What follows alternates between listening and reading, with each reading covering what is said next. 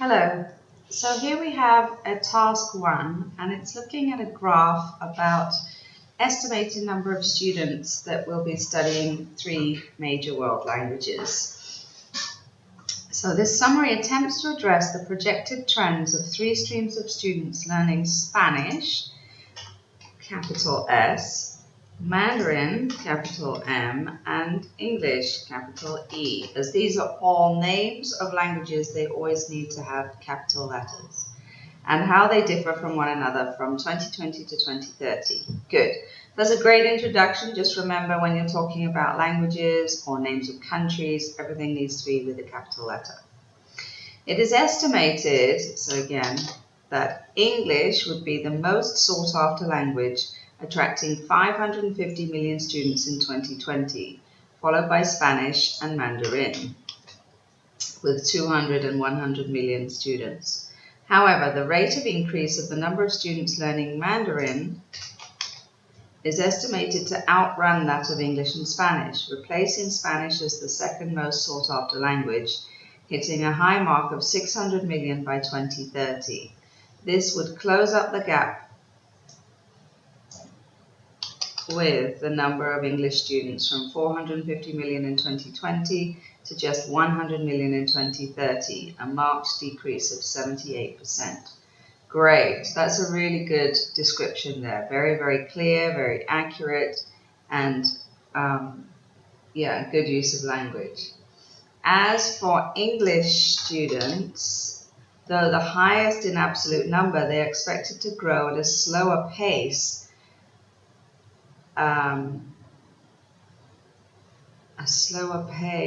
during this 10-year trajectory, with a noticeable stall from 2024 to 2026, whereas Spanish students grow at a comparatively higher rate, closing the gap with English students from 250 to 100 million from 2020 to 2030. Okay, great. So this is very, very well written. You have a great way of expressing yourself. You looked at the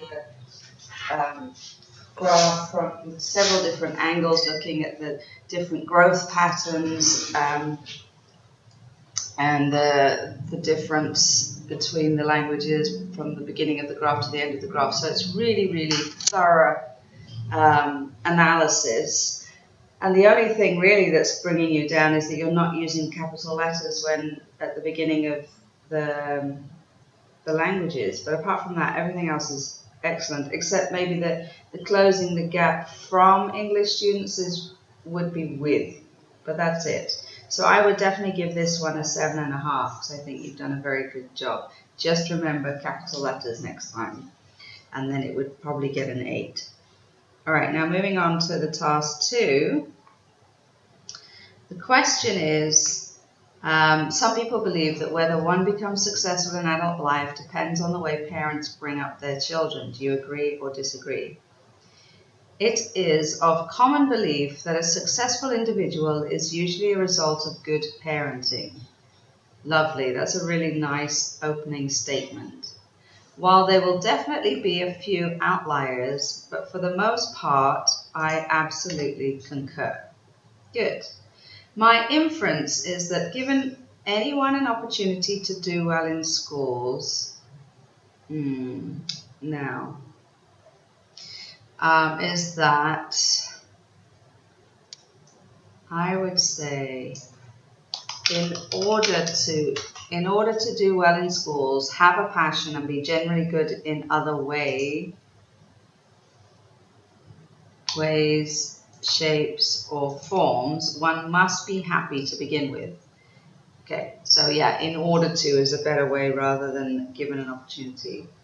A childhood which is filled with happy moments would likely make one happier, and hence kindle the desire to do better. It is highly imaginable that a poorly treated child would not grow up to be a sports champion, etc., and that a well brought up and well equipped child would strive for opportunity to be good in school or work. Yes, possibly. Sometimes poorly treated children actually have that extra push to do better than what they had. But in general, I think you're right that if you have a stable, strong childhood, it is a good base to build on. My other reason to support my viewpoint, so you don't need to use my in both times, I would just say another reason to support my viewpoint is that through my observations in many cases, the very definition of good parenting does not always have to be strictly a case in which the parents give good food, provide good environment, and or a first-rate education to their children. In fact, good parenting involves more emotional aspects than physical, more intangible than tangible. For those parents who are able to carefully plan the development of their kids, kids is too informal for this kind of essay. You need to stick to the more formal form of children or offspring, but try and avoid kids at all costs. So carefully plan the development of their children through genuine emotional support, coupled with a customized learning environment that is scaled to the level best suited, they should see positive results. Thirdly, the bond between the child and his or her parents is unbreakable, albeit it could be bad. Ideally, parents and their young children would spend quality time together from which a bond is formed. It is natural that this bond would serve as a fundamental rock on which any child who has had a good run with their parents during their childhood would become stable and strong adults. In conclusion, it is reasonable to suggest that good parenting, through the providing of a suitable environment and emotional support, coupled with the positive effect of a parent and child bond, would produce strong-minded adults who would be more willing to take on greater tasks and more able to transcend and overcome greater challenges. Beautiful, yeah, very, very well written. There were a few things I changed, for example, using kids instead of children, and then my reason, and for my opinion, it was a bit of an overkill of using mine. And you used in front of a consonant, which it should only be in front of a vowel. But otherwise, I think it's very nicely done. It's answered the question very clearly. You've used some quite high-level language. It is a little bit too long. It's 344 words instead of 250. So it's almost 100 words more than you needed to write. Where you're not going to be penalized for writing too much, you also don't gain any extra points. So most examiners would recommend that you write between 270 and 290 words and then focus on accuracy. So although your work is fairly accurate, there were some errors that perhaps you could have caught if you've done your own proofreading before submitting this. So that's just a tip for next time. Write slightly less, use the extra time to read very carefully through your work and check all your check everything is correct. But otherwise, the structure is good. I like that the introduction is very short and to the point, and the conclusion. The conclusion actually is 4 lines, but it's 1 sentence, which is a little bit too long, although you have broken it up with commas, so it flows fine, but just be careful about sentences getting too long, because the actual focus of the sentence becomes a bit lost sometimes if it goes on too much. But I think that one does work, but I'm just saying in the future, just be aware of that. The core paragraphs are logically organized to discuss various points regarding this topic. So, and you've used some cohesive devices, like another reason, in fact, for those parents. Thirdly, it is natural. In conclusion, these are good ways to help the essay to flow naturally. So I think this definitely would get a 7.5, probably, possibly an 8. So well done. Thank you very much. Hello.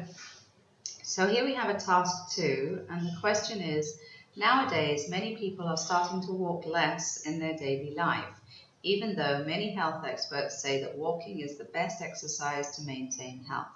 Why are people starting to walk less, and what might encourage people to walk more. These days, people who walk daily are getting less. So it's actually the number, so here, the number of people who walk daily, and then because we're referring to the number, it is getting less, not lesser. Lesser is not a word. So the number of people who walk daily is getting less, comma, even though health practitioners advise, not past tense, because we're just saying in general that's the advice they give. If you're going to use the past tense, you'd have to say advised 10 years ago. You have to give a specific point in time in the past. So it's much better just to use the present simple just as a general thing. So even though health practitioners advise people to walk more as it is beneficial to one's health. Good. There are reasons for this situation, but certain measures could be taken to alleviate this problem. Nice. So that's a nice, clear, concise introduction that's telling us what the topic is and what you're going to be discussing in the essay. There are several causes of this situation. The main one is that we now live in a world wherein transportation has evolved a lot, not as compared to how it was from the past. Unlike in the past when public transportation was, because we're talking about the past, you have to use the past tense, was not as efficient as it is today. Nowadays, public transportation facilities such as buses and trains can bring people to different places. Good. So just remember, when you're talking about in the past, it's got to be in the past tense. Furthermore, generations ago, people used to live in a condition wherein there was, again, minimal transportation facilities. Okay, that's a little bit of too much of repetition because you've already said it's not as efficient, and then you're just repeating kind of the same idea. You don't need to do that. Most people who could afford to have proper transportation modes before were those who were in the upper class of society, leaving lower class people to have no choice but to walk. That's nice. Yeah, so just be careful. You don't need to keep drumming on the same point. Within this paragraph here, you've kind of repeated the same thing on about 3 different sentences. It's enough just to say it once. You have to assume the reader understands what you're talking about. Various possible courses of action could be taken in order to encourage people to walk more. In the first place, the government could raise awareness about the importance of walking daily. This could be done by advertising through the media and internet sites that are frequently viewed by the public. By doing this, more people will be aware of the benefits of walking regularly. Another way to encourage people to walk more is to launch a nationwide campaign with the help of technology. For example, in highly technological advanced communities, cell phone applications that provide information on the amount of calories burned per meter or per kilometer walked could be launched and available for download to anyone. That needs a comma. I ran out of breath. So if you're reading it out loud and you run out of breath, that means there needs to be some punctuation. Then this number, because you're referring to the number which is singular, this number of calories burned through walking could be converted to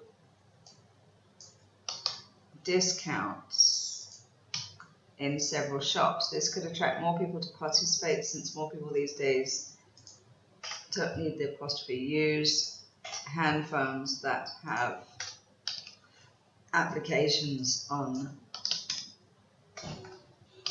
them. I like that idea. I've never heard of that before, but I think that's a brilliant thought. I don't know if it's actually being done or whether it's an original thought from you, but I like the idea of that, and I think that would work very well. So that's a good thing to have there, and that was well explained. In conclusion, various factors have led to people walking less, but this situation could be addressed with the help of campaigns and public awareness. Given this situation, it is important that steps should be taken in order to increase awareness of the health benefits of regular walking. Good. So you've got, like I say, you've got some really good ideas. You've expressed yourself well most of the time, but you do need to be careful about tenses, because it is a key point when you're talking. It explains what point in time you're talking about. If you say in the past, but then you start using the present tense, it's very confusing to read. Another point is it is too long. This is 350 words instead of 250 words. You won't be penalized for writing too much, but on the other hand, you won't get any extra points either. And a better way to use your time would be to write less and then proofread your work and really check to make sure you're using the correct tenses. There's a few things where the prepositions are not used in the right way. Things like that. So I would, most examiners actually recommend writing around 270 to 290 words, definitely keeping it under the 300 limit, and then focus on accuracy. So parts of this are great, but then because you're not using tenses quite right, I think it is going to bring you down to a 6.5. So next time be a bit more careful on that point. Thank you very much. Hello.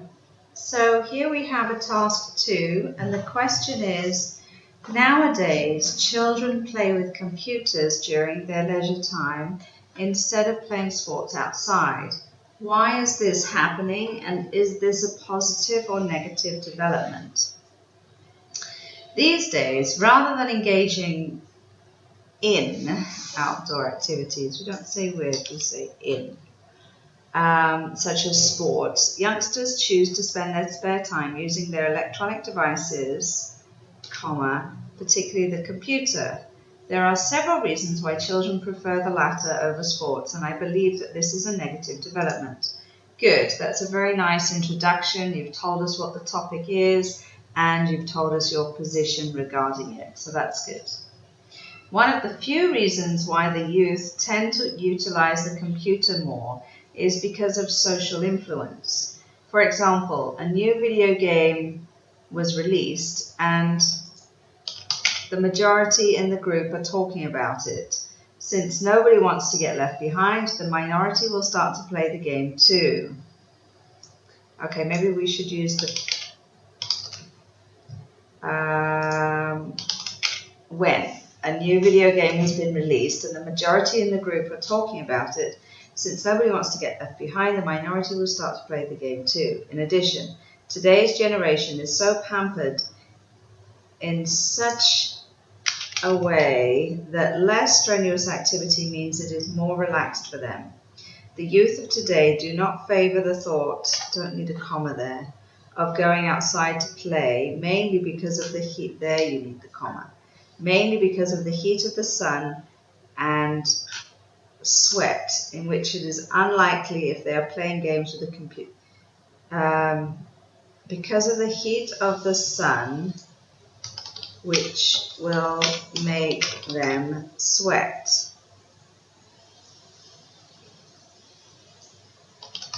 This is unlikely to happen if they're playing games with the computer at an easy pace.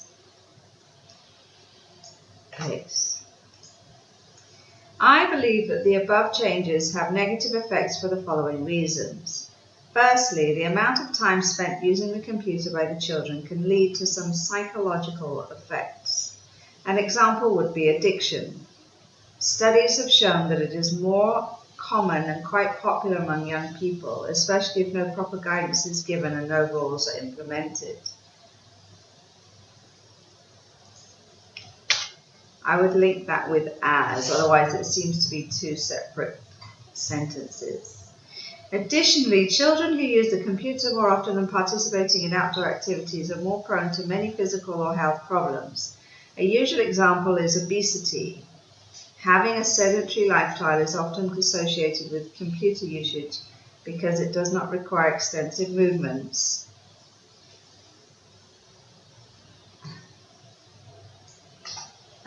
Thus, by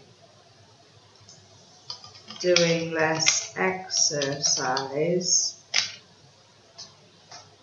they are not burning the calories they need. This causes weight gain, no comma. In conclusion, peer pressure and the level of comfort are the causes why it is more common to see children play computer games than sports. This development is negative as it can cause psychological impacts and alter the physical health as well. Given the situation, it is recommended that children should spend their leisure time outside and get their knees dirty to achieve an overall well-being. Good. Yeah, I like that image of getting their knees dirty. It's not literal, but yeah, it's a good image to have right there at the end. So yeah, you've written this very well. You've answered the question. You've explained why it's happening, that the youth tend to be pampered and they don't want to sweat outside, so they choose to stay inside. And then you think this is negative because it's leading to obesity and addiction. So they're all very relevant and good points to make. On the whole, this is a little bit too long. It's 346 words instead of 250, which is therefore almost 100 words more than you needed to write. Although that's not going to count against you, it also doesn't get you any extra points. So most examiners would recommend writing between 270 and 290 words, and then using your time to read through very carefully and check for any errors. Your errors tend to lie in your punctuation. You're using commas in the wrong places. And then there were a few other things that, like majority needs to be the majority. Ease place is not really a phrase we use, but easy pace might be a better phrase there. So just a few things. I mean, generally it was very good, but there are a few things that you could work on. So I would give this one a 7 to a 7.5. So it's good. Thank you very much. Hi. So here we have a task 1, and it's a letter to your manager, so a fairly formal letter to explain why you want to take some time off work, give details of the amount of time, and suggest how your work could be covered while you're away. So you start the letter, Dear Mr. Yao, and then you finish with yours sincerely, but it should be yours sincerely. But otherwise, that's the correct combination for this kind of formal letter where you do know the name of the person you're addressing. So, Dear Mr. Yao, I'm writing to inform you that, no comma there, I'm writing to inform you that I need to take a few days leave from work on coming month's first week. Okay, we don't need to say coming month. On the first week of April, no the. Okay. As you know, nowadays, I was very busy, not nowadays, recently, I have been very busy, or I have had a very busy schedule with setting up, no comma, lots of new projects and also helping the finance department for some product purchasing and costing matters. All of us, again, no comma, worked for almost the whole week. Even in the weekend, we came back to the office to settle some discussions and operation matters with all the job site managers in charge. In addition, no capital there, we also participated in the ISO OHSAS Biz Safe Star as well as BCA L5 training programs recently. All this has resulted in me feeling exhausted and stressed. Therefore, I have decided I need to take a break from work for a few days to release and relax my mind and body. I will probably need about 10 days off to clear my leaves. I don't know what to clear my leaves means. Maybe use up my leave, but I'll probably need about 10 days off to go overseas to my native town. Furthermore, the 13th of April is New Year in my country, Myanmar. We would celebrate the New Year with a water festival in various locations nationwide. New Year's celebration would be about 10 days, and the government announced the mentioned festival period from the 13th to 23rd April as gazetted public holidays in Myanmar. Myanmar would be a capital M. All the offices, schools, markets and shops will be closed because it's not April yet, we're talking about the future, during the festival period, and everyone would celebrate the New Year with families and friends.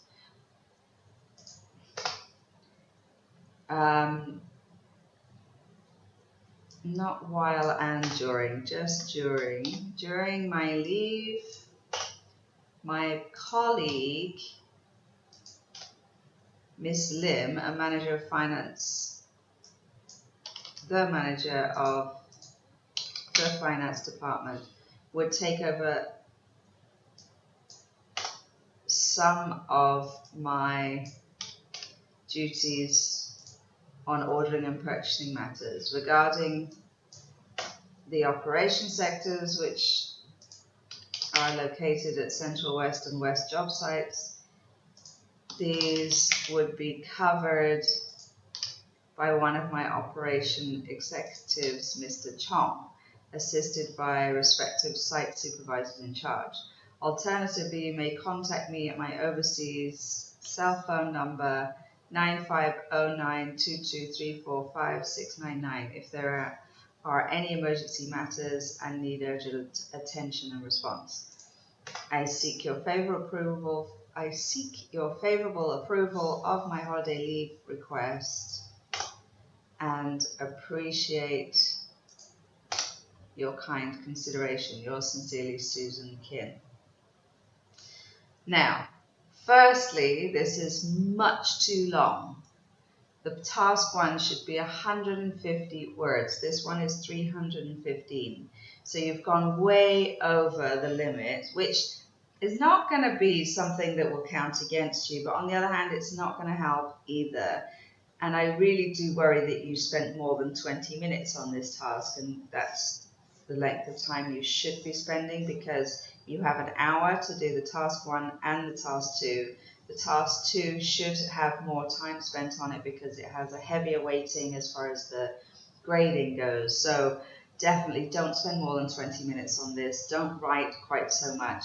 With this letter, I would say the whole point about although it was very interesting, all of this about the New Year celebrations in Myanmar, it's not necessary, because really for the task one, you have to stick very specifically to these 3 points that they're asking for. And you've done that, but you've just added a lot of extra information that wasn't necessary, albeit interesting. So I would just say, shorten the letter, focus on accuracy rather than on quantity. There were a few issues with tenses and quite a few little things that I had to change as far as prepositions and things like that. So you need to make sure you understand all the corrections that I made here. But I would give this a 6.5 to a 7. Okay, thank you very much. Hello. So here we have a task one, and it's a letter to the manager of your insurance company, describing an item that you lost, explaining how you lost it, and telling them what you would like them to do.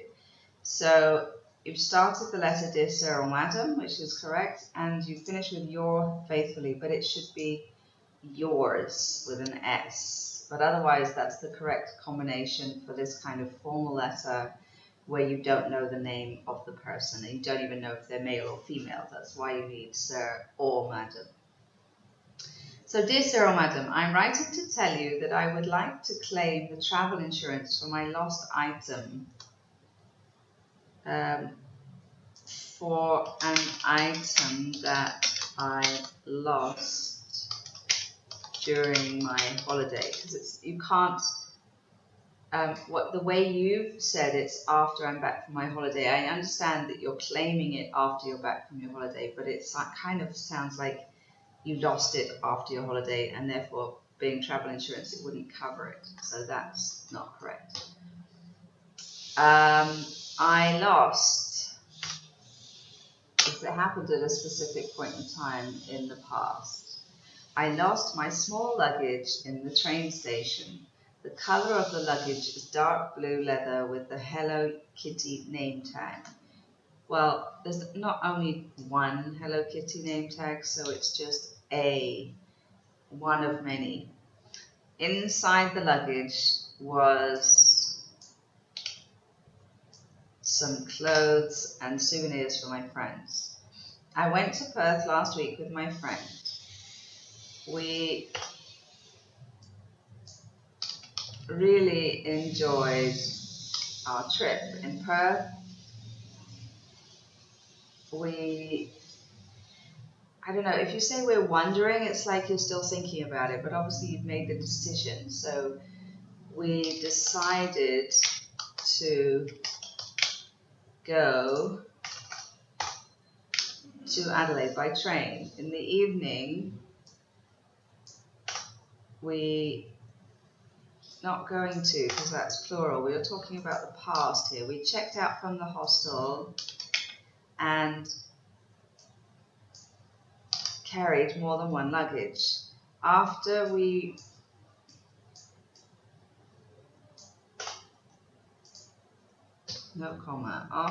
reached the train station, we went to the counter to buy our train ticket. In the train station, people mountain, people sea, and I have no idea that my small luggage was gone. I really don't understand what people mountain, people sea means. It's not a phrase we use. Maybe it's a direct translation from Chinese, but it doesn't work in English. I think you're trying to say that there was a lot of people, or there were crowds. There were crowds of people. Yeah. And I had, again, it's got to be in the past, I had no idea that my small luggage was gone. I would be grateful if you could help to claim the insurance. I bought, again, needs to be past simple. I bought travel insurance so that it can cover the cost. Oops. I would like to claim for the small luggage and souvenirs. Also, the insurance number is insurance 10009223 and attach the document for your clarification. If you require any further information, please do not hesitate to contact me. Okay, so there was quite a lot of things that I needed to change there. There's tense issues, structural issues, and then a weird phrase in the middle with the people mountain, people sea, that I really don't understand what that means. So because of that, I would give that a 6, maybe a 6.5. Okay, now moving on to the task 2.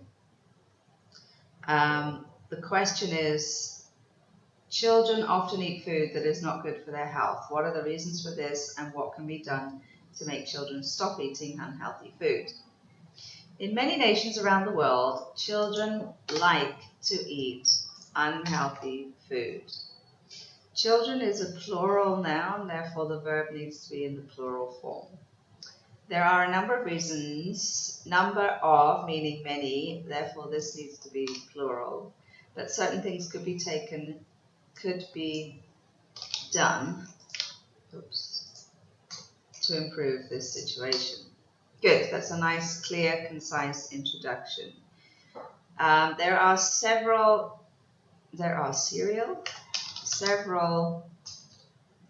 reasons for this situation. The main one is that the convenience food always tastes good. This is a personal opinion compared with healthy food. I personally prefer healthy food, but obviously you like this convenience food.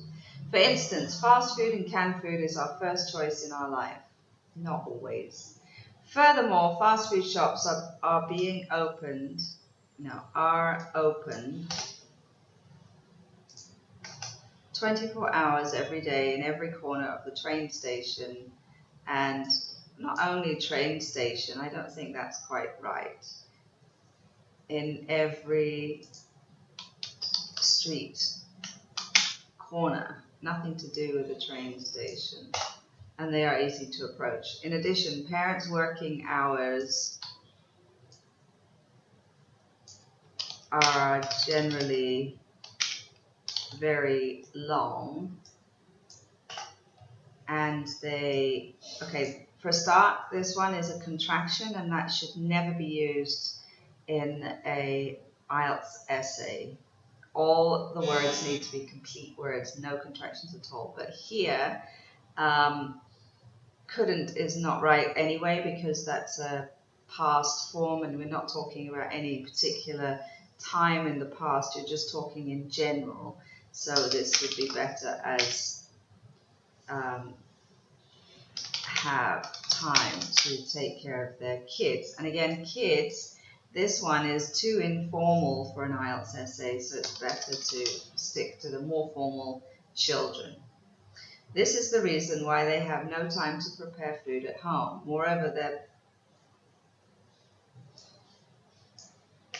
the parents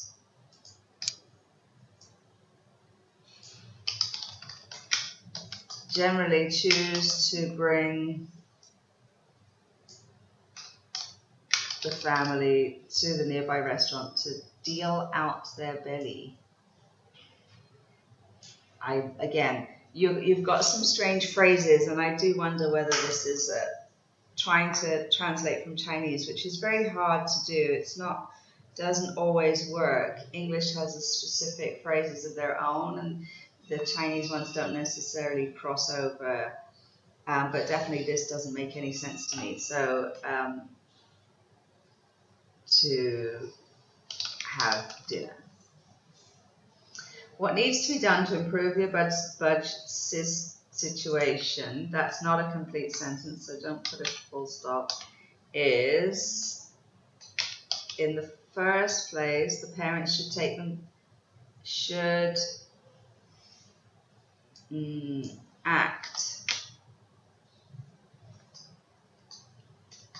act as a role model to their, again, don't say kids, say children, to give them healthy snacks when possible. For example, plenty of fruit, vegetables, and healthy beverages such as milk, water, pure fruit juice, so that children avoid unhealthy snacks like soda and chips. Another way forward could be for schools to have some health campaigns and thereby enable students to gain the correct knowledge about the importance of healthy food. If schools start to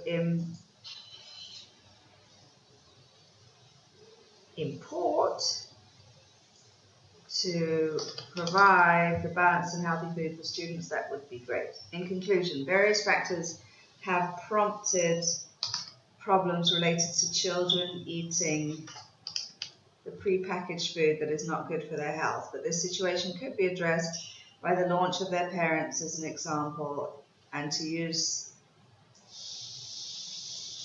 the sale of balanced food in the school. Given this situation, it is recommended that steps should be taken immediately in order to ensure that the children like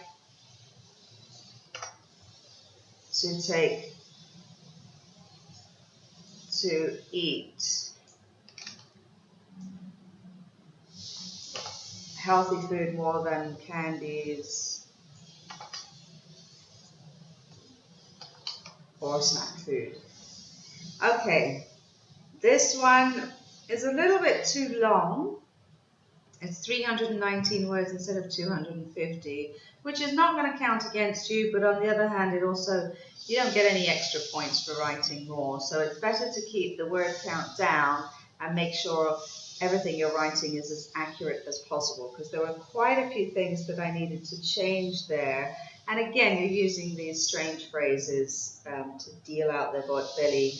Really doesn't work in English. So again, this one would probably be a 6 to a 6.5. Thank you very much. Hello. So here we have a task 2, and the question is, in many countries of the world, some people earn extremely high salaries. Some people think that this is good for the country. Others, however, argue that the government should not allow salaries above a certain level. Discuss both these views and give your own opinion. While some people hold the opinion that people earn extremely high salaries, earning extremely high salaries is good for the country. Others take the view that it should not be allowed, and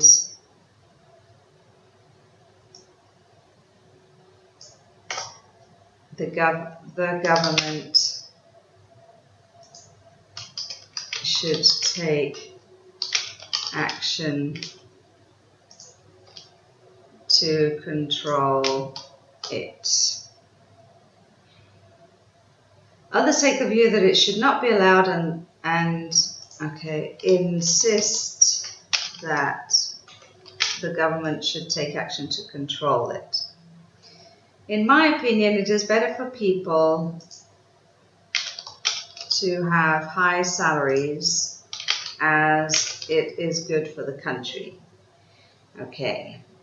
All right, so yeah, there's a few things that I changed. That should actually go up there. It wasn't expressed in the clearest possible way. You do have to try and get a punchy introduction that's very clear that what this essay is going to be about. That was a little bit all over the place, so you need to work on being clearer there. On the one hand, there are people who would argue that it is disheartening for some to receive a low salary while others receive a high one without much justification. The main reason for believing this is that paying less salaries to the workers, specifically to those who are high skilled or proficient, you can't then have a slash. So you could say highly skilled or talented, or proficient is fine, but you can't have that slash there, so I take that out. The main reason for believing this is that paying less salaries to the workers, specifically to those who are highly skilled or proficient, would lower their confidence level. The workers start looking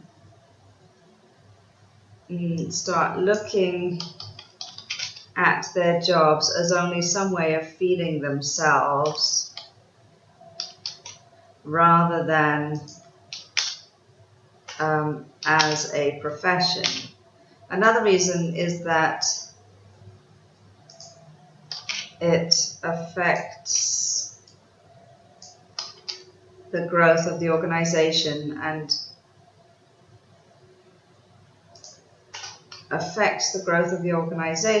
consequently is not a word that we can finish a sentence with. It leads into something. So having a full stop here doesn't make any sense at all. So it definitely shouldn't be a full stop. and consequently the country of employers are no longer working with keen, interested, and eager workers.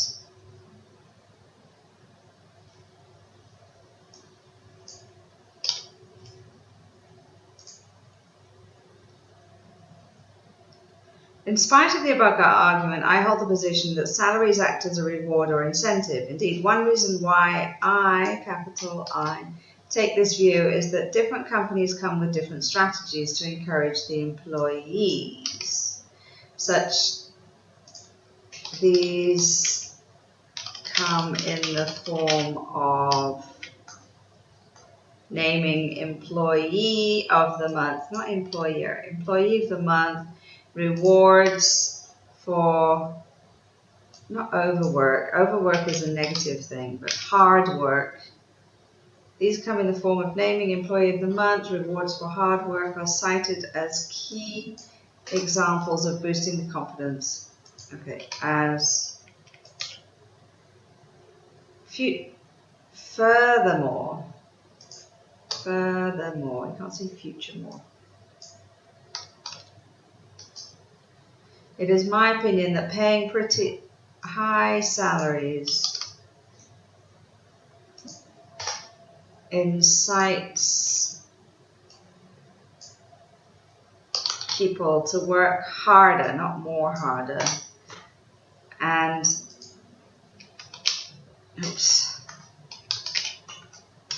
that in turn will benefit the company. It will refrain them from going abroad for a better future and will get a sense of satisfaction and will give them a sense of satisfaction that their work is being valued by the organization.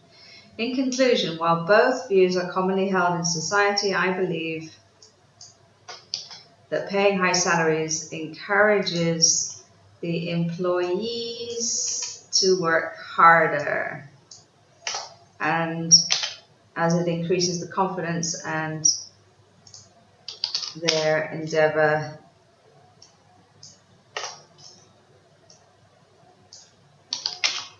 they will endeavor to work harder. Given the situation, it is recommended that the government should not have to limit the salaries, as it will discourage or make the employees insecure, and effectively it will cause the country to decline overall. Yeah, so you've got good ideas here, and parts of this flow very well, but other parts really don't, and you're making mistakes talking about employers rather than employees, which is a key point, and it makes it a completely different story if you're looking at employees versus employers. So yeah, the latter part of the essay flowed better than the first. The first was a little bit confusing to read. And so, firstly, it's too long. It's 330 words instead of 250, and I think that's part of the problem. You're writing too much and you're not spending time on making sure that it's accurate.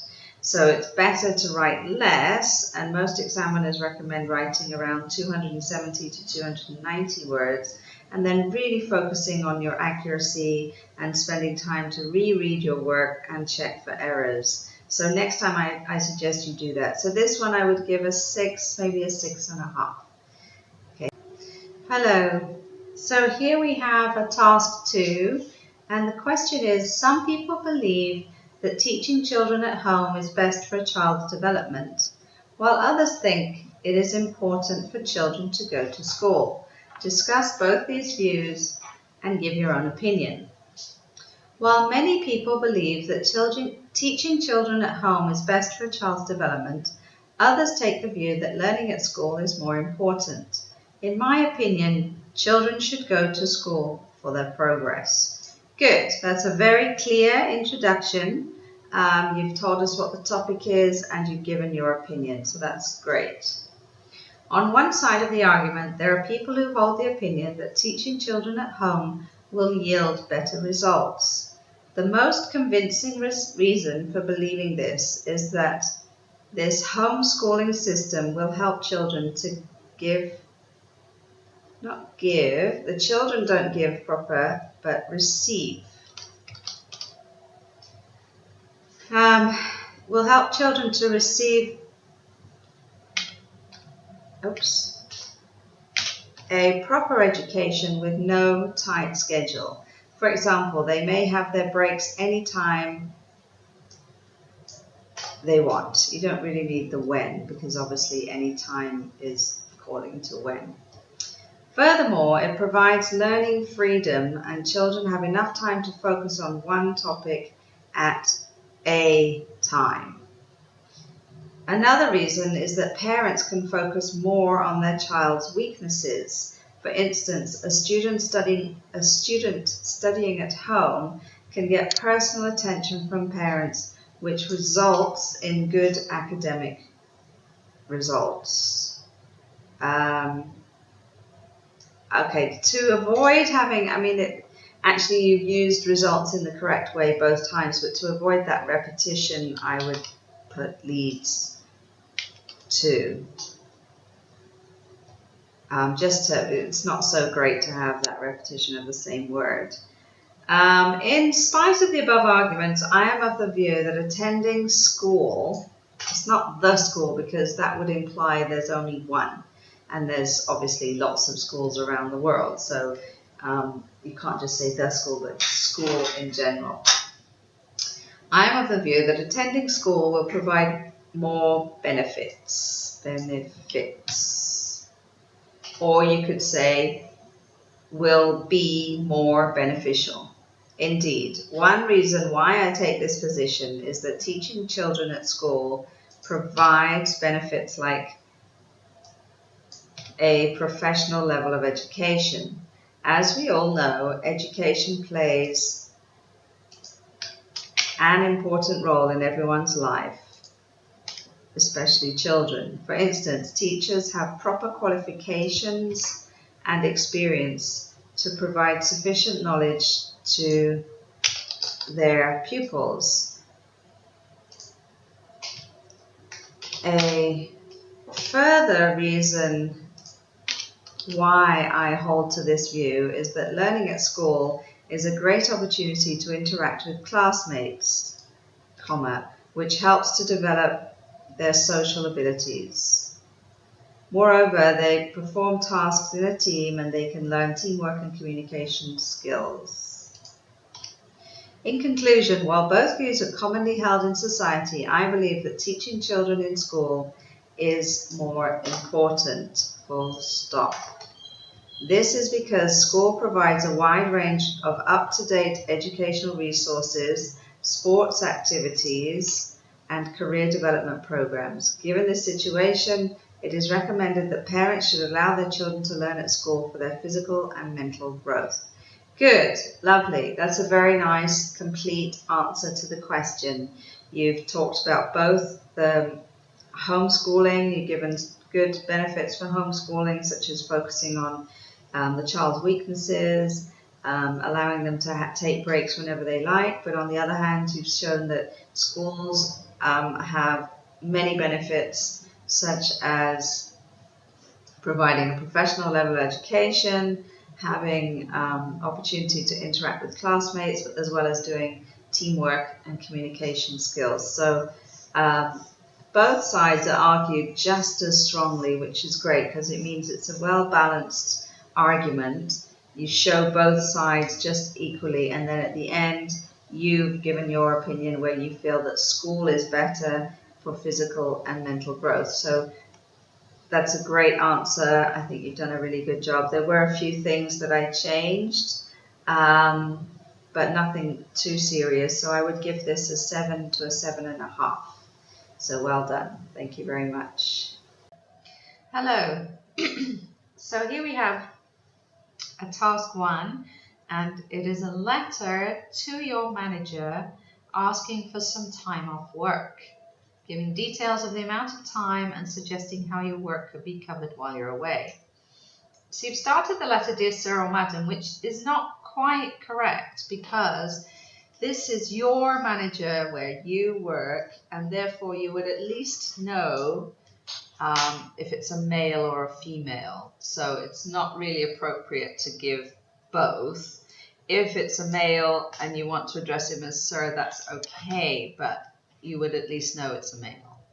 So I would leave it as Dear Sir, or actually for for this kind of letter, I would say it would be more appropriate to say Mr. Smith, because you're going to know the name of your manager. You know, Dear Sir or Madam is for when you're writing off to a company or like an insurance company where you have no idea. The head of the company could be male, could be female, you don't know their name, so therefore it would be appropriate to say Dear Sir or Madam. In this context where it's somebody you're working with, you would know their name, but to keep it formal you would address them as Mr. whatever. And then the sign off would be yours sincerely. Faithfully is correct for Sir or Madam, but because I've changed it to Mr. Smith, then that needs to be changed too. So I'm writing to ask for some time off work. During the past few months, I have worked overtime to finish our company project, and I really feel very exhausted. I thought it would be nice if I went. Because this is a past tense, then that would be too. I thought if I went for a short vacation to relax. I would like to ask for 5 days off so I can go back to my hometown for a short vacation. My place is quite far from here and it would take me 12 hours by plane to get there. I already asked Brandon to help me monitor my engineers while I'm away. As for the report that you asked me to do, I will be doing it during my flight and will send to you by email. I'm also contactable if you still have some concerns regarding the report. Thank you in advance for your consideration. Yours sincerely, Gerald. So apart from the beginning and the end, the rest of it's very well done. It's very well expressed. You've covered everything in the question. You've told them why you need time off, the amount of time, and then how your work's going to be covered. So that's great.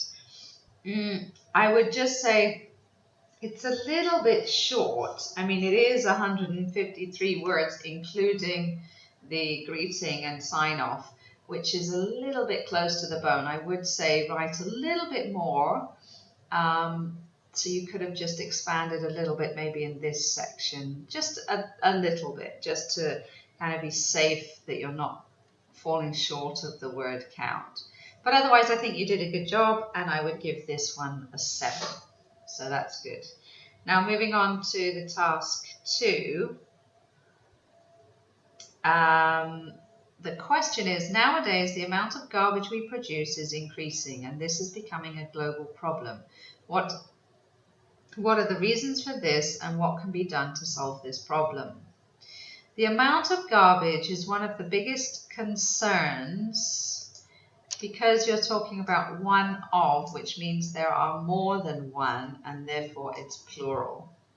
One of the biggest concerns, as it is continuously increasing and is becoming a global issue. There are several reasons, without on, why this is happening, but certain measures could be taken to address the issue. Good. Nice, clear, concise introduction. There are several reasons, again, because several means more than one, reason has to be plural. There are several reasons for this issue. The main one is that people don't have, now don't is a contraction, and it's something that we don't approve of for IELTS essays. It's too informal. So you need to make sure you're writing complete words all the time. So this would be do not. People do not have the proper understanding on what would be the impact of this problem to their society. People throw garbage anywhere without thinking of the consequences. As a result, then that needs a comma, a lot of people get sick without knowing that the root cause is the garbage. In addition, government agencies, again, not do not, don't, but do not have enough dump sites to dispose of all the garbage being collected. They collect the garbage regularly and bring them to the same dump site, even when the dump site is already overused. As a consequence, even government agencies collect,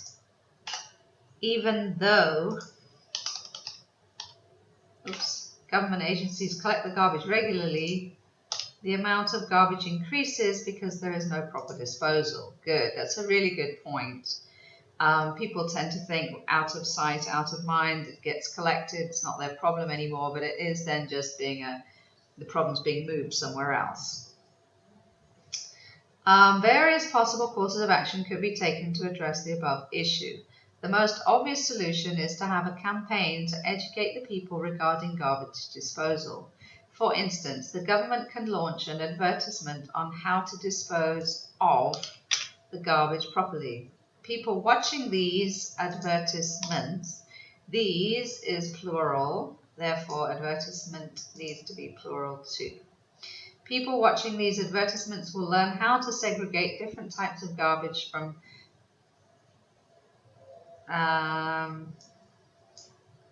such as biodegradable and non-biodegradable. Another way forward could be for people to learn how to be innovative. Innovation using recyclable items will help people to be more creative and at the same time can lessen the amount of garbage by using old stuff for their innovation. In conclusion, various factors have led to the global problems on the excessive amount of garbage, but this situation could be addressed by advertisements and being innovative. Good. So the question asked you for the reasons, and the reasons you state are that people aren't really aware of the consequences of throwing the garbage. And then the solutions, you say teaching through advertising on how to segregate, and then encouraging people to be innovative, to use the disposed items to recreate and recycle them into other products. So they're really good points to make. It's all relevant to the topic. Your paragraph structure is very clear. You have a nice short introduction, and then you answer the first part of the question in the first paragraph, second part in the second, and then another short conclusion at the end. So that's a great way to handle this kind of essay, and you've used some cohesive devices such as a result, in addition, as a consequence, for instance, another way, in conclusion. These are all really good ways to help the essay to flow naturally. There's a few issues with plurals that it wasn't quite matching.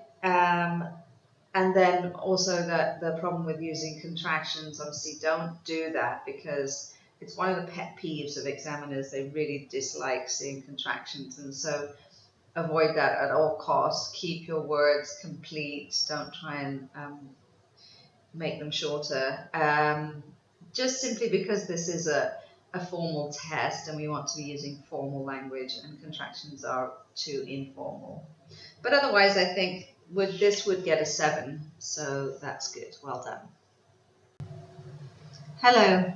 So here we have a task 1, and it's looking at a graph about estimated number of students for 3 world languages.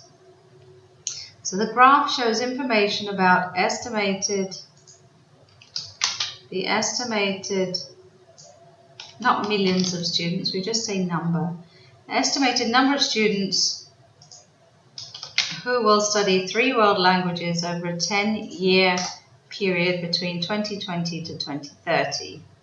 Overall, it can be seen that the estimated, again, number of students who will study English, Spanish, and Mandarin. What? That doesn't lead anyway. It said, overall, it can be seen. What can we see? It can be seen that the estimated number of students who will study English will all increase. Oops. Yeah, that was weird. It didn't actually say anything. The students will study more English than Spanish and Mandarin. Okay. It's not really about more English, it's more students, actually.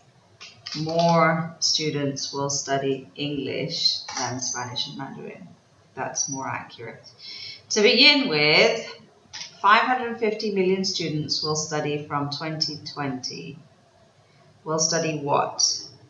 Will study English. And not from, but in. And then will is a definite future, but this is a prediction. So 550 million students are predicted to study English in 2020. Subsequently, this number is expected to increase to 750 million students by the end of 2030. Studying of Spanish language is predicted to gradually increase from 2026 to 2030. 100 million students will study Mandarin or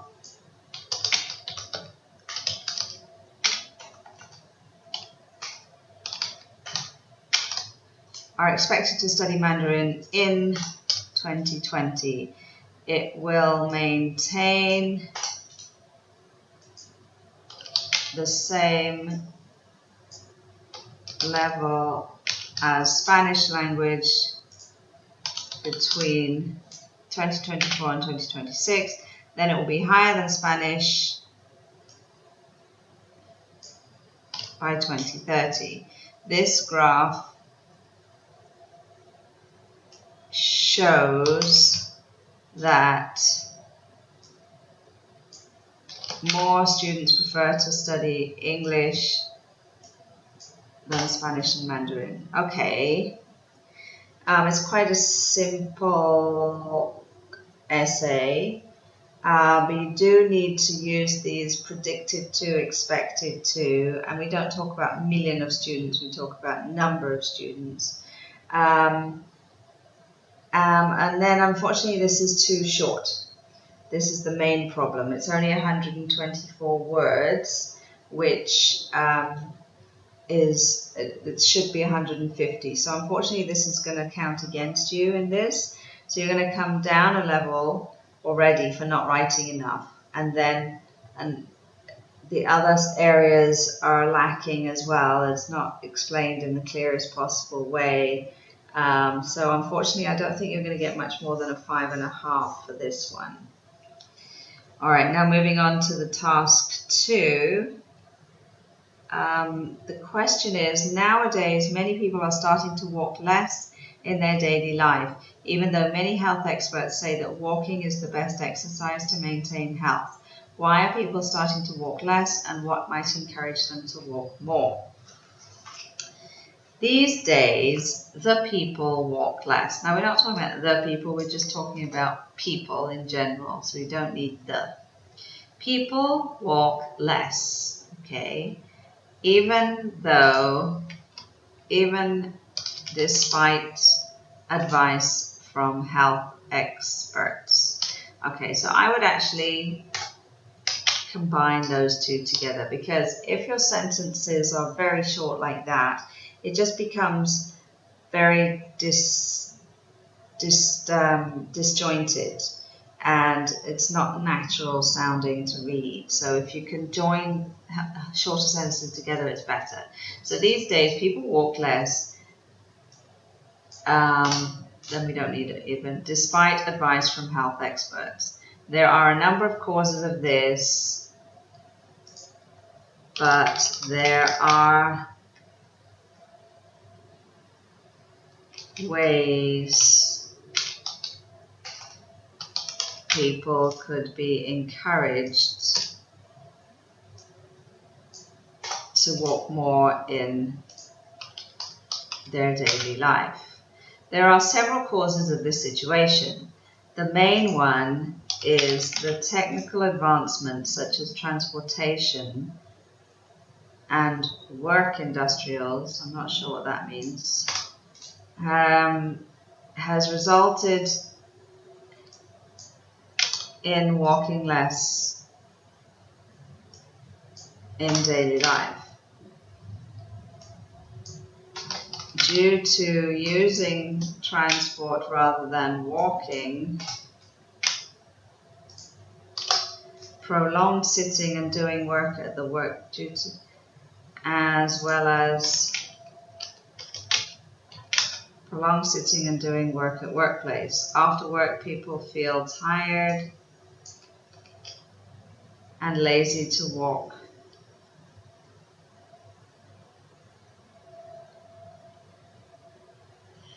For example, the healthcare workers stand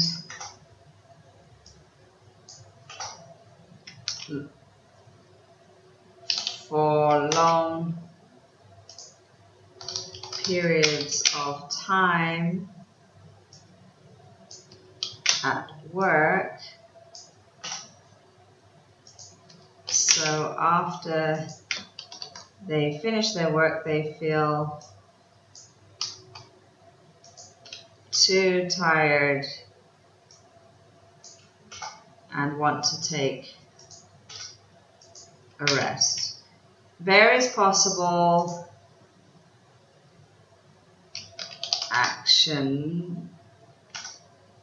various possible methods could be taken to encourage people to walk more. In the first place, the government could encourage launching a footsteps challenge. In this way, people can download the app to their phone and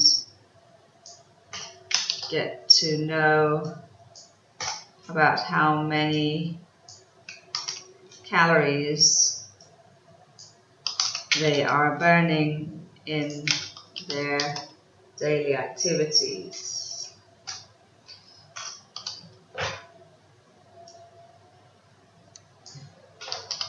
They can also educate the people about the benefit of walking daily, and these results will encourage people to walk more.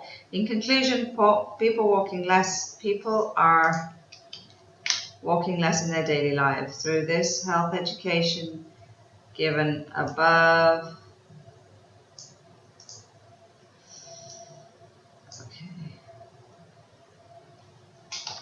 However,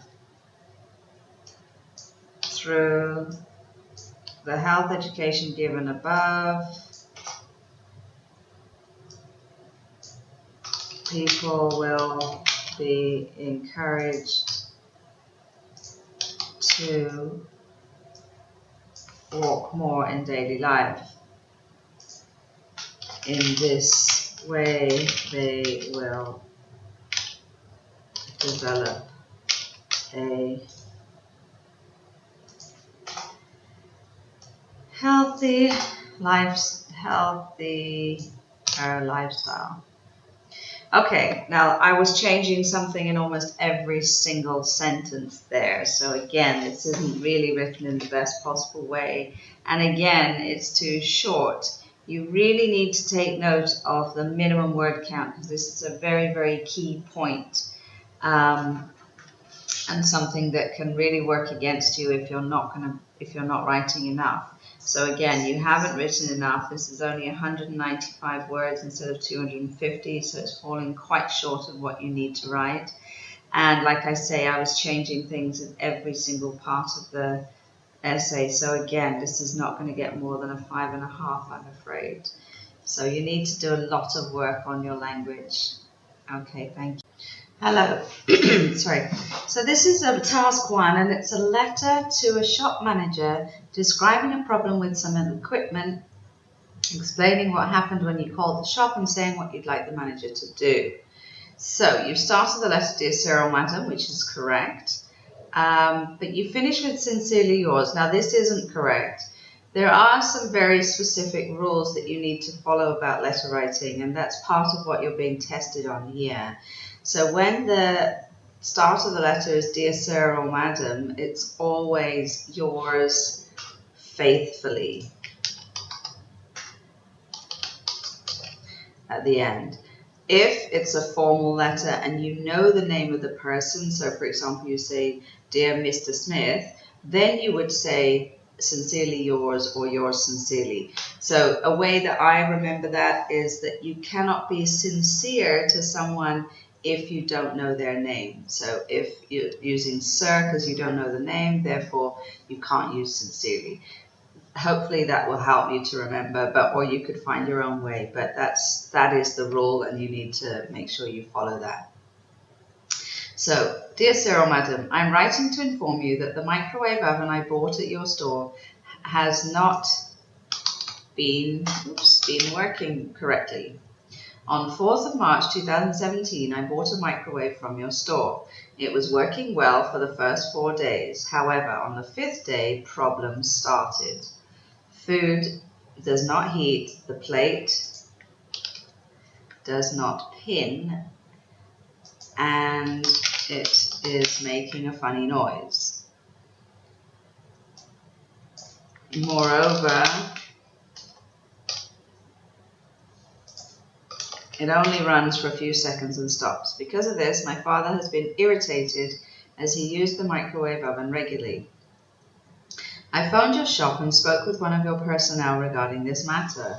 He assured me that he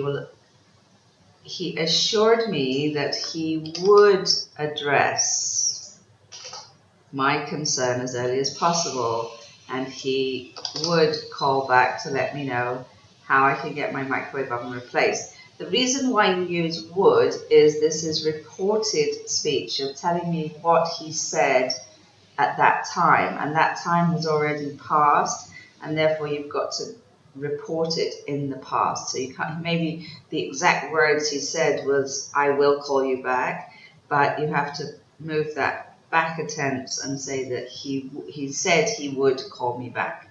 Or to get around that, you use the speech commas and then say he said, speech commas, he will call me, I will call you back. But when it's reported speech like this without the speech commas, you have to use the past.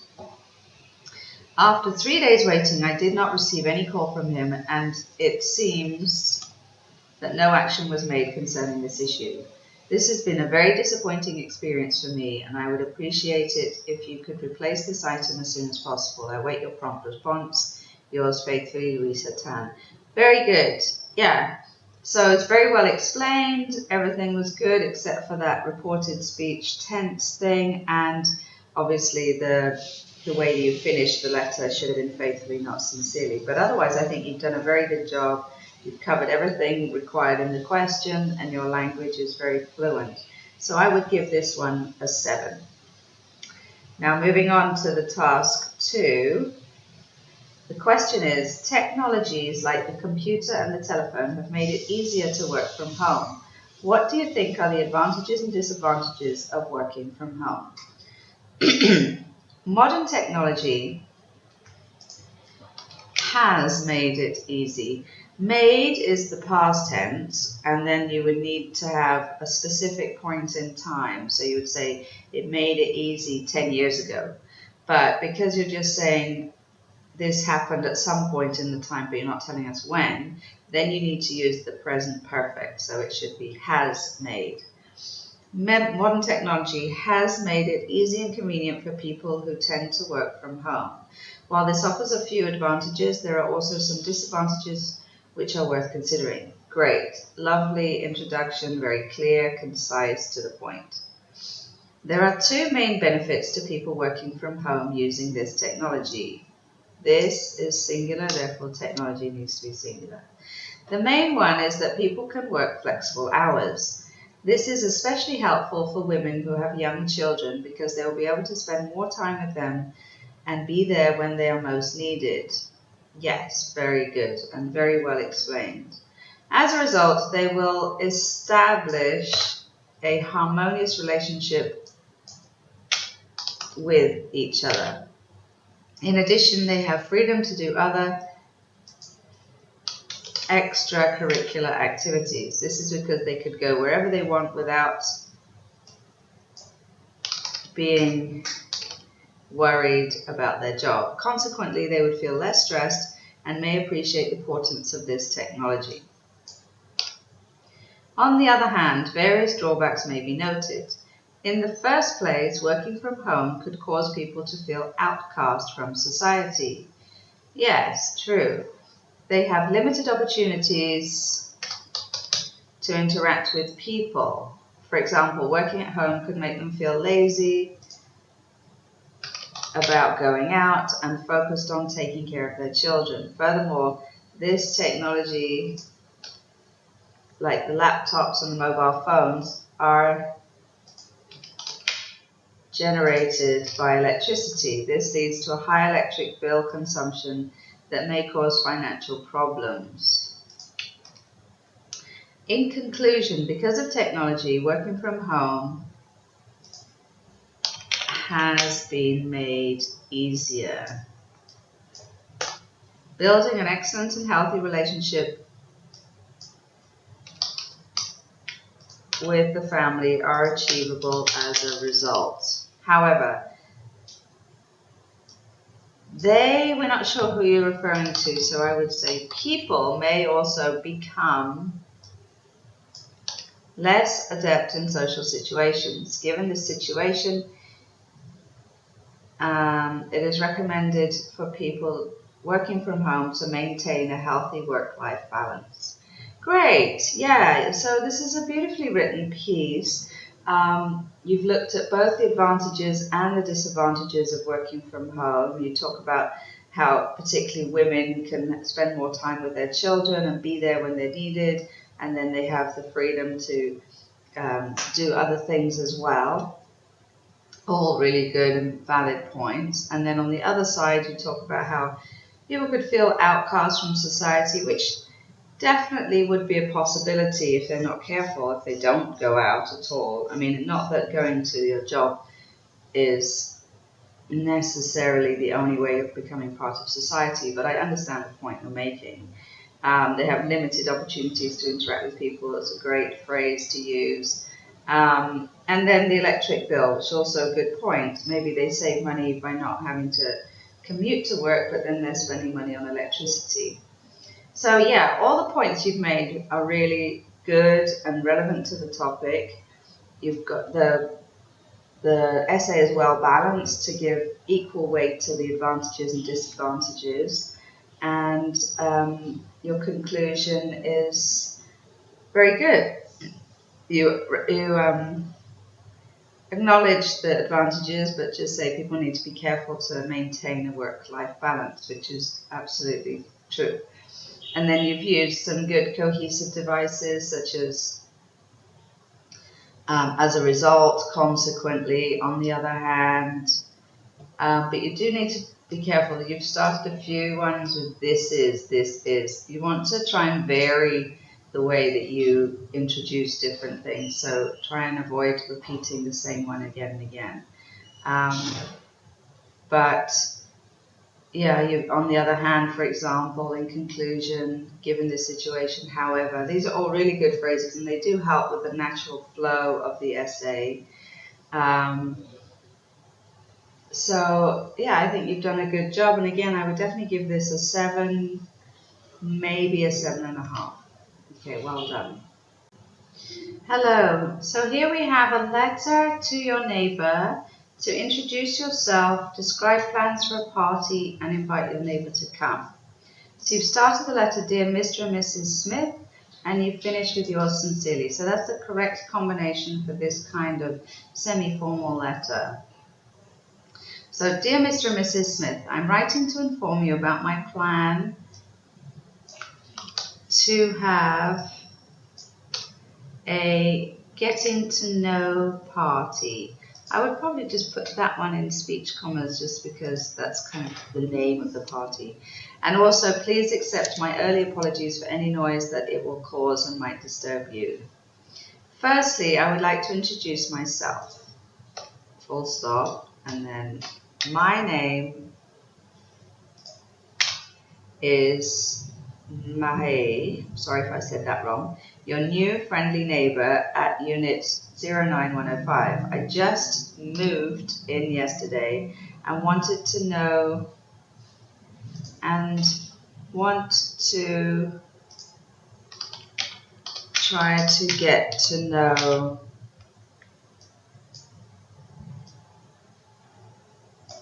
my neighbors. No apostrophe. I have here the plan details for the party. The theme will be Hawaiian. If you're saying would, then that's still conditional and maybe it's going to change, but if this is a definite, you use will.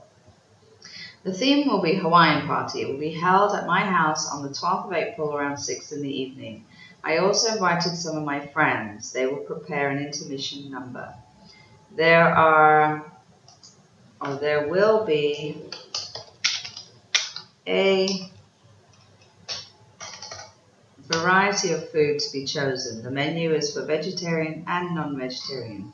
If you have any questions or suggestions, please feel free to ask. Full stop. You can contact me at this number, 1234567.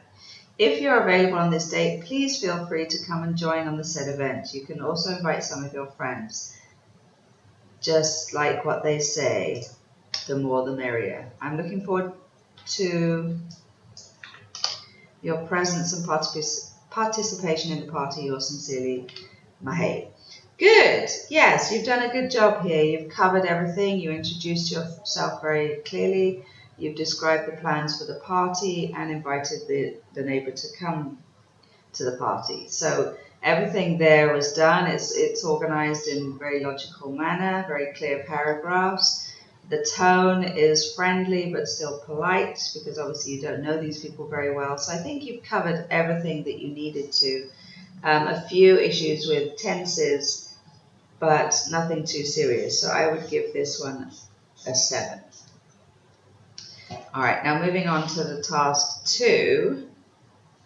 The question is, as communication technology develops, people are interacting with their family and friends in different ways. Do you think this trend has more advantages or disadvantages? In various nations, various obviously is more than one, therefore this needs to be plural, around the world, many people are using different gadgets as part of,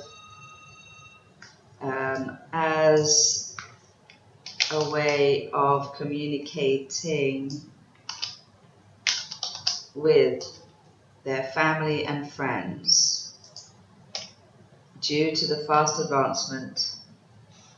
Actually, I'll probably move this bit here.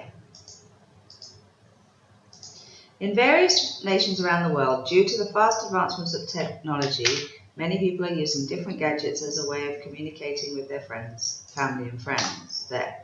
While there is a drawback to this, I personally believe that the positive aspects are more significant. While this means that people can choose not to use it as communication, I believe the benefits are more significant as they could deliver the message immediately and it is affordable. I don't really understand what you're trying to say there. If you're saying people choose not to use it, I think the introduction is fine as it is, and that just throws in a bit of a confusing part. The disadvantage of using different gadgets as communication is that there is no quality time to get together with family or friends. The reason for this is that people tend to just call using video call and would not make an effort to see them personally. Therefore, their family and friends could be negatively affected as they think that they are lazy to see them. On the other hand, one of the major advantages is that people can communicate immediately to their family and friends, especially if there are some emergency situations that they need to know. Even if they are far from each other, they can just call right away to deliver the message right away. Don't need both right aways. One is enough. For example, when one of the family members is working overseas, they will just use video call to see them. As a result, people are happy that they still can see their loved ones, even if they are far from each other, and there is no need to wait for a long time just to see them. In addition to that, people will not spend much money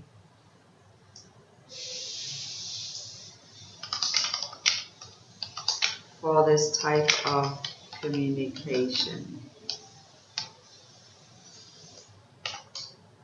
This is because they will just use different gadgets and no need for them to pay for an expensive transportation. In conclusion, the advantages are of greater significance than the disadvantages.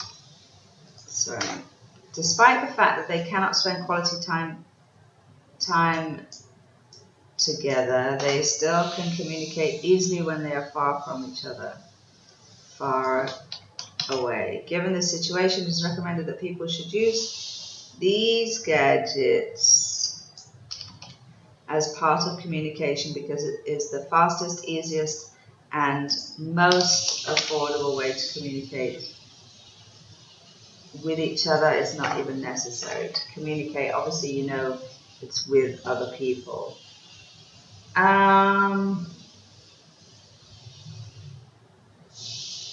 Yeah, so you've answered the question, you've discussed the disadvantage briefly and then moved on to the advantages and concluded that there are more advantages, which is fine.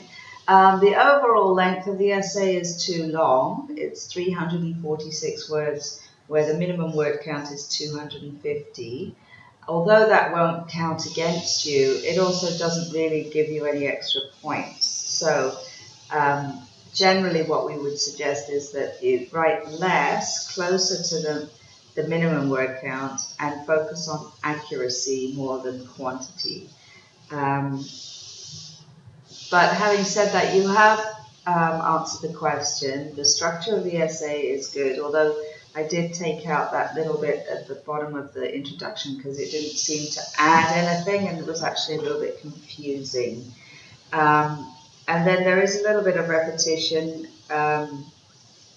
You use right away twice in one sentence, which is obviously not necessary. And then each other you've used a lot. So just be careful about repeating the same things too much because it ends up making the essay sound a little bit mechanical and not really natural.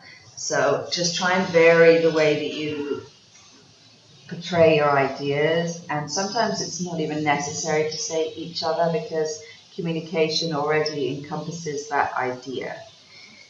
So for this one I would give it a 6.5. Okay, thank you very much. Hello. So here we have a task 1, and it's a letter to your neighbour, introducing yourself, describing your plans for the party, and inviting them to come. So you've started the letter, dear Mr. Edmund Chiang, and you finish with yours sincerely. So that's the correct combination for this kind of semi-formal letter. So, dear Mr. Edmund Chiang, I am writing to inform you that I'm planning to organize a housewarming party. Housewarming is one word. At my house, which is located next to yours. First of all, let me introduce myself. My name is Nathaniel Saw. I am your new neighbor, as I have just moved into my current house last Sunday. Well, because you're telling us when, which was last Sunday, you can't use have just moved, because that's the present perfect. Present perfect is to describe something that's already happened, but you don't tell us when. If you give us the time, like last Sunday, then it has to be past simple. So this should be just, I just moved into my current house last Sunday. My wife, Sherry, and 2 of our sons, Lawson and Howard, are also staying together with me. Good, so just that one tense issue there, but otherwise that's nicely done. My family and I are planning to organize a housewarming party on this Saturday, 11th of March. Usually we put 11th with TH, 2017, by inviting our friends and relatives to our house. It is estimated that 30 of them will turn up for this event. We will start the party around 7 p.m. and it is estimated to end by 11 p.m. I'm also thinking about singing karaoke as entertainment in the night itself. However, I will try my best to minimize the noise disturbance to you from this housewarming party. In fact, it would be, is just a more polite way to say that. It would be my pleasure to invite you along to this party. I always hope to have more time to interact with my neighbours, and I believe that this will definitely be a great opportunity for us to know each other more. I'm looking forward to seeing you soon in the housewarming party. Yours sincerely, Nathaniel.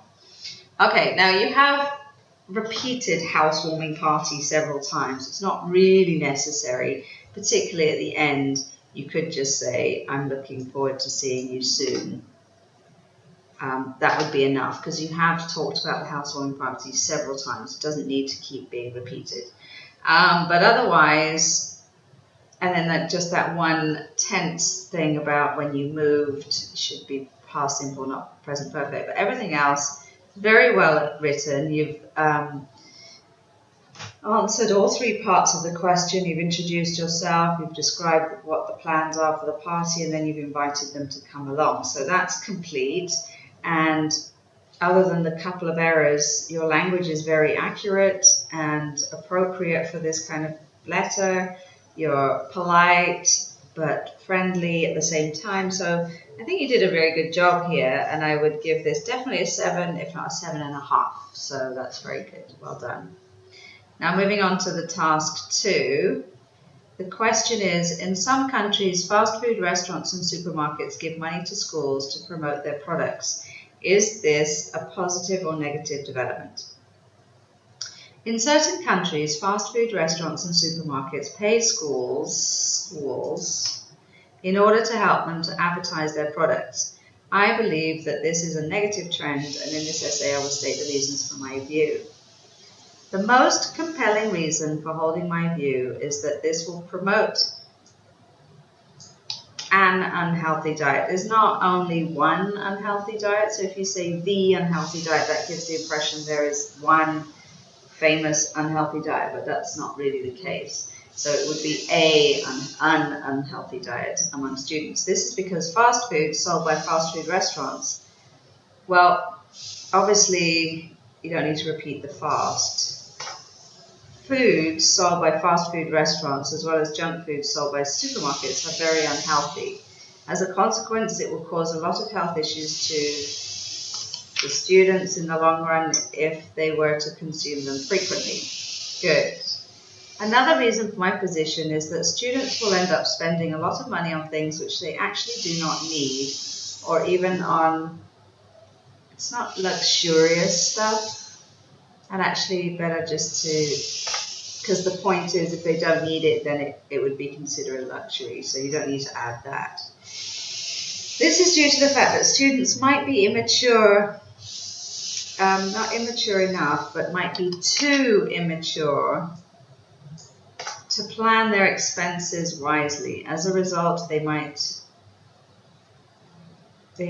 believe that things promoted by the school are all beneficial to them and end up buying things without thorough consideration.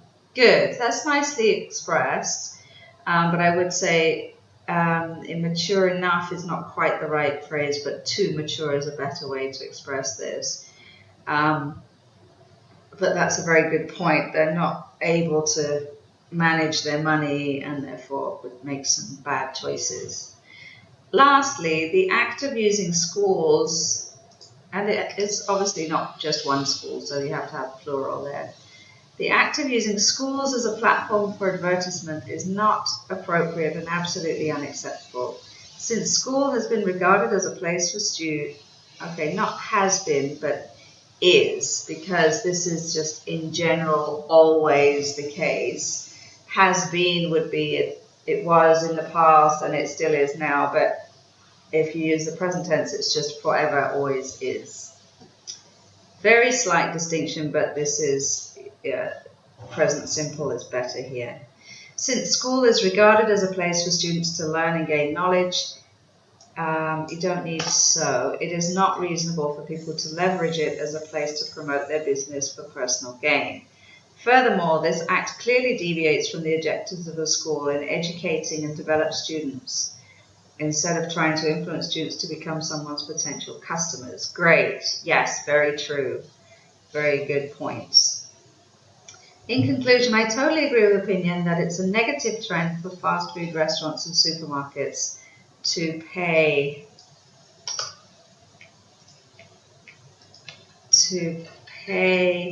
money to schools to promote their products. This is simply because the potential health and overspending issues, as well as the inappropriateness of using school as a platform for advertisement, clearly illustrate the negative impacts on the students. Great, very good. A few issues, but mostly very well written. You answered the question very clearly, you've structured the essay well, and your language is mostly pretty accurate. So I again would give this a 7 or a 7.5. Now I don't know, I have a little bit more time, I could look at this second task 1, but if you have a task 2, I'm not going to get to that one. So just quickly looking at this letter, this one is another semi-formal letter, because it's to your, oh no, it's an informal, it's a letter to your friend. So if it's a friend, you wouldn't really use his surname, you would just call him Mark. But best regards is correct. So dear Mark, how are you doing? I hope this letter finds you well. I have decided recently to move back to my hometown in Malaysia. In fact, I just sold my house last week and will hand it over to the new owner by the middle of next month. I'm going to sell some of my furniture as they are still in pretty new and good condition. So I'm thinking you might be interested to buy them. The above mentioned furniture is a 6-seater dining table set, a sofa and a queen-size bed. The dining table is circular in shape and is brown in colour. For the sofa is a blue leather sofa which was imported from Germany. Lastly, the queen-size bed comes together with a wooden bed frame. It is worth mentioning that I just bought it half a year ago, so it is still pretty new. I would suggest that you may come over to my house next Saturday to have a look at the furniture and find out whether you're interested in buying any of them or not. I will definitely give a special discount to you. I look forward to hearing from you soon. Keep in touch. Again, great. You've answered all parts of the question. Your language is very good. Just a few tiny corrections, but nothing serious. So I would give this a 7.5 to an 8. Very good. Well done. Hi. So here we have a task 1, and it's looking at a graph comparing employment rates in 3 sectors of the economy. So this chart illustrates figures for the percentage of growth in 3 sectors from the UK economy over a 10-year period from 2000 to 2010. Good, that's nice and clear introduction. In general, now this would not be a capital letter, it is clear that the trend for the employment rate of the public and private sector was rapid, while there was a dramatic trend in the yearly rate of self-employed. Now, I'm not sure what you mean by rapid. The public sector actually is not particularly rapid. It's increasing consistently. The private sector actually has quite a drastic or dramatic decrease, and then the self-employed actually is quite steady. So I don't think that's quite right. So to have public and private together is not a good way, because they're very opposite trends. So I would say the trend for the employment rate of the public and self-employed were both consistently upward, while there was a dramatic decreasing trend in the yearly rate of the private sector. Okay, so you didn't quite have the information correct there. To begin with, the yearly rate of the public sector remained constant at 39% from 2000 to 2002. Subsequently, it increased significantly to just above 51% by the end of the graph. Its employment rate overtook that of the private sector between 2007 and 2008. No. Oh, yes, 2000. No. So you seem to be reading the graph wrong. The public sector intersected with the private sector in the year 2003, not 2000. 2007, 2008 is when the self-employed overtook that. Yeah, so that's not correct. It overtook between 2003 and 2004 and became the highest rate from 2009 to 2010, yes. As for self-employed, its employment rate began at a higher rate of 49%. No, it's 19.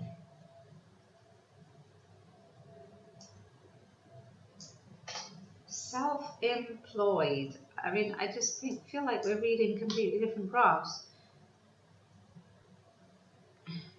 All right, now you're talking about, right, the 49 is the private.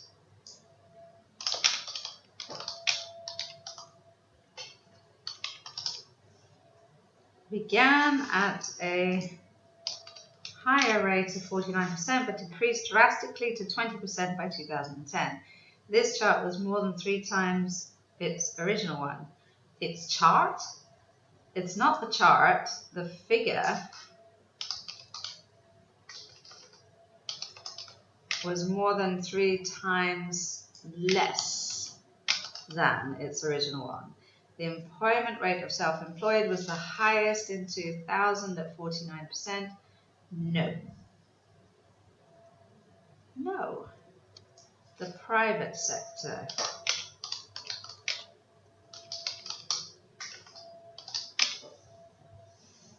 But you've just talked about that one.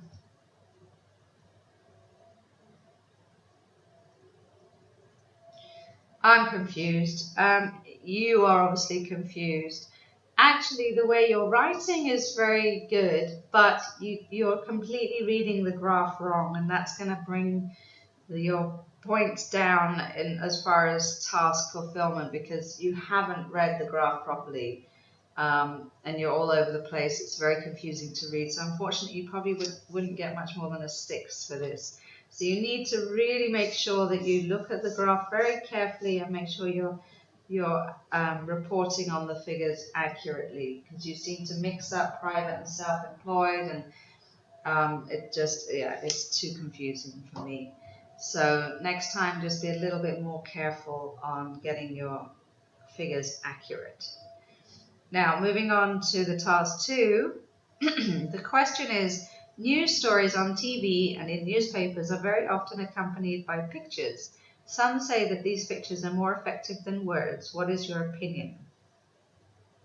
In our daily life, we see many photos and images. Okay, photos is a shortened version of photographs, and this is quite a formal essay, and therefore you need to stick with the full words. So don't use photos, don't use abbreviations. So in our daily life, we see many photographs, sorry, I've just got that wrong, and images of news in newspapers and on television. It is believed by some people that images are more effective when it comes to telling a story than just written words. It is argued by others that words are more convincing when delivering stories. In my opinion, this is a positive situation. What's a positive situation? You have to give an opinion about whether pictures are more effective than words. So it's not about being positive or negative. So that's not really a relevant position to put. In my opinion, images are more effective, and in my essay I will state the reason for my view. The main reason for holding to my opinion is that photographs, again, can tell more than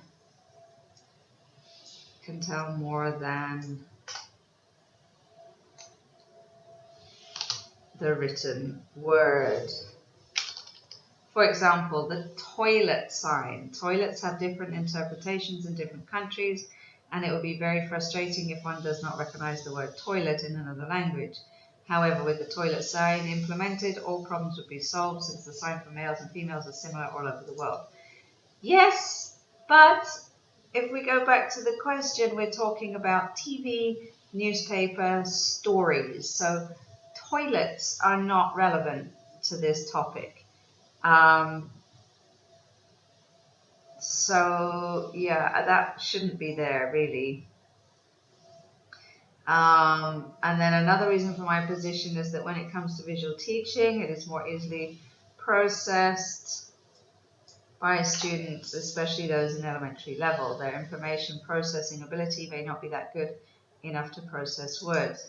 Again, the toilet and the education points are good points to make if you're talking just in general about pictures versus words, but we're not. We're talking about TV, news stories on TV and newspapers. So that whole paragraph is irrelevant to the topic. Lastly, pictures reach audience more directly than mere words alone. The reason for this is they convey the author's attitude to the subject and enhance our understanding of the text. A picture explains complicated ideas at a glance and even teaches those who cannot read. This point is valid. That's related to the topic. The rest of it is not. In conclusion, I totally agree with the opinion that a picture is more powerful when it comes to sending a direct and simple information. This is because a picture can capture and show someone's emotion. That is difficult to describe in words. Given the situation, it is recommended that we should be flexible to accept reading words as well as watching images. Okay, so I mean, your language is good, your argument is good, but not relevant to the topic. So you really, again, you need to read the question very, very carefully and stay focused on that topic. So it really is about news stories in the newspaper and on the television. So it should be focusing on, when you're reading a newspaper, what does the image add to the story? And when you're watching television, again, what do the images do? They provoke different emotions. They help people to get a clear image of what the story is about, things like that. But bringing in toilets and teaching students into this particular topic is not relevant. So again, I don't think you would get much more than a 6 for this because of that, because of not really focusing on the question, and therefore it's confusing to read your answer given what the question is. So again, be careful. Look at the graph very carefully and read the question very carefully, and then give time to go back and make sure you have focused on the question. All right, thank you very much. Hello, so here we have a task 1, and it is a letter to your friend after coming back home from a work trip. Describe how you feel being back home, express your thoughts about the visit, and invite your new friend to your country. So you start the letter, Dear Sarvesh, and you finish with best regards. So that's the correct combination for an informal letter like this. So Dear Sarvesh, I hope this letter finds you well. It was lovely to meet you and your family last month in Singapore. Fine. Okay, now fine at the beginning of a sentence like this kind of sounds like a grumpy teenager. Fine, I'll do that. Not very nice way to start a sentence. I'm sure you didn't mean that, but yeah, I'm just telling you that's how it comes across. It doesn't sound good. So it's fine just to start. It was such a busy trip.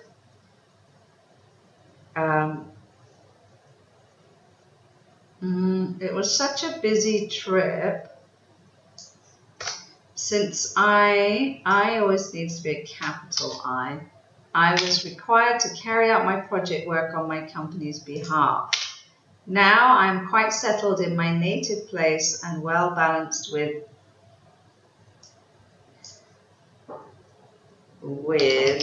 my work lifestyle, and obviously my memories, not so many commas, and obviously my memories are filled with the pleasant days spent in your city. We don't really talk about native place. I would say home, town.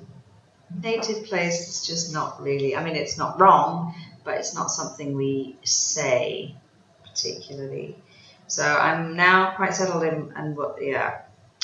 Well, primarily, and again, same. I mean, I know you're trying to use words that link the paragraphs together, but using fine and well is not really good. Primarily is fine. Primarily, I was anxious about my trip and my mind was vague during my pre-travel arrangements. However, because starting a sentence with but is never a good idea.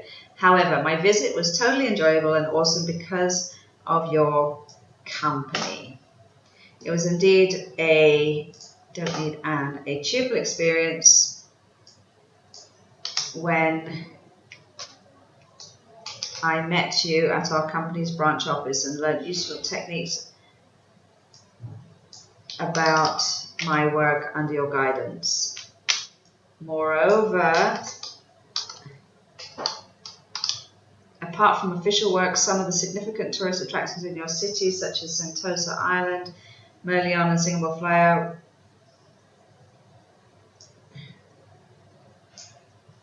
were great to see. I don't really know, worth paid for my eyes doesn't make sense. Now it is my turn to invite you to my country. Of course, there are a lot of places and local street food that are popular in my country, which I think, not suppose, I think you would love to explore. I would be glad if you and your family can make some time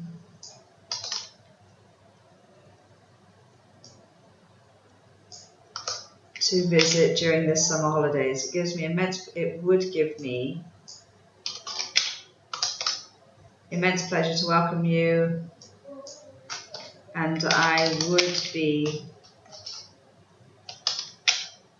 this is because it's more polite, but also it's talking about the future. I would be delighted to hear a response at the earliest. Please send my regards to your family. Best regards, Venkateswaran. Sorry, that's a very long name. I probably said it wrong. I'm very sorry about that. Yeah, so firstly, it's a very long letter. It should only be 150 words, but this was 230. So you've gone quite far over the minimum. Not that that's going to count against you, but on the other hand, you don't get any extra points. So I would try and keep it closer to the 150 words, simply because you don't want to go over the 20 minutes that you need to spend on this, because task 2 actually has a heavier weighting. So keep it slightly shorter, focus on accuracy. There were a few errors being made and strange ways of starting your paragraphing. So I would give this one a 6.5. Now moving on to the task 2, the question is, many people do sports as kids but give up physical exercise as adults. Why do adults focus less on physical exercise, and what can be done to get adults more interested in physical exercise? The importance of physical fitness among people, not the people, we're not talking about specifics, just any people, has been declining due to the involvement. The importance of physical fitness among people has been declining due to lack of involvement in sports activities and skipping physical exercise. Otherwise it doesn't make sense, because you say it's declining because they're involved in sports activities. That's contradictory. There are various reasons for this, and certain measures should be taken to tackle this issue. Nowadays, the majority of people loathe to do exercises for the following reasons. Firstly, their busy and hectic workplace has persuaded them to concentrate more on their jobs, and as the workload is getting higher, it leads to more feelings of distress and weakness. Feeble is not the right word. Therefore, their attraction towards body revolution is minimized, while there is a global awareness spread among those younger generation to keep their body regularly fit. In order to compensate the stressful scenario, people these days tend to play sports which enables them to have more fun and involvement and teamwork. No. So again, you're contradicting yourself. You're already saying that they're not doing it. So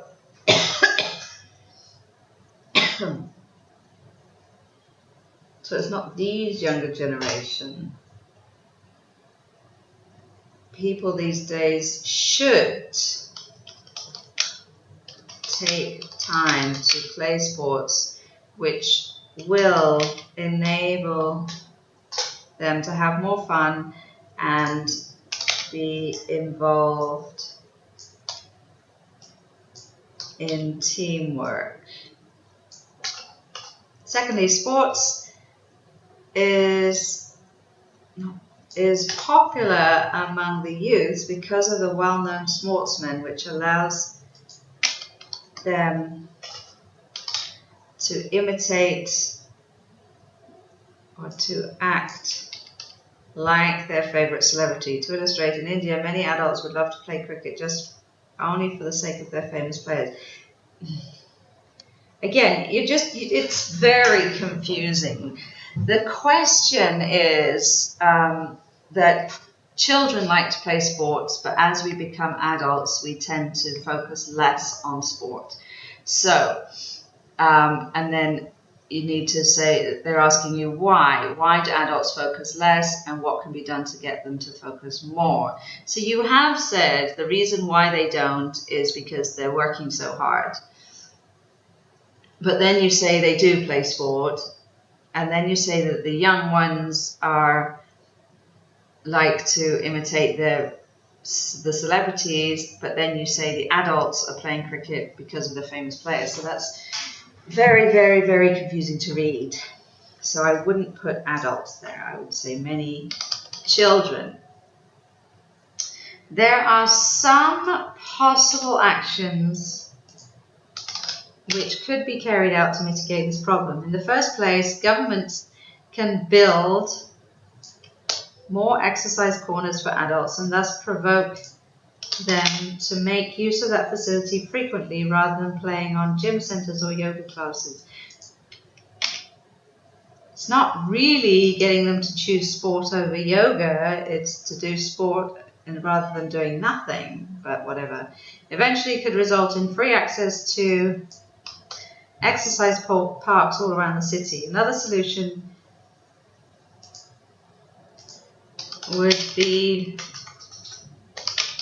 for corporations and hospital organizations working together by launching a campaign on the significance of physical exercise. For instance, employers could allocate some funds to buy gym equipment for employees, which might encourage them to do workouts during free time or while they are on intervals or breaks. In conclusion, as people are trapped in busy lifestyles and it's not imposed sports games, so I would take that out. Instead of physical exercise, this has led to a decrease in physical fitness. Therefore, while to a certain extent governments should take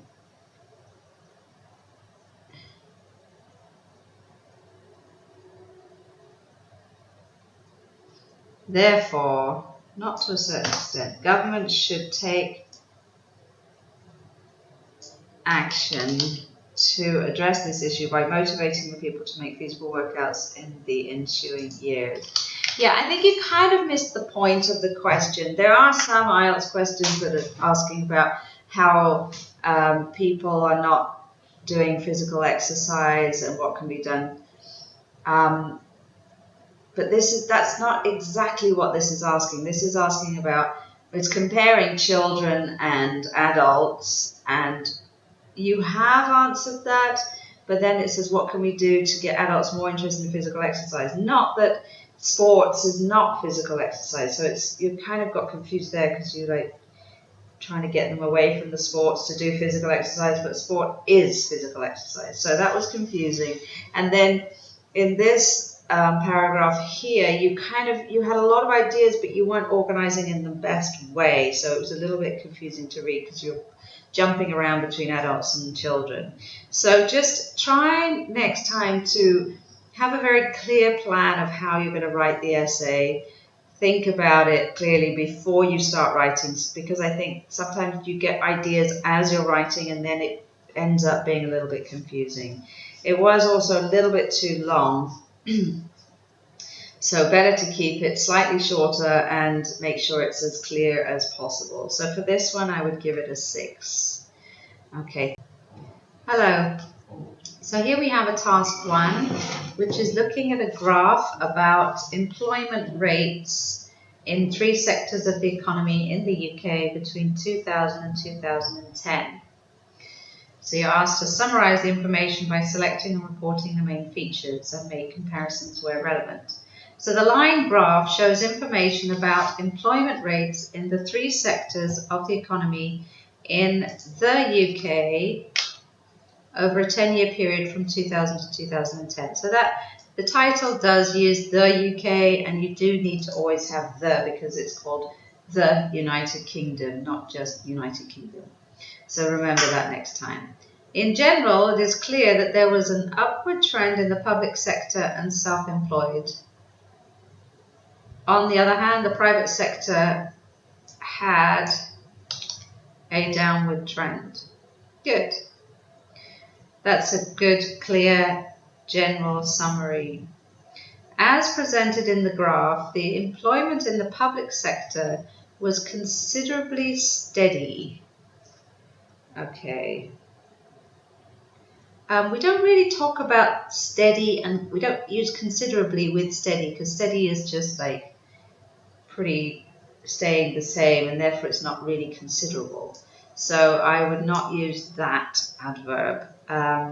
Was mostly steady, while the people who were self-employed rose by 2% from 2000 to 2002. However, the workforce in private companies dropped remarkably, by 8% towards the end of 2002. In 2003, the rate was intersected for both the public and private sectors, which was at 41%. Moreover, the people who were not working for any companies exceeded the number of employees working in the private companies at 30% by the end of 2007. Overall, there was a climb in employment for the public sector and self-employed, which were from 38% to 50% and 18% to 30% respectively. In summary, the public sector and self-employed managed to increase the total employment rate by 12% between 2000 and 2010. In contrast, the most affected sector were private companies that decreased. Surge would be an increase, but this is a decrease. So decreased sharply from 48% to 20% by the end of 2010. Okay, yes, you've reported on the figures. It's not always clear which line you're looking at, and I think a better way to report on this would be to take each one in turn and then make comparisons at the end, just because in this paragraph you're skipping from one to the next and it's a little bit confusing which one's which. But obviously the information is accurate, but and then you haven't used the past tense consistently throughout, whereas it is all the years being studied are in the past, so it should have been the past tense throughout. So I would give this one a 6.5. Now moving on to the task 2. The question is, in some countries, people would rather buy imported food than food which is produced locally. Why is this so, and what could be done to encourage people to buy food produced locally? In many nations around the world, purchasing imported goods. So here the subject is actually purchasing, and in this sense it's considered to be singular. So the purchasing of imported goods is preferred rather than buying food, and food is not countable, so you can't use a food that is made locally. There are many reasons for this, but several measures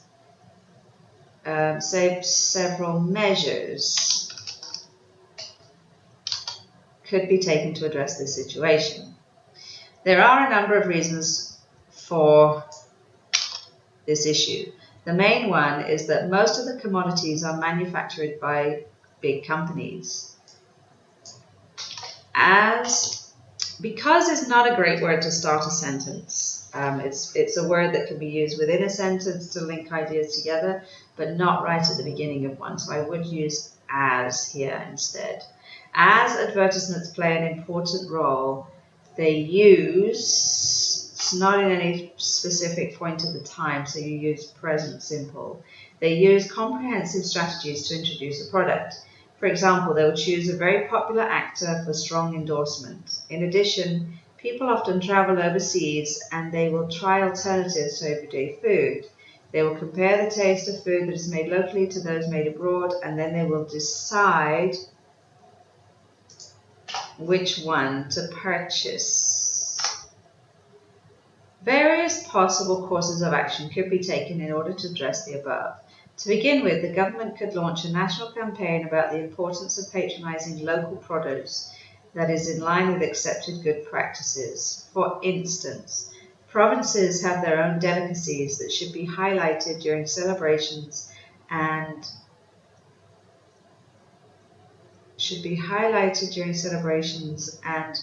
promoted nationwide.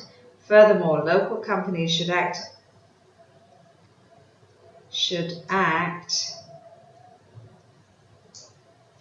and compete with commercialized goods. Healthy foods are important criteria that should be focused on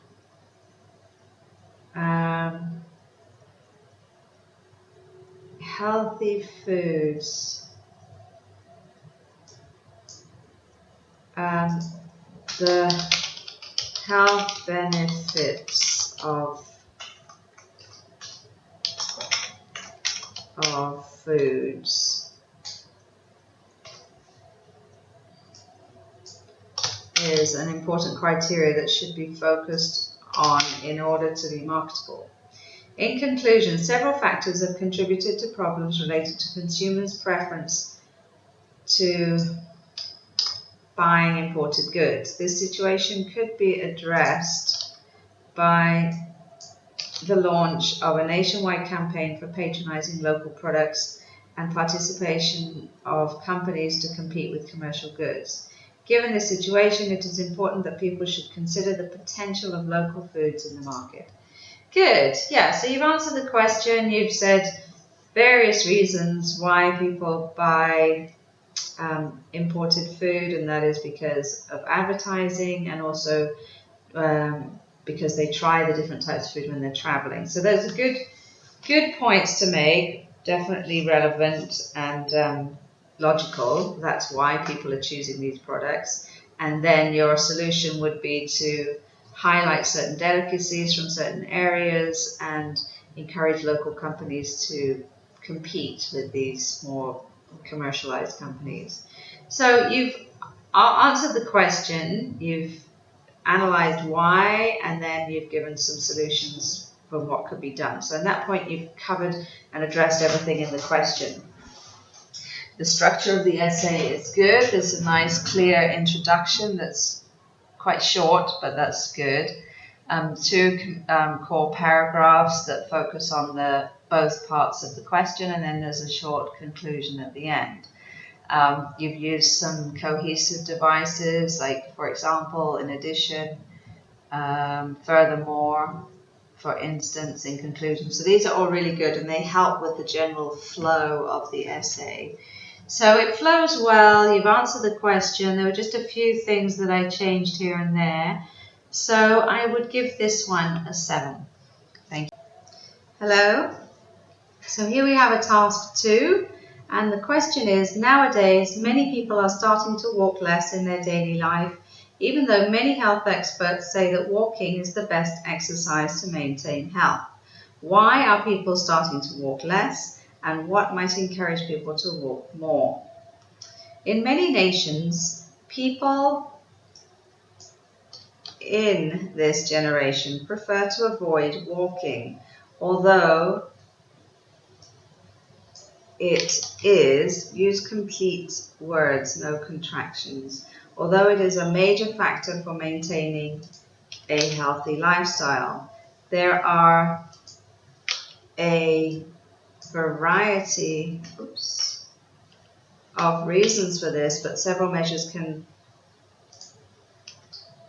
be taken to either address or solve. You can't use both. To address this problem or to solve this problem. It's your choice, but I would take out that and leave solve. There are a range of causes for this situation. The main compelling reason is due to facile accessibility. We don't really use facile in that sense. I would say easy accessibility of transportation, because the majority of people prefer, people is a plural noun, therefore it should be prefer, not prefers. The majority of people prefer to board buses or trains instead of walking or using a bicycle for short distances, which eventually causes a sedentary lifestyle. Furthermore, individuals prefer to adhere to technological advancements. For example, playing video games for long hours instead of doing simple brisk walking. Such action can cause the possibility of poor muscle coordination. Good. Yeah, there's some good points there. That people are preferring to use buses or trains instead of walking or using a bicycle, and then playing video games, which can cause poor muscle coordination. And that's a good phrase to use. Several courses of action could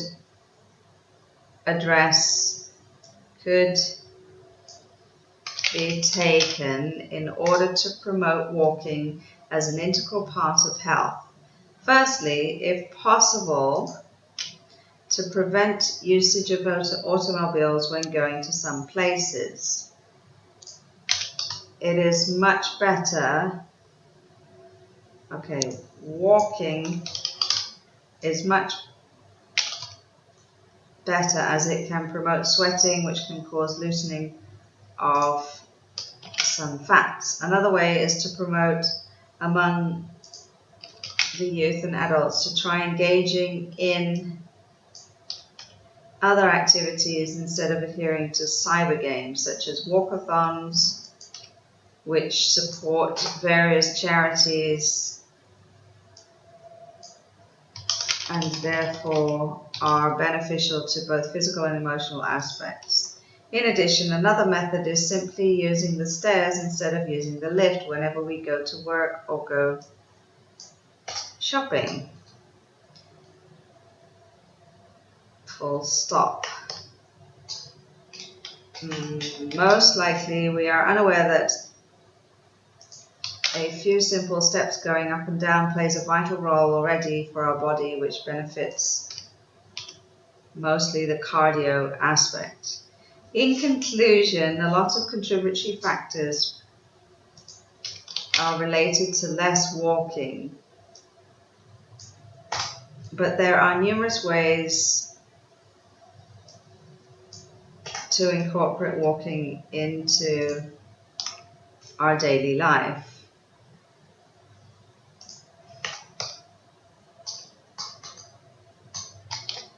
These are prohibiting the use of services of various transportation and to support different programs, to support the aforementioned different programs. Given the previous statement, it is highly recommended to and at least follow these simple steps to make sure our body is in good shape through the help of walking. Now, I don't know, that bothers me that you wrote through like that, and I really hope you don't think that's the way it's spelled.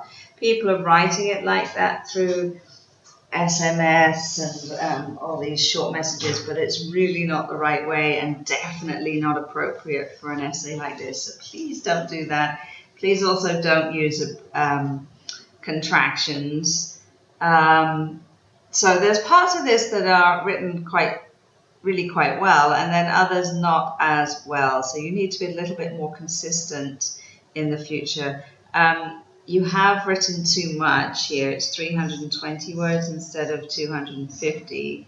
Where you're not going to be penalized for writing too much, you also don't get any extra points. So it's better for you to keep the word count down and make sure that you focus on accuracy rather than quantity. So, because in that way you could read really carefully before you submit your work and just check through for any errors that you can catch. So, like I say, there's some parts of this are great, your ideas are good, the structure of the essay is good, but there's other parts that are bringing it down. So I would give this between a 6.5 and a 7. Okay, thank you very much. Hello. So here we have a task 1, and it's a letter to your manager asking for some time off work, explaining why you need the time off, giving details of the amount of time, and suggesting how your work could be covered while you're away. So you've started the letter, Dear Sir, which is okay as a form of respect, but often with your manager you would know the name, but it's okay to start with Sir. And then obviously it finishes with yours faithfully. Yours, not your. Okay. So I would like some time off work. So I'm writing this to put my request and seek your approval. Okay, good. It has been a while since I spent some quality time with my parents. They're getting older and at the same time not willing to leave their hometown to stay with me.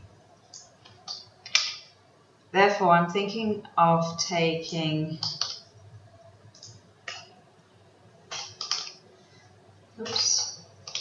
some time off to visit them.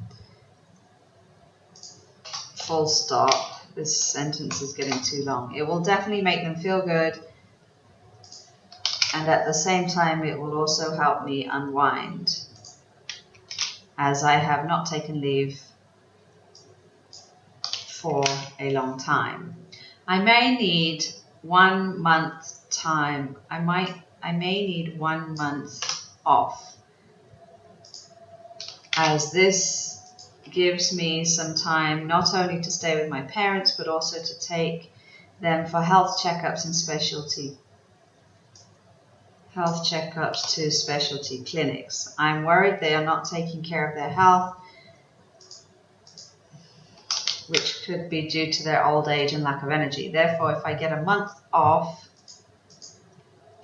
it would definitely help me to carry out these activities. While I'm looking for time off, I'm also mindful of projects and work that I'm part of and its importance. I will make sure my leave is not impacting ongoing projects my leave does not impact ongoing projects and proceedings. Firstly, I will identify a suitable standby person and plan thorough knowledge sharing sessions with her or him, and also make myself available on phone throughout my leave for any urgent discussions.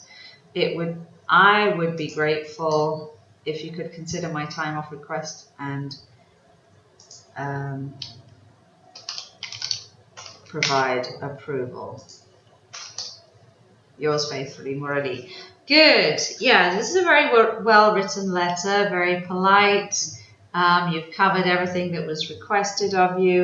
It is, though, a little bit too long. It's 244 words instead of 150, which is not going to count against you. But on the other hand, you only have 20 minutes to write this letter, and a better use of your time would be to write less and make sure it is as accurate as possible.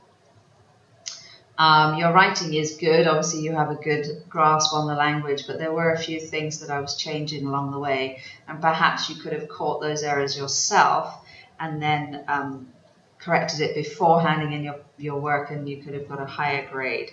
But I would definitely say this would get a strong 7, if not a 7.5. So this is very good, but just next time write less and proofread your work before giving it in. Now, moving on to the task 2. The question is, nowadays a lot of people are able to do their work from home. Discuss the advantages and disadvantages of this. Working from home has become common practice nowadays is one word in the corporate world. Many companies offer this as flexible work as a flexible work environment to their employees. While some employers practice it once a week, others practice it full-time by encouraging their staff to set up a home office. Though this offers a few advantages, there are some disadvantages which are worth considering. Good. Nice, clear introduction to the topic. Very good. There are two main benefits. While one works in favor to the employees, the other benefits the employer. Firstly, this practice helps especially for working mothers with young children who can stay close to their children. Kids is too informal for an essay like this. You need to stick to the word children. While working, by opting to work from home. Mothers need to look after their babies when they are very young. So it would certainly help for their well-being it is feasible only if the mother can be around most of the time. Good. Secondly, working from home will also help the employer in terms of reducing operational costs. This happens when the employer offers a full-time work from home option to their employees. Okay, well then if you're going to use there, you have to use plural.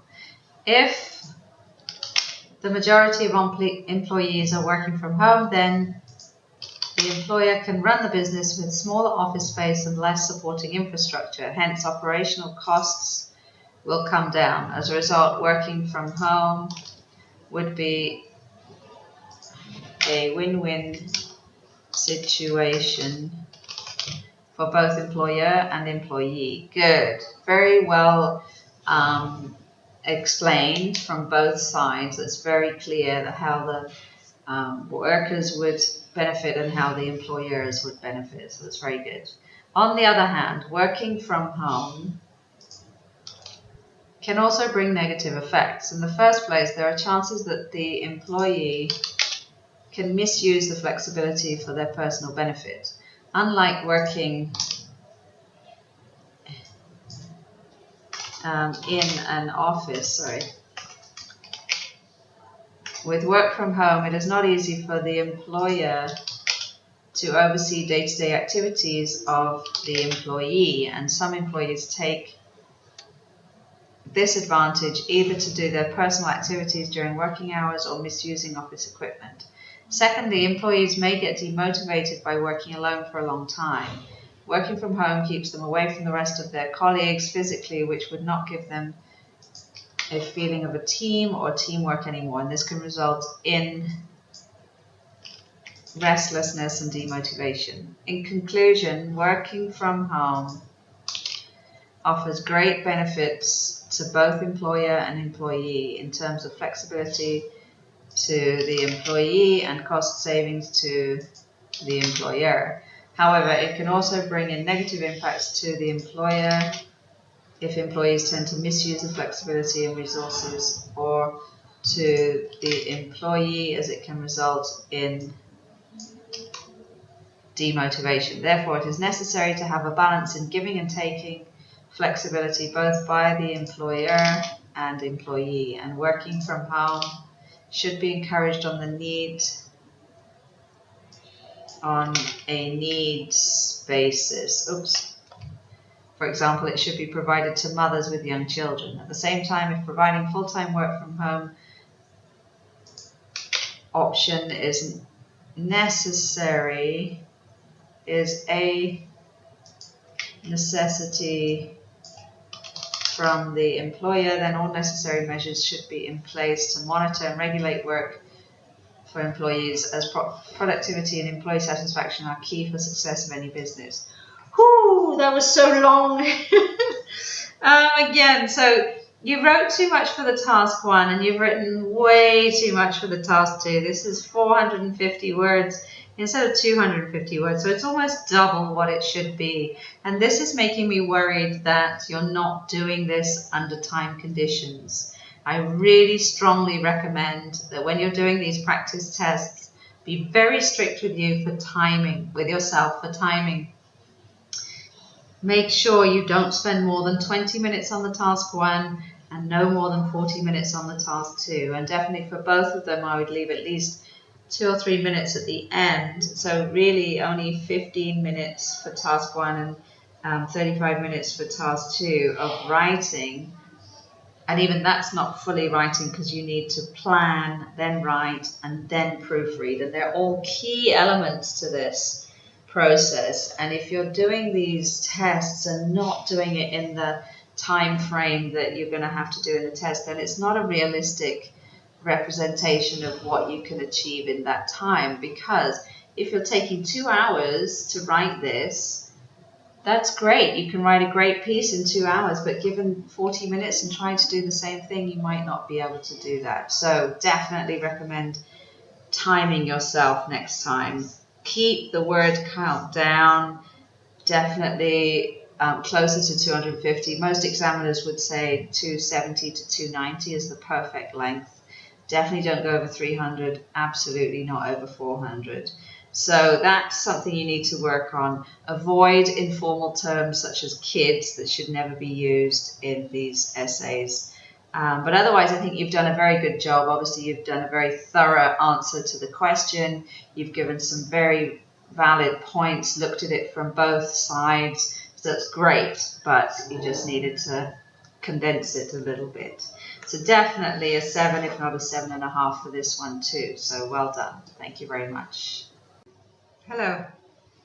So here we have a task 1, and it's looking at the life cycle of the silkworm as well as the production of silk cloth. So the diagrams illustrate how the life cycle of silkworm evolves and the steps involved in the production of silk cloth. Good, that's a nice clear introduction. There are 4 stages in the life cycle of the silkworm. See, here you wrote it correctly with 1 word, and here not. So it should still be 1 word. And 5 stages in the production of silk cloth. 1, 2, 3, 4, 5, yeah. The first stage is that the eggs are laid on the mulberry leaves. After 10 days, the silkworm larva feeds on mulberry leaves and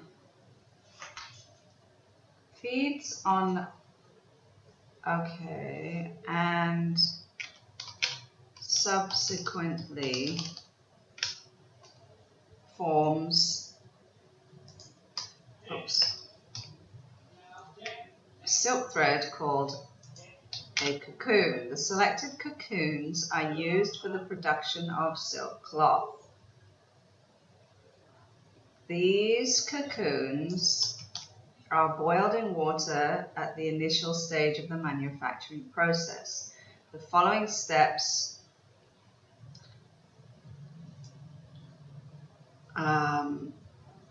are that the boiled cocoon are unwound to 300 to 900 meters to form a long thread. Later, it is twisted and not fed into dye, but dipped into dye, into, 1 word, the dye, for the coloring purposes. Finally, the colored thread is sent to the weaving process where the silk cloth is woven. Past participle of weave is woven and is then ready for dispatch. In order to add more color, silk cloth after the weaving process is fed into the dye. I don't think that happens. Oh, I guess maybe there is an arrow. Okay. But again, I wouldn't use feed, but dipped into the dye again. Oops. To get the desired colors. Perhaps that would be before this. Oh.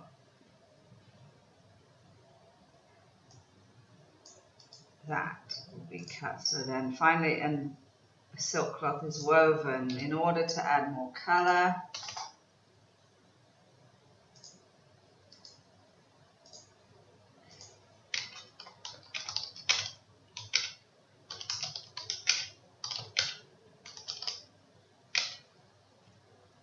Once this is finished, the cloth is then ready for dispatch. Okay, so you've given a fairly clear description of the both processes. You kind of skipped quite quickly over the life cycle of the silkworm. You didn't really cover the moth coming out of the cocoon after 16 days. There's a lot more information there that you didn't cover. I know you don't have many words to do it all, and you have to describe both processes, so you did a good job with what you were provided with. But I would have put a little bit more information on the silkworm life cycle. So I would give this between a 6 and a 6.5. All right, now moving on to the task 2. The question is, nowadays many people are starting to walk less in their daily life, even though many health experts say that walking is the best exercise to maintain health. Why are people starting to walk less, and what might encourage them to walk more? These days, most of the people, we don't really need to say just most people have begun, present perfect rather than present tense. We're talking about these days, which means a point in time from the past leading up to the present. So the present perfect is the correct tense to use. So most people have begun to walk less in their day-to-day routine activities, as we have several activities, even though it is argued by many fitness specialists that walking is a great training process to stay fit. Not really maneuver. Maneuver is not quite the same as walking. While there are a number of causes for this, don't need but, certain remedial action could be taken to overcome this problem. Good, that's a nice, clear introduction. You've told us what the topic is and that you're going to be discussing the causes. There are several causes for this situation. Firstly, people don't have time. Now, this is a contraction, and it's not something we should be using in an IELTS essay. So you need to keep your words complete and write them out properly. So firstly, people do not have time to take care of their own personal health, as they not were, because we're not talking about any point in time in the past, we're just talking in general, so it should be the present simple. They are fully engaged in other official work. When people are indulged in office activities, indulged is not the right word here, so I would use immersed in office activities. They are exposed, and again, exposed is not quite right. They tend to spend most of the time in official work rather than spending time on physical activities like walking and fitness exercises. As a result, they will gain excess weight, which leads to serious health issues. In addition, people use other means of transport to save time. For example, people prefer to use car rather than walking to nearby places in order to save time. Therefore, this affects the level of physical activities among people. On the other hand, there are various possible courses of action. Courses with an S, which could be taken in order to tackle the above discussed issue. In the first place, the government could take some initiatives by organizing a nationwide campaign to raise awareness among the people. Furthermore, raise awareness of the importance of walking. And then you don't really need among the people. Furthermore, advertisements by the health department to promote the benefits of walking and physical fitness. Furthermore, there could be. Another way forward could be giving special prizes to the person who promotes physical fitness to their neighbours in community centres. This enables other people to follow good practices. As a result, good health and fitness is restored among the people. In conclusion, various factors have led to the problem related to lack of walking, but this situation could be addressed by launching fitness campaigns and implementing free gifts for the deserved people. Given this situation, it is recommended that steps should be taken immediately in order to ensure that the health in the nation improves. Good. Yeah, so you've covered everything. You've answered why they're walking less, which is they're so focused on their work and they don't have time to do exercise. And then you've given some solutions, such as having some nationwide campaigns and giving prizes to people who promote physical activity. These are all really good ideas, all related to the topic. You just need to be careful not to use contractions, and then some of the tenses that you've used are not quite right. On the whole, the word count is a little bit too much. This is 320 words instead of 250, so you've gone quite far over the minimum, which is not something that's going to count against you, but on the other hand, it's better to write a little bit less and make sure it's as accurate as possible. So I would say write between 270 and 290 words, focus on accuracy, and then use any extra time to come back and check through your work. But I would give this a 6.5 to a 7. So that's good. Well done. Hello. So here we have task 1, and it's looking at a bar graph about visitor numbers to museums between 2000 and 2005. So the bar, this bar graph gives figures for the number of visitors to 3 museums over a time period from 2000 to 2005. Yes, good. Nice, concise, clear introduction. Overall, it can be seen that the trend for the annual visitors to the National Museum in China was upward, while there was a fluctuating trend in the annual visitors of the Met and Edo. Sorry, to begin with, the annual visitors, again, to the National Museum started, because this is past tense, started with 6 million. The annual visitors to the National Museum started at 6 million, and then not viewers, in the year 2000. Subsequently, it increased dramatically to just above 50 million by the end of the graph. This is the national green. Yeah. The rate of visitors overtook that of Edo between 2003 and 2004. Yeah. And became the highest in total among the other two visitors, the other 2 museums in the year 2005. As for the Met, the number of visitors, began at a higher rate of 12 million, but decreased to over 6 million by 2002. As the years passed by, there was a drastic increase to over 12 million and 14 million in the year 2004 and 2005. The annual visitor rate of Edo was the highest in the year 2000-2001 at around 12 million. It fluctuated in the middle from 2002 to 2004 and then plunged to a decent increase in 2005. Plunged means to go down. Edo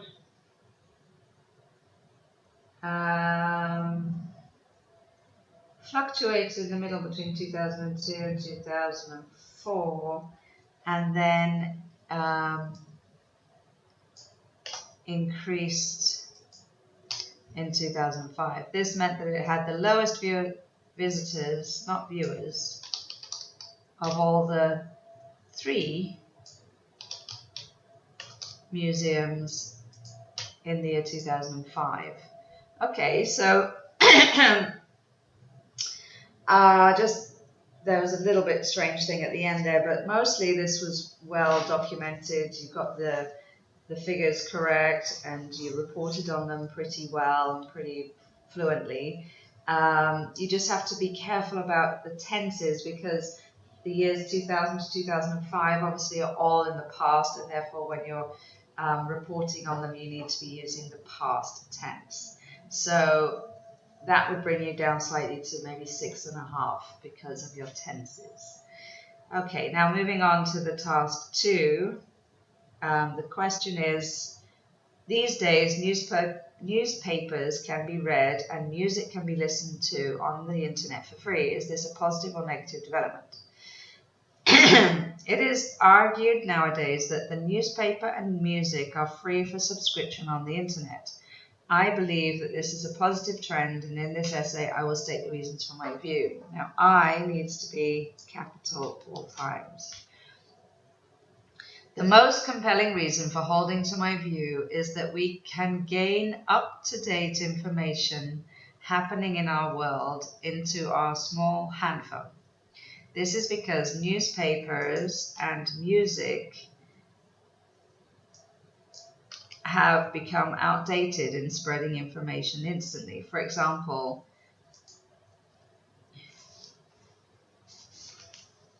an event happening in Russia can be freely telecasted on television rather than waiting for another day to see it in the newspapers and magazines. As a result of this feature, people get updated instantly. Good. Another reason for my position is that the newspaper and music is that newspapers and music uploaded in social media gain popularity among the people and become viral these days. This is due to the higher number of internet users, which make this feature more efficient. Therefore, this helps to promote interesting advertisements. Don't use abbreviations of words in these essays. This is a formal academic essay and therefore needs to be using complete terms. No abbreviations, no contractions. So this helps to promote interesting advertisements, useful information, and international music albums to increase its popularity. Well, you've just stated 3 different things: adverts, information, and music, which therefore would be their, not its, popularity worldwide. Lastly, newspaper and music shown in the internet are visually treated. Now, this part, I'm not quite sure what that means. Perhaps have visual elements which make people show interest towards them. The reason for this is that it is easy for us to remember any event or song which is visually more fascinating than seeing a static photo in the news. This would make people remember, not to remember, the important events and songs. Good. In conclusion, I totally agree with the opinion that newspapers and songs broadcasted in the internet for free is beneficial for society. This is because they can gain more information. Who's they? People can gain more information about an event or music, and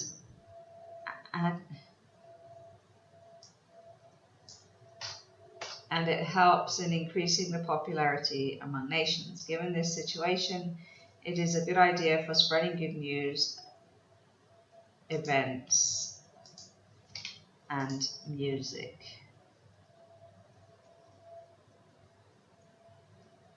You haven't really analyzed the point that it's free. Really, the question is about, is it a positive development that everything is free, and therefore newspapers and magazines are potentially going out of business because nobody's going to buy their news because they can get it for free. I understand what you're saying, that you get the news quickly and people can become viral, but is that really positive? You could have touched on a negative side, that the internet, that people have access to so much more on the internet, and this can be both positive and negative. In that they're saying, is it positive or negative? I guess you focused on the positive side, but it's always good to give a balanced view and show what the negative side could possibly be. But otherwise, I do think you've stated your opinion at the beginning, and you've gone through and given 3 reasons why you believe that it's positive. So that's okay, that's fine.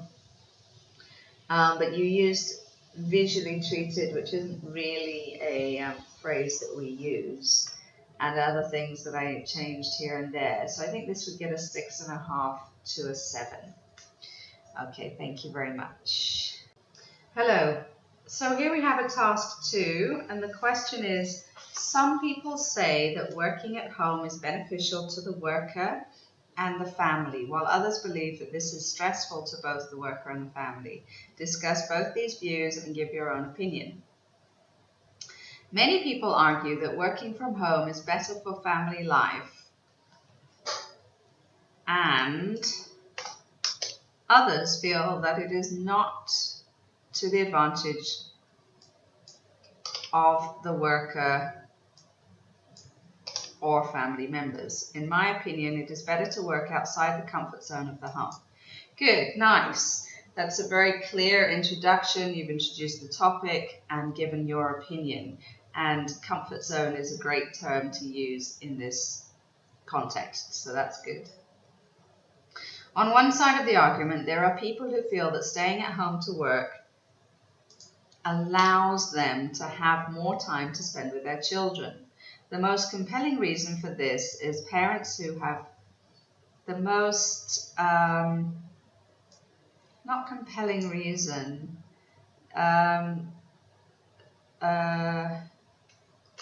the best example of this would be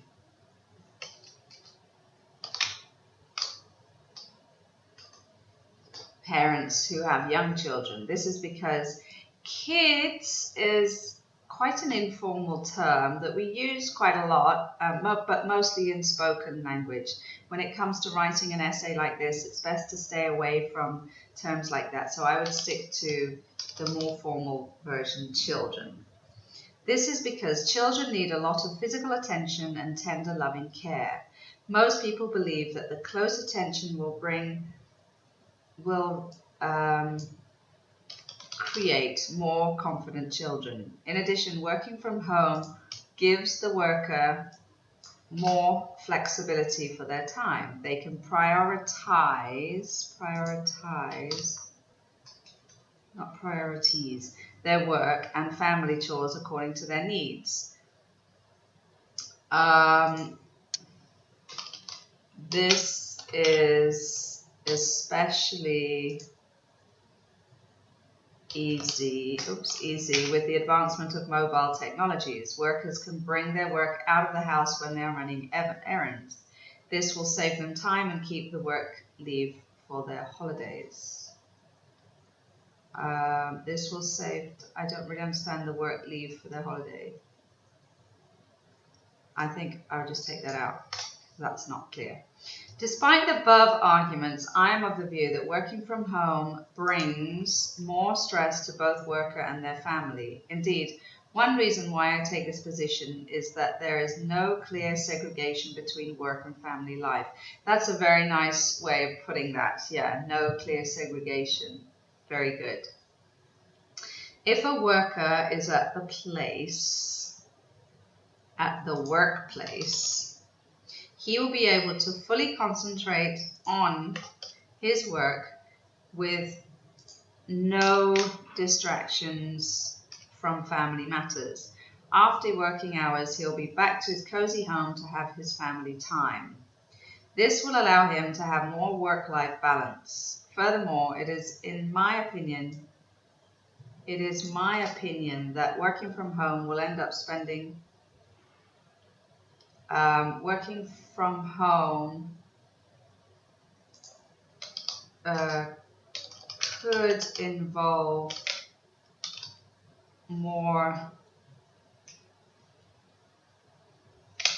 could involve spending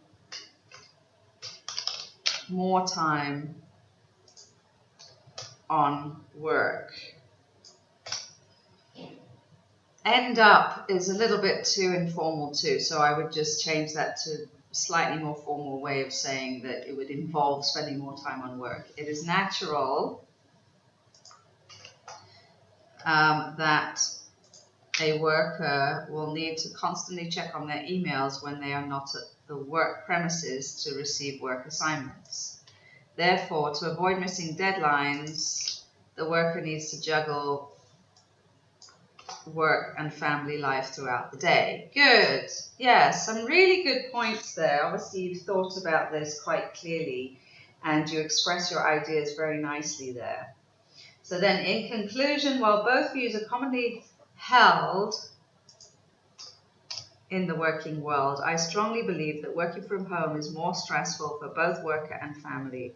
It is important to have a clear differentiation between the work area and the place we call home. Lovely. That's actually a very nice conclusion. It's always good to begin and end your essay in a very strong, easy to remember way, because that is, like it or not, what the examiner is going to remember. So I do always advocate having a very strong conclusion, and that's a very nice one there. This is very long. It's 363 words instead of 250. So you have gone over 100 words above the minimum word count.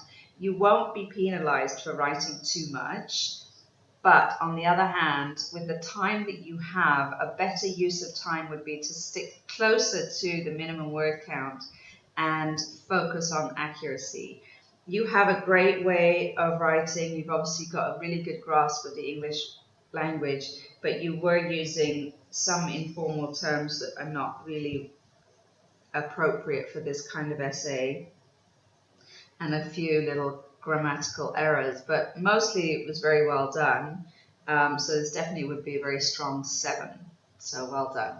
Now moving on to the task 1. This one is a letter to a shop manager to complain about a problem with the equipment that you bought and explaining what happened when you called the shop.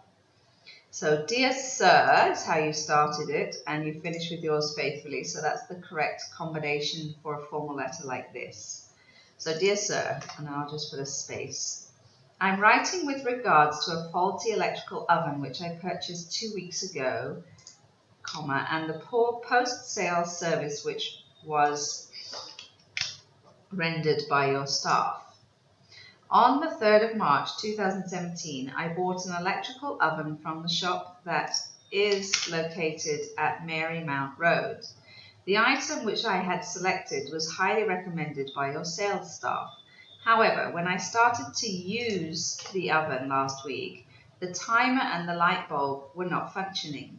The screen that indicates the temperature was not showing either. Because it's a negative, you need to be either rather than 2. On the same day, I called up the shop to ask for assistance. The phone rang for at least 20 minutes, and finally one staff member picked up the call. After listening to my problem, he did not offer any help and started yelling at me. He insisted that I had mishandled the item and no replacement was allowed. I was very annoyed by his extremely rude customer service. Yeah, that's very well explained. You just, one point was not in the, he starts yelling at me, but it needed to be past tense. Because obviously you're recalling something that happened in the past.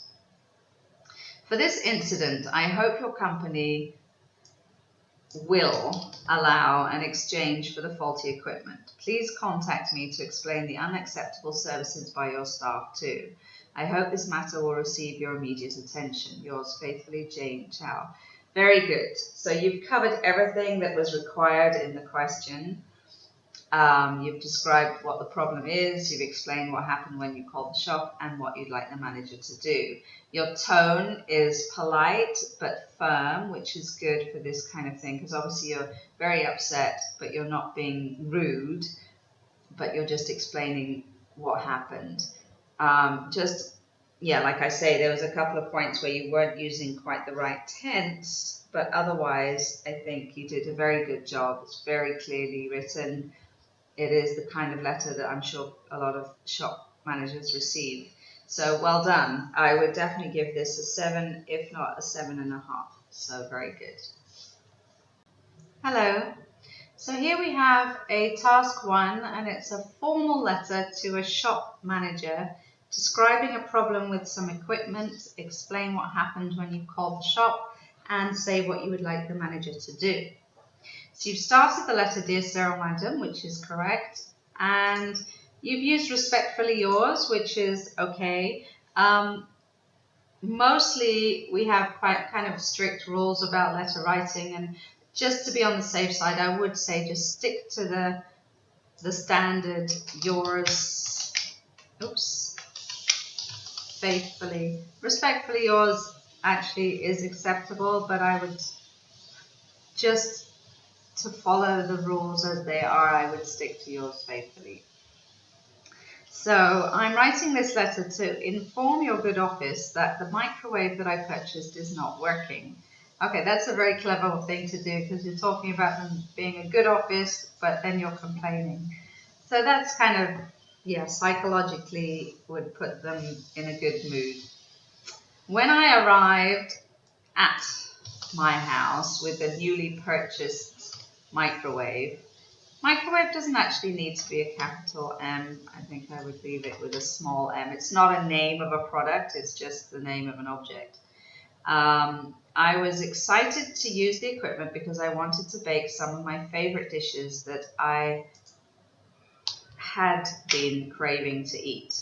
However, when I connected the plug and turned it on, needs to be in the past tense because this has already happened, the microwave did not start. I tried a few times, but to my dismay, I was unsuccessful. I called the shop and one of the staff named Mr. Kevin answered the phone. I explained in detail about my concern, but to my surprise, Mr. Kevin confirmed that the shop would not replace any defective items.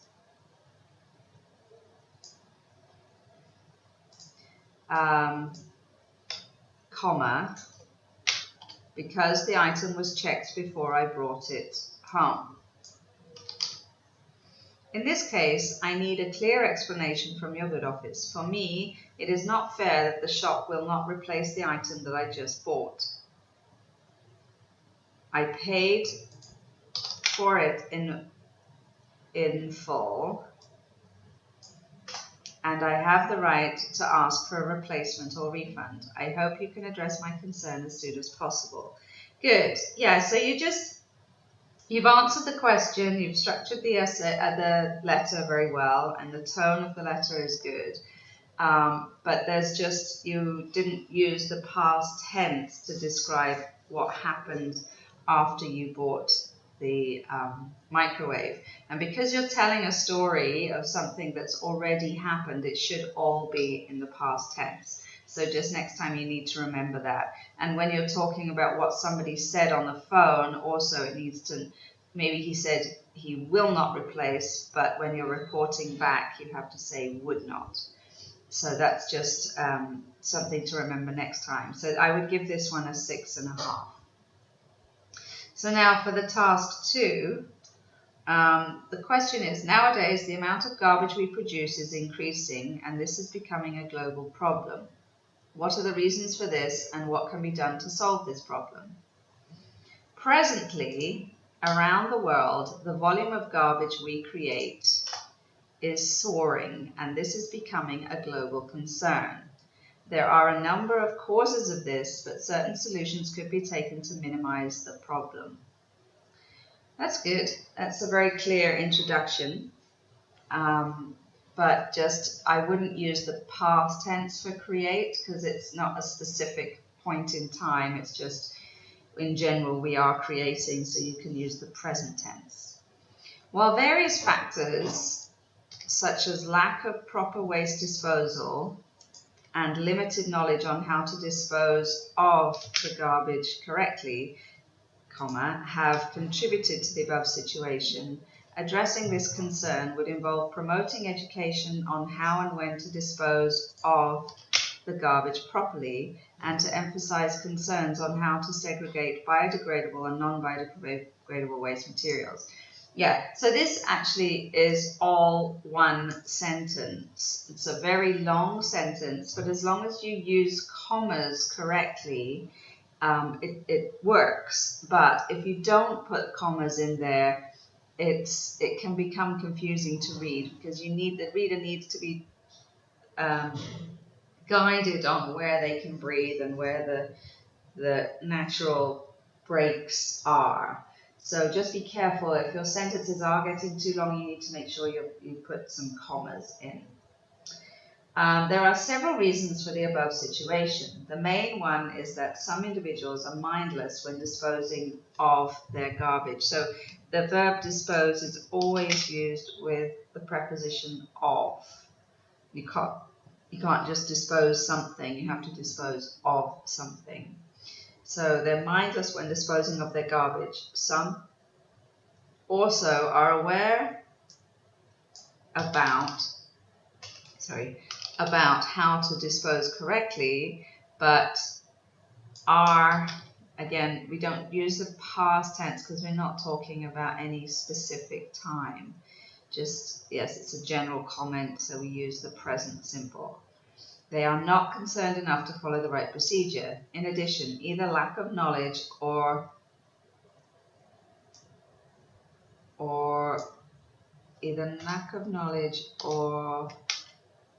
of concern for our environment in disposing the garbage can result in a massive problem in the long run. Health issues like lung disorder, doesn't need to be a capital, leads to chronic coughs, lung infections, and even tuberculosis may result. Good. Various possible actions could be taken in order to solve the concern above. Firstly, the government, doesn't need to be a capital G, could launch a nationwide campaign to raise awareness about the importance of proper garbage disposal. For instance, the Ministry of Health Office should advertise regularly on television and internet about the dangers and the threat it will cause to our health when not disposing of the garbage correctly. Lastly, the school, not capital, administration and parents, not capital, should work together to educate students about proper waste disposal. In conclusion, lack of concern and knowledge in garbage disposal will result in a nationwide problem and at the same time will endanger the health of human beings. When the government and the people work together, the garbage problem will be minimized in the future. Good, nice. That's a nice essay. You've answered the question very clearly. You've given reasons in that either it's a lack of knowledge or lack of concern about the environment. And then you give some solutions such as nationwide campaigns, advertising, and getting the school and the parents to work together to teach children. So those are all really good, relevant points to make in connection with that topic. Mostly your language is pretty accurate and you've expressed yourself very nicely. You've linked your ideas together with things like in addition, for instance, lastly, in conclusion. So those are all really good phrases to use that help the essay to flow in a natural way. You've used some good terms. You discussed tuberculosis as an example of something that can happen when garbage is not kept under control. So these are all really good. So you give a quite convincing argument that things need to happen in regards to the garbage. So I would definitely give this a 7, possibly a 7.5. So well done. Hello. So here we have a task 1, and it's an informal letter to an English-speaking friend explaining why you've moved, describing the new house, and inviting your friend to come and visit. So you started the letter, Dear Marie, and you finish with your friend, which is okay, but you could also say best regards, I think is a more common phrase to use. Okay, Dear Marie, I transferred to another house yesterday. Okay, well, I know it said explain why you've moved, but generally when we're writing a letter to somebody, we have a little bit of small talk at the beginning. So, Dear Marie, how are you? I hope you and your family are doing well. Just to kind of break the ice a little bit, not just straight away go into your news. So, Dear Marie, how are you? I hope you and your family are doing well. I transferred to another house yesterday, and the main reason is I always wanted to get my own room, or to have. Oops. Though sharing a room with someone is more fun, because you've used though, you don't need but. So though sharing a room with someone is more fun, there are times that I need my own personal space and privacy. Good. The current house that I just moved, past tense, in is quite spacious. There are 3 common rooms that all have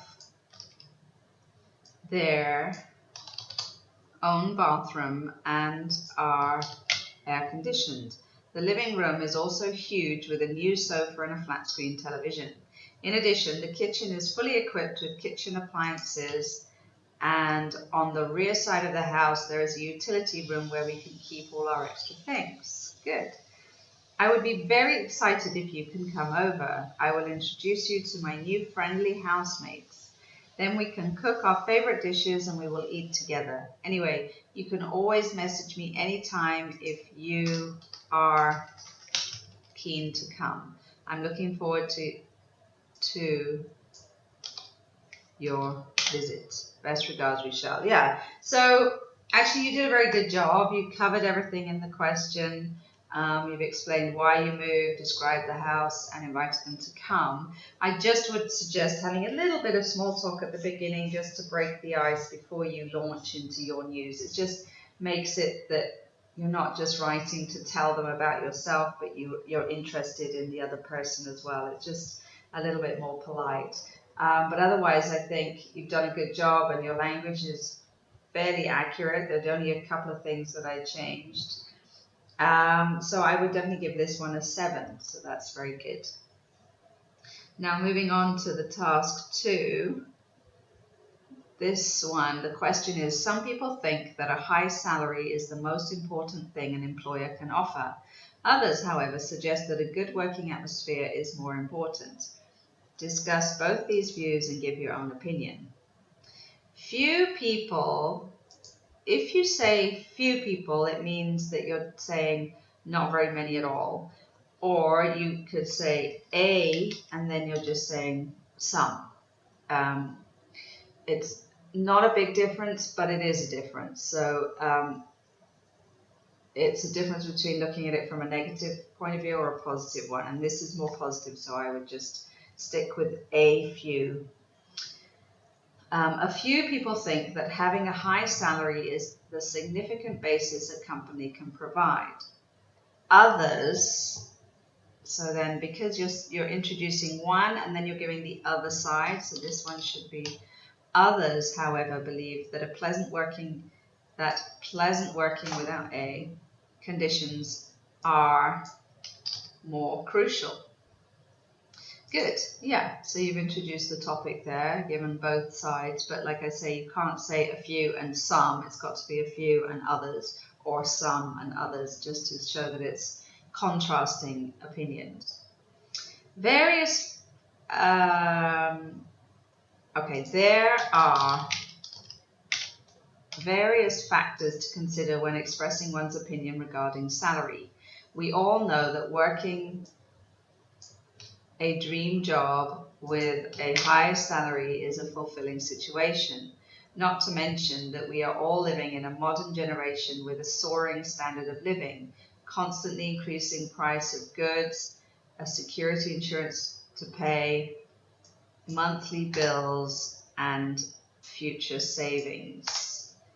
At least in order to maintain and be able to pay these life essentials, one must have a reasonable salary. Good, that's very well said. You list all the many things that we have to pay for, and therefore, yes, we can be idealistic and say we don't need money, but the truth is we do. So that's well said, very good. There are people who work so hard all their life, but in reality the contentment and passion to work is not in their heart. Mainly, some choose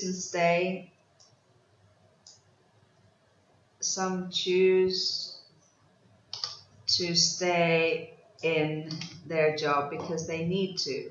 Having said that, cost of living and sustainability in life are the most concerning factors why one needs to stay in their job, regardless of whether they like it or not. You don't really say not at all, I just say whether they like it or not.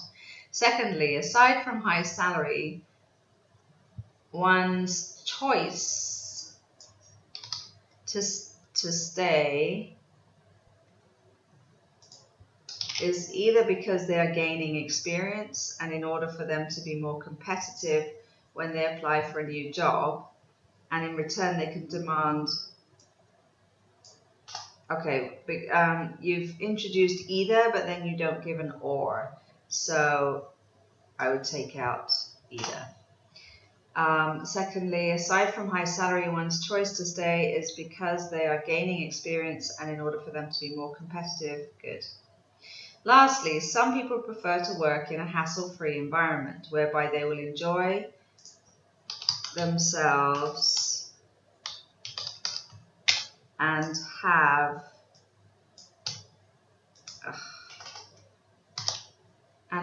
a good time while working. For them, pay is important, but whatever they may receive,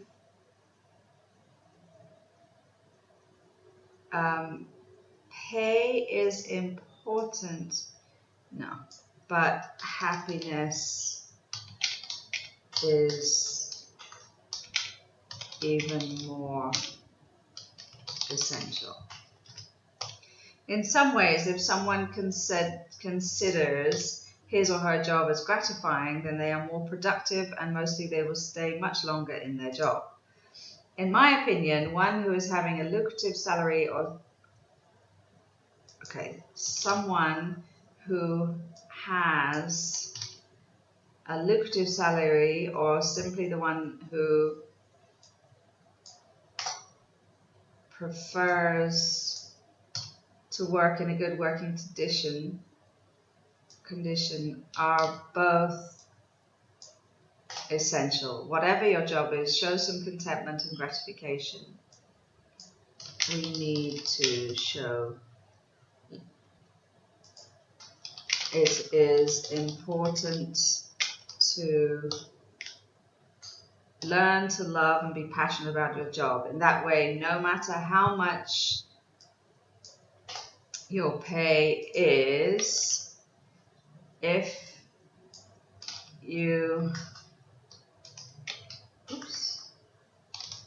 are content, then at the same time satisfaction in life will follow. Good.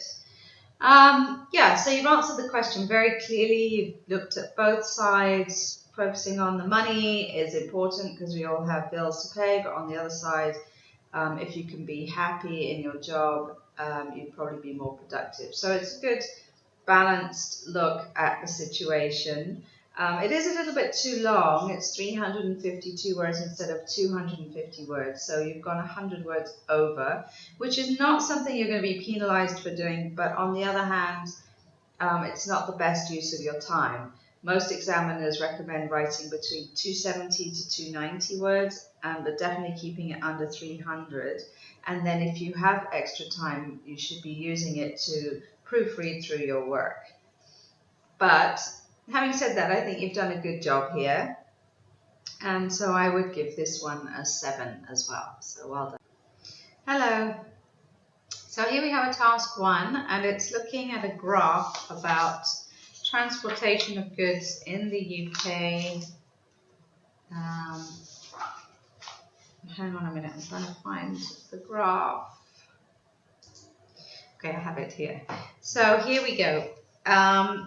This chart gives information about how many goods were transported by 4 ways over a 28-year with no S. Because you have period after year, then there's no S. If you just said over 28 years, then there would be an S. So a 28-year period from 1974 to 2002. In general, it can be seen that the movement of transportation measures that the movement of goods transported through roadways, waterways, railways, and pipeline. That the movement of goods were not the movement. That the goods, in general, it can be seen that the goods were transported through roadways, waterways, railways, and pipeline. That's like a tongue twister. It's very hard to say. To begin with, the yearly tons. We don't really talk about tons. I mean, tons is a weight, but when we talk, we're talking about quantity. Is a better term there. But the yearly quantity of goods transported by roadway was stable at around 75, not 75 tons, but 75 million tons. You can see on the edge there, it does say million tons, from 1974 to 1994. Followingly, I don't think followingly is the best word here. Consequently, it increased gradually to just above 100 million tons by the end of the graph.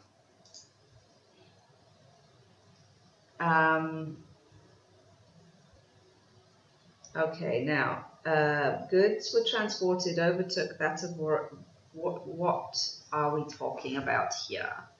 Water, overtook that of water. I don't know. Between 1981 and I don't know what you're talking about there. It was never the same as water. It didn't overtake ever. So I'm taking that out. It doesn't make sense. As far as railways, its transport began at railways at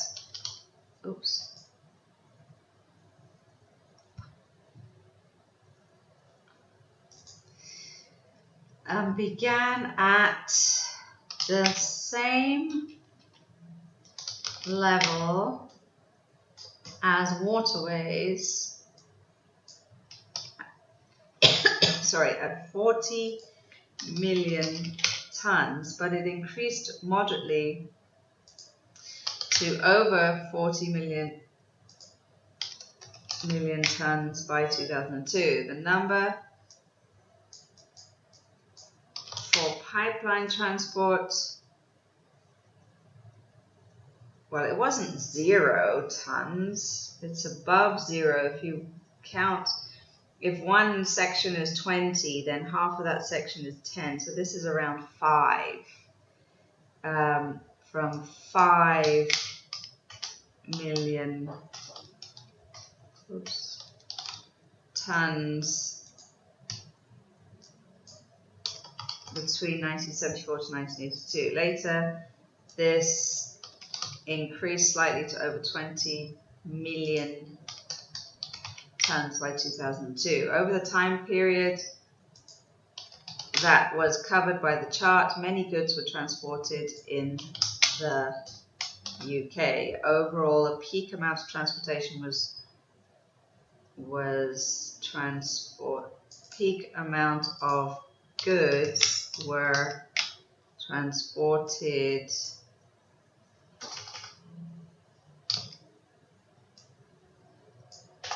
through roadways. Yeah, so obviously you've understood the information, but unfortunately by not putting million on any of the figures, what you're quoting is completely inaccurate. So you do need to be careful, and it is written on the graph, so there's no excuse to get that wrong. So you need to be a little bit more careful about how you read the graph and how you present the figures. And then there was some strange things that I didn't quite understand and I took out. So I would probably give this one a 6. All right, now moving on to the task 2. The question is, nowadays, many families have both parents working. Some working parents believe other family members, like grandparents, should take care of their children, while others think that childcare centres provide the best care. Discuss both these views and give your own opinion. Some working parents, not are, take the view that grandparents, no comma, should take care of their children. Other working parents hold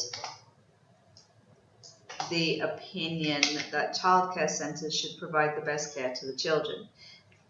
In my opinion, grandparents ought to take care of their grandchildren.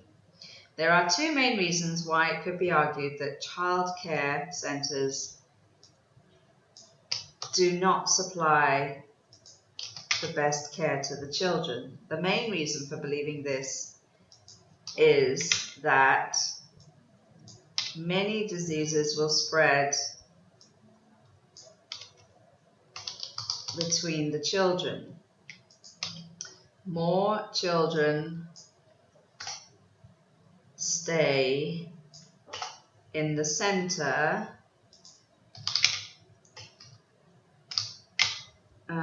many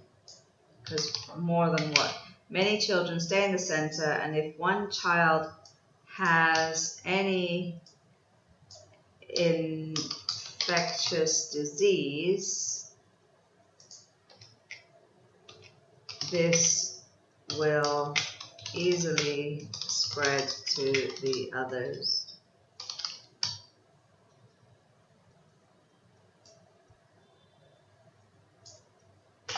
When they play together. Another reason is that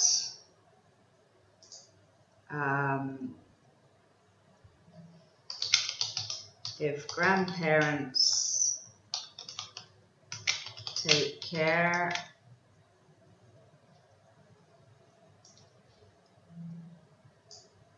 they will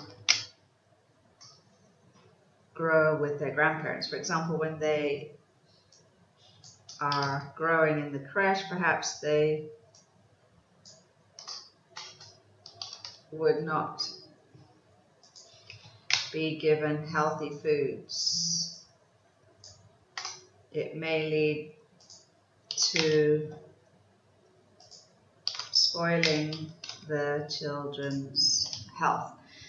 Okay, you've got some good ideas, but you're just throwing them all out there, and there's not really any logic to how you're organizing it. And this is something you really do need to work on.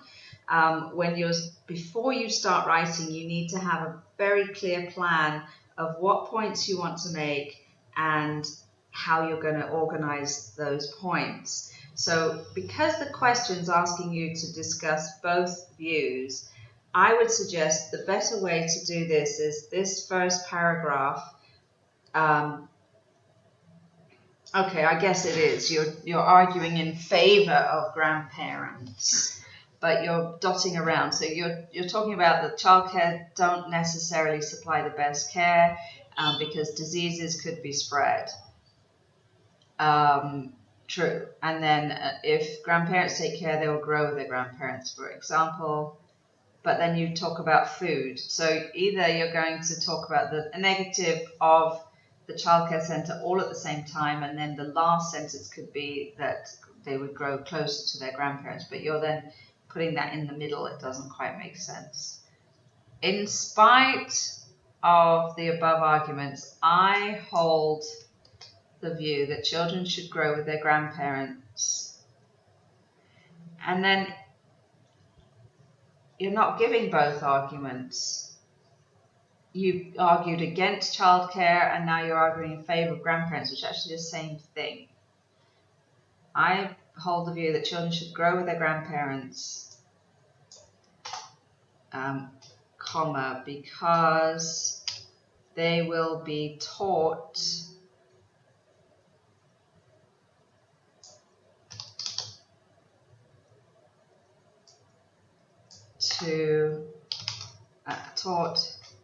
how to behave with good manners and to be respectful. I don't know why that's a question. Additionally, it's my opinion that children will learn their culture, traditions, and healthy food habits. Then they have been growing, then they will grow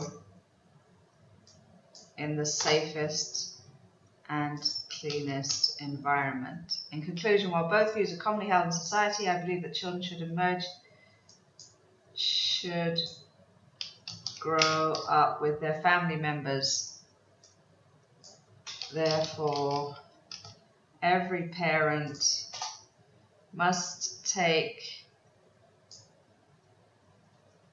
the decision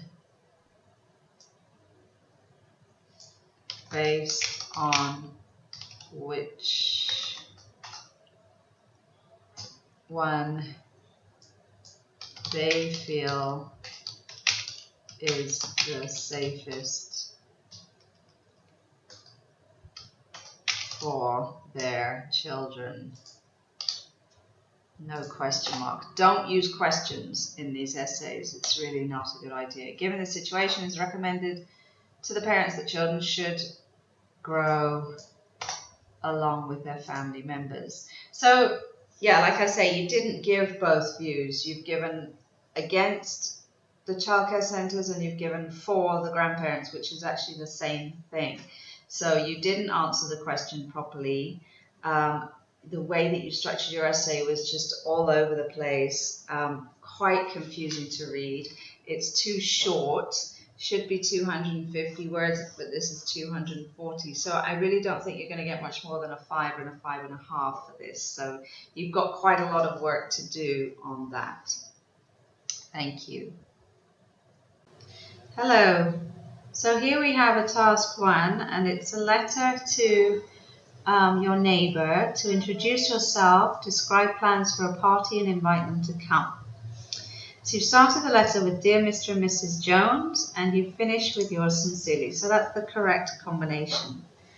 So Dear Mr. and Mrs. Jones, I am writing to inform you that I will be hosting a party in my flat on Friday evening. Lovely, great opening line. I do not believe we have formally met yet. I am ROmnick Yandan, and I recently moved into my new home right next to your unit. I'm originally from the outlying district of the town and decided to stay in this lovely condominium complex because my workplace transferred to the new office tower a few blocks away from our building. Lovely, again, beautifully written, very, very clear explanation of why you've moved and who you are. That's great. In this regard, there will be a karaoke night gathering that will start at 7 p.m. I'm expecting at least 20 guests and friends to arrive and celebrate a housewarming, it's actually one word, party with me. It will be all fun until the wee hours of the morning. That's nice. That's very English. However, we may cause a slight disturbance to you and your family due to the noise that will result from the music and laughter. I'm hoping that you would be considerate and let this pass just for this Friday night. I would be grateful if you could come over and share a drink or two with us and to finally meet in person. Yours sincerely, ROmnick Yandan. This is very, very beautifully written. It's very natural. It could definitely have been a native speaker writing this. I can't really find any fault with it at all. They were just housewarming is one word, but otherwise, this is fantastic. Did a very, very good job. So definitely an 8 for this one. Well done for that. Now moving on to the task 2. The question is, some people think that a car is the best way to travel in cities, while others believe a bicycle is a better way. Discuss both these views and give your own opinion.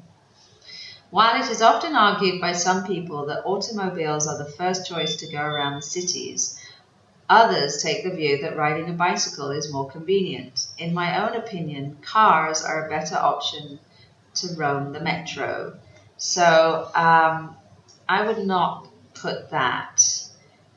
You've already mentioned cities and you're talking about cars being the first choice, bikes being the second. So really to say cars are a better option is enough because metro is not a word we use to describe a city. It's actually the word that's used in French to describe the underground train. So that doesn't make sense that you would use a car to roam the underground. So cars are a better option is enough in itself. On one side of the argument, there are people who hold the opinion that traveling, you can't go inside a bicycle.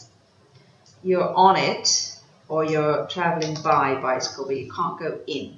Because literally, I mean, sometimes English doesn't make sense, but as far as prepositions like in, it definitely is something where you go inside. So you physically go into a car, and that's why we use in a car. But you cannot go in a bicycle, so therefore that preposition can't be used there.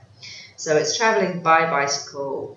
There are people who hold the opinion that traveling by bicycle would be the obvious choice of transport. The most compelling reason for believing this is that you can be fit and healthy at the same time. Starting a sentence with the word because is not a good idea, so I would just take that out and leave it as riding a bike. And bike is just a little bit too informal. I think you need to stick to the full term bicycle. Riding a bicycle requires physical labor, not manual. Manual is, again, it's quite literal. It's using your hands. Manual is with the hands. And the bicycle, you're not really using your hands an awful lot, except to just hold on to the handlebars. So it's not manual labor, but it's physical labor. So it requires physical labor and strength that causes muscles to work. It's like hitting two bones. No. So if you're going to use a phrase like this, which I actually wouldn't recommend, and a lot of examiners wouldn't because it's not really appropriate for an academic essay, but the correct phrase is killing two birds with one stone. Your body is being exercised while you are on your way to your destination. Another reason is that cycling along the city streets is good for the environment. You are not producing any carbon emissions into the atmosphere, therefore you are contributing to preserving the nature for the future generations. Despite the above arguments, I am of the view that moving from one place to another in the car is more comfortable. You would not have to deal with the heat of the sun or the pouring rain. For example, don't use contractions, so use full words. If it is raining, it is not possible to go to the place you want to be by bicycle. But in a car, it is hassle-free, even if the rain has a heavy downpour. Additionally, it is my opinion that riding in a motorized vehicle, it gives you total control of your journey in relation to time, which is very important in this busy lifestyle we are living in. For instance, you can drive within the maximum speed limit if needed in order to catch the next appointment without compromising the previous one. In conclusion, while both views are commonly held in society, I believe that the car was invented for a reason. It is to give us the efficiency and the freedom for our travel time. This is because cars are reliable in traveling at our own convenience with the weather and time. That time efficiency is the utmost luxury we can get. Yeah, so I mean, obviously you do know how to express yourself very well. This essay flows very well and very naturally, but there were some errors, for example, using metro and hitting two birds instead of killing two birds. And it is too long. It's 350 words instead of 250 words, which is not going to be counted against you, but at the same time, a better use of time is to make sure your work is accurate. So writing less but very accurate is better than writing more and making mistakes. So for this one, I would give it a 7.5. Okay, thank you very much. Hi, so here we have a task 1, and it's a letter to a shop manager describing a problem with a piece of equipment that you bought and explaining what happened when you phoned the shop. So you've started the letter, dear sir, and you've finished with yours faithfully. So that's the correct combination for this kind of formal letter. So that's good. So dear sir, I'm writing to express my dissatisfaction about my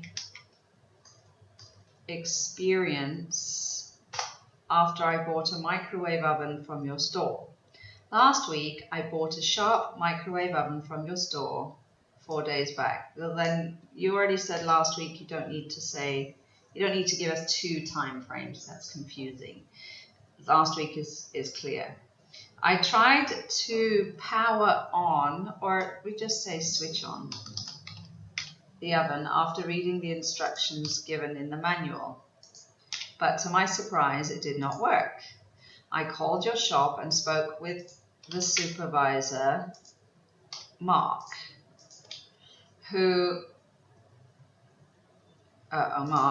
regarding this matter without the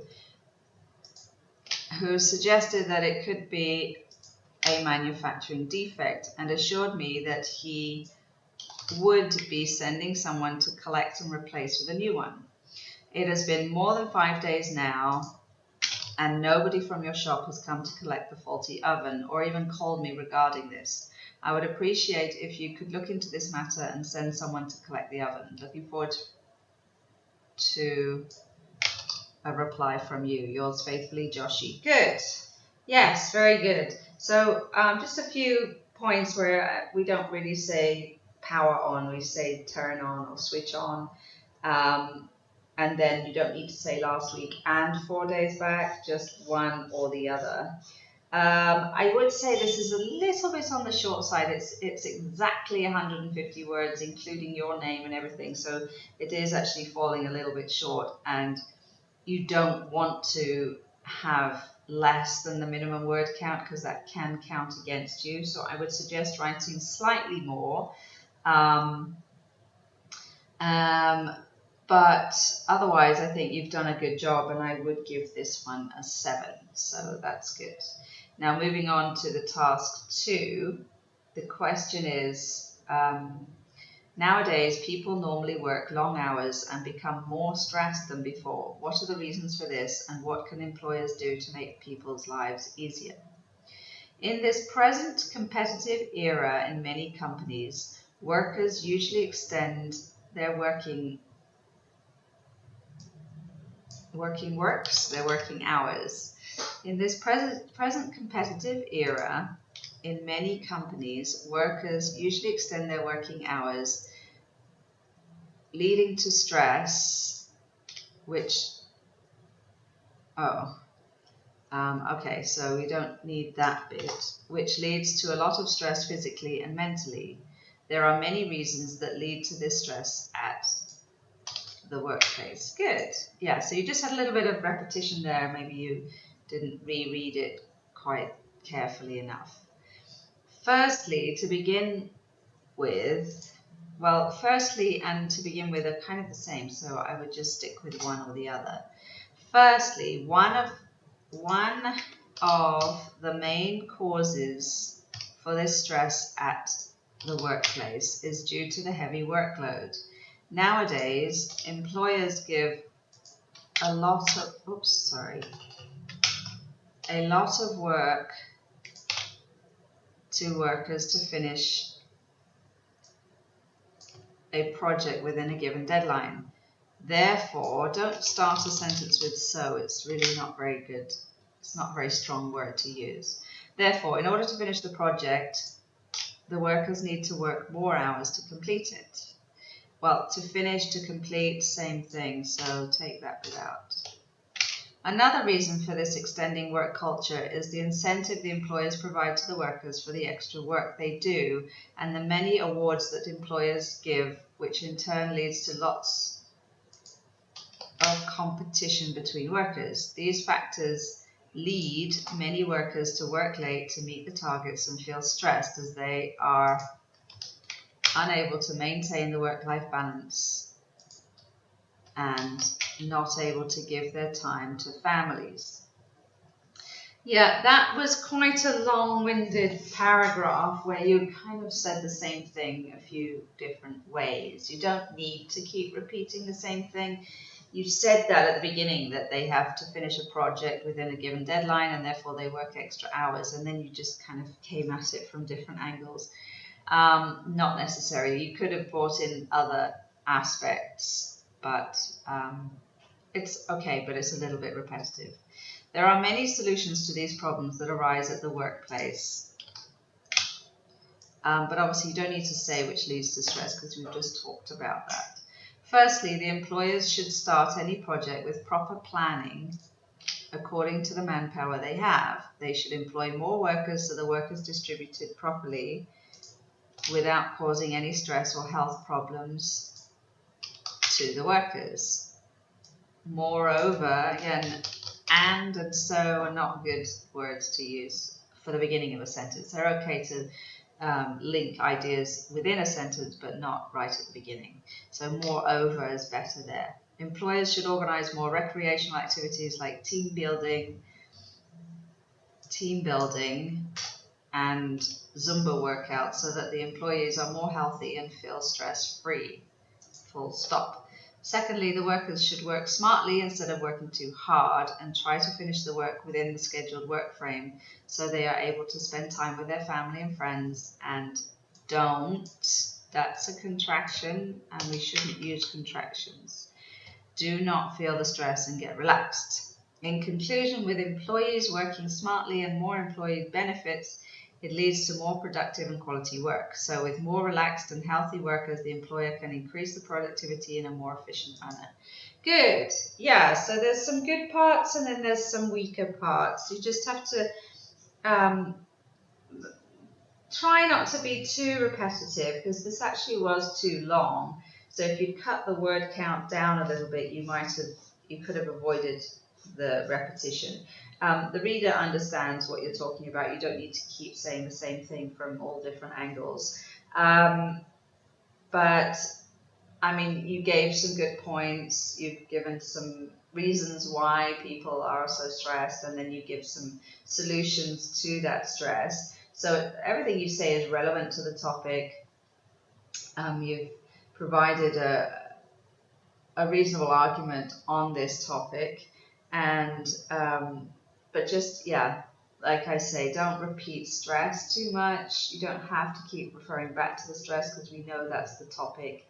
And just, yeah, try and think of a few more ideas to put in there. But otherwise, I think you did a good job, and I would give this one a 7 as well. Thank you. Hello. So here we have a task 1, and it's about, it's looking at a graph about goods transported in the UK by 4 different modes of transport. So the graph shows information data about the number of goods, with an S, transported by 4 different modes of transport over a 28-year period from 1974 to 2002.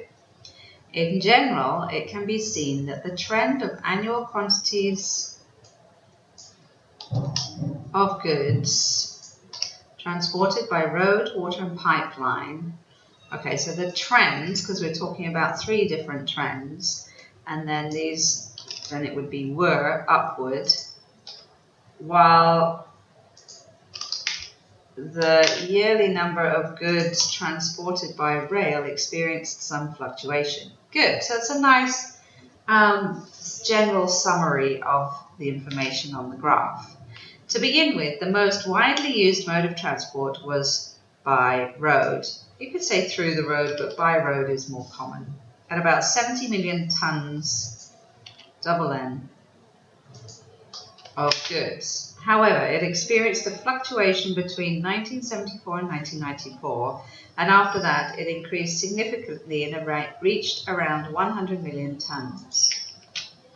As for water and rail modes of transport, these, because you're talking about 2, it needs to be plural, quantities began at a much lower figure of around 40 million tonnes. While the number of goods transported by rail became erratic in the following year and remained at the same point at the end, the quantity of goods transported by water increased yearly to over 60 million tonnes by 2002. Pipeline mode of transport had the lowest number of goods in the beginning. Following this, its number increased gradually to just over 20 million tonnes. This figure was more than 2 times its original one. Yeah, very clear description of the information given. You need to be careful that all the verbs should be in the past tense, because all of these years obviously have already passed. So there were times where you didn't use the past tense, but in the majority you did, and you reported on the figures very accurately. Your language is good. The structure of the essay is good. It works logically through the information. You give a general overview, and then you go and look at each form of transportation in turn. So I think you've done a very good job here, and I would give this one a 7. So that's very good. Well done. Now moving on to the task 2. The question here is, in some countries, the average weight of people is increasing and their level of health and fitness are decreasing. What do you think are the causes of these problems, and what measures could be taken to solve them? In various nations around the world, awareness of health and fitness are becoming sparse among people. Leading, not following an obesity, but leading to obesity as the main problem. There are several causes of this, but certain steps could be taken to tackle the situation. Yes, good. So just that one verb wasn't quite right, but the rest of it is a good way to introduce the topic. Various factors have contributed to the above situations. The main point is consuming unhealthy processed food that is known as junk food. Nowadays, food tends to be mixed with a bunch of chemicals. A bunch of chemicals is a little bit too informal for this kind of essay. So with several chemicals is a better term to use. I mean, we obviously, in spoken language, we say a bunch of this, a bunch of that, a bunch of bananas, whatever, that's fine. But when we're talking about a lot or several, it's better to use those terms rather than a bunch in an academic essay like this. So the food tends to be mixed with several chemicals with the aim to keep it longer, tastier, and cheaper, and of course high in calories. Such food results, okay, it's not the food, but eating such food results in a lot of health problems if it is consumed in large quantities. In addition, lack of activity has become a lifestyle habit recently. When people eat high-calorie foods and do not get enough exercise, fat will be deposited in the body tissue and people will become overweight, which also adversely affects their health and fitness. Excuse me. Good. Yes, true.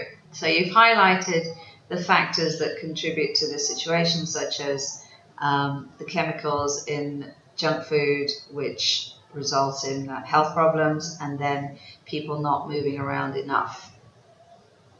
Various suggestion, well, various means more than one, and therefore suggestion needs to be plural. Various suggestions could be given in order to address the above. In the first place,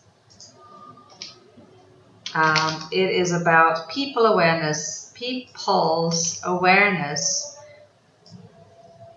of the dangers of eating junk food. Instead of buying junk food, people should be encouraged to make their own healthy food in their spare time and just keep it in the freezer, or you could say keep it frozen in the freezer and reheat it right before mealtime. This allows people to save time in their busy lives from cooking daily. This allows people to save time in their busy lives and avoid cooking daily. Another way forward could be for the government to enhance interesting public facilities for exercise to combat the sedentary lifestyle. Okay, if you put that there, that seems to be related to sedentary and it's not, so that needs to be moved. So the government to enhance interesting public facilities for exercise, such as cycling parks, sports parks, outdoor fitness facilities and so on, to combat the sedentary lifestyle. That way, that makes more sense. This will attract people to move around more, even in their chronic busyness. In conclusion, various factors have contributed to health and fitness problems, but this situation could be addressed by gaining people's awareness of healthy food and establishing some exercise facilities by the government. Given this situation, it is important that steps should be taken immediately in order to ensure the improvement of people's health and fitness in the country. Good. So you've answered the question, you've analysed the causes of the problems, such as the junk food and not moving around enough, and then you've given some suggestions, such as people making food, a lot of food all at once and putting it in the freezer, and then all they need to do is reheat it, and that will save them time, which is a very good suggestion, actually. It is something, yeah, it is something that everybody should think about doing. So there's a good suggestion. You just have to be careful about plurals, making sure if it's several, or suggestion obviously is more than various is plural, therefore suggestion needs to be plural. And then saving the spare time wasn't quite expressed in the best, clearest way. But otherwise, I think you've done a good job, and I would give this one a 7. So well done. Thank you very much. Hello. So here we have a task 2, and the question is, these days, fewer people are using bicycles as a form of transportation. Why is this so, and what can be done to encourage people to use bicycles more? So nowadays should be nowadays with an A in there. Not many people prefer to use bicycles as a common mode of transportation. Instead, with a comma, they prefer to have their own private vehicles. Motorized. Simply because a bicycle is a vehicle as well, and the difference is that there's motorized and non-motorized. A bicycle obviously is non-motorized. Motorbikes, cars are motorized. So you have to make that distinction. Otherwise, just saying their own personal private vehicles, a bicycle is a private vehicle too. So there are a number of reasons for this, but certain measures can be taken to improve the situation. Good. That's a nice, clear introduction to the topic. There are various reasons why the general public does not prefer to use a bicycle for traveling. One of those is that in today's fast-paced world, people want to save time in commuting, not commutation, commuting. They do not consider traveling as a productive affair and instead consider it as a waste of time, and this time could be better utilized for other activities. Furthermore, due to lack of paths for bicycles, people do not consider riding them to be a safe option. The majority of countries do not have a separate track for bicycles, making it difficult for the public to commute this way. You can still commute, but the point is commuting by bicycle. Yeah, so there's a few places where I had to add in some commas just to help with the general flow. And yeah, like I say, just added in commute this way just to make it clear you're talking about commuting by bicycle rather than just commuting in general. Various steps could be taken to encourage people to use bicycles more often. One of the important roles, because you're saying one of, that means there's more than one, and therefore this needs to be plural. One of the important roles can be played by the government. the development authority sector of the government could build up the dedicated lanes to promote bicycle riding. Also is not a great word to start a sentence, so I would change that to moreover. Underpasses could be built on crossings to make the commute much faster without any interruption. In addition to that, the government could launch a nationwide campaign to encourage the general public by showcasing the health benefits of using bicycles. You've got to be clear as possible. Additionally, the Go Green factor could be promoted in the cause of saving the environment and contributing to reducing global warming.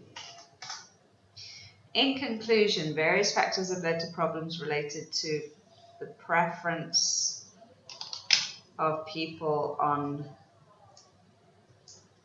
motorized modes of transportation, not common. Common doesn't really mean anything because it depends who you are. What is a common form of transportation? So it's the fact that they're using motorized modes of transportation. But this situation can be addressed by the launch of general awareness campaigns and by building the necessary infrastructure to speed up the commutes. Given the situation, it is highly recommended that the required steps should be taken immediately in order to promote use of bicycles more often. Good, so you've answered the question, you've identified why people are not using bicycles, in that they want to get to their destination quickly and the paths are not really very good. And then you give some solutions of what could be done to encourage people. You talk about creating underpasses and encouraging the general public by telling them how they would be helping the environment by doing this. So these are all really good and relevant ideas about this topic. And mostly your language is fairly accurate. You just need to be careful about using also to start a sentence. It's not a great word to use. And then some commas were added. And yeah, you were using commutation, which is not the right term. So there's a few things that I had to change, but otherwise it's mostly pretty good. And I would give this a 6.5 to a 7. So now moving on to the task 1. This is a letter to the manager of your insurance company describing an item that you lost, explaining how you lost it, and telling the company what you would like them to do. So you've started the letter, Dear Sir or Madam, and you finished yours faithfully. So that's the correct combination for this kind of formal letter. So, Dear Sir or Madam, I'm writing to inform you that during my overseas travel to Paris, I lost, because you're telling us it's in a specific point in the past, so you use the past simple. I lost my carry bag. Since my trip was already covered under travel insurance plan policy number INS-ASISH 001 by your company, I would need your assistance to claim for the lost amount. This carry bag was one of my favorites that I bought during my previous trip to Hong Kong. It contained, no comma, some valuable items like my digital camera model Sony T90, a digital planner, water bottle, towel, and some edibles. Overall, the cost of all the items was around 600 Singapore dollars. It was my carelessness that led this to happen. I boarded a taxi from the hotel to the airport. Boarded is usually for airplanes. I would say I took a taxi from the hotel to the airport. while getting out, not off, out of the taxi, I remembered to carry all my luggage. However, I did forget about my hand carry bag that was kept on the front seat. I realized the missing bag only when I was completing my check-in formalities. I immediately reported to the airport authorities and they helped me to connect with the local police. I launched a complaint of my missing bag in the Lost and Found department. My complaint number 270-32017 COM01. I would like the insurance company to cover the losses that falls under my travel insurance policy on the amount that was lost due to my negligence. I await your prompt response. Yours faithfully, Ashish. Good. Yes, so you've covered everything. You described your bag, although you don't actually tell us the color of the bag, which would have been a good thing, but it's okay. You described what was inside the bag rather than the bag itself. And then you described how you lost it quite clearly. But like I say, I wouldn't use boarding for a taxi. Boarding is really only for ships and aeroplanes. So taking a taxi is a better verb. But otherwise, you explained all of that very clearly. You gave some policy numbers, which is always a key thing to give in these kind of letters. So I think you did a good job, and I would give this one a 7. Well done. Hello. So here we have a task 2, and the question is, in some countries, a great proportion of criminal acts are committed by teenagers. Why is this happening, and what can be done to deal with this? One of the main problem, okay, so one of means there's more than one, and therefore problem should be plural. One of the main problems of many nations, not a capital N, around the world is the continuously increasing number of young people involved in crimes. Continuously is the adverb because it's describing increasing, which is a verb. So that's why you can't say continuous increasing, it has to be continuously. There are a number of causes of this, but there are certain solutions that could help to prevent this from happening.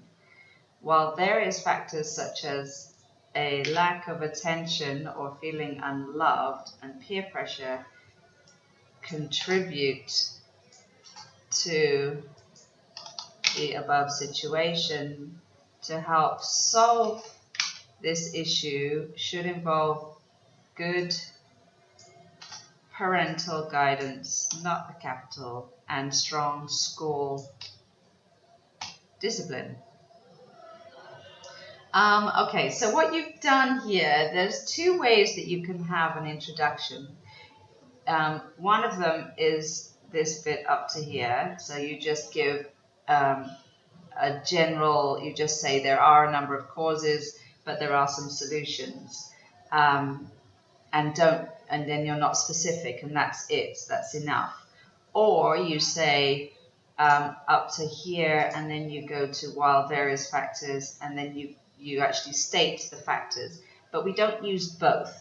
So in that you've stated some factors, I'll take out this part and leave it like that. So it doesn't really make sense to have the general one and the more specific one. So that's a much better thing. You just stick with the specific. So there are several causes of this problem. And the main one is lack of parental guidance. Parental doesn't need to be a capital P. It's not a a noun that needs to be capitalized. So parental guidance with a small p is fine. Most young people, not all, need some attention, especially from their parents. And again, that's not a capital P. But is fine for linking ideas within a sentence, but it's not good to start a sentence. So I would change that to however, due to both parents, again, not a capital P, working, they have no time to spend with their children. This leads to a feeling of being unloved, and the children start to seek attention from others. Sometimes teenagers do something bad without knowing the consequences. It is just and only are about the same meaning, so you don't need both. Just to gain some attention from their parents. In addition, young people nowadays have different peers or groups of friends.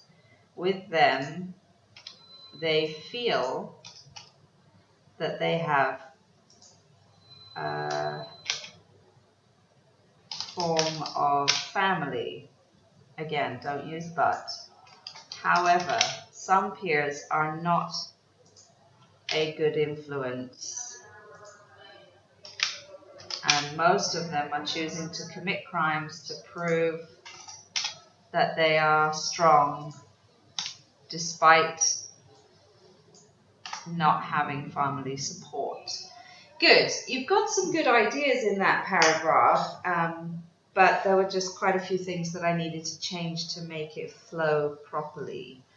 You need to be clear who you're talking about, so I added children in there, and yeah, just not starting sentences with but and things like that. Various possible courses of action could be taken to tackle the above issue. In the first place, comma, parents, not a capital, have the major role to play with their children. They should prioritize their children even if they are busy at work. Parents need to spend time like making some discussions about what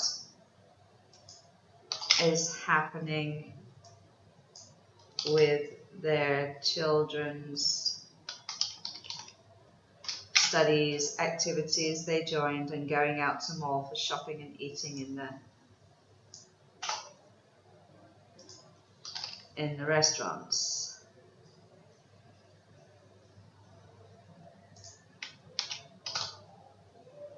In this case, teenagers will feel that they are important even though their parents are busy working. Another way could be for schools to strictly teach and always give support to their students. Schools are considered the second home of young individuals as they spend a lot of time in school. You don't need that. Therefore, school must have more activities and encourage their students to participate in many programs like team games that engage in physical activities showing support to each team. I therefore conclude that committing crimes that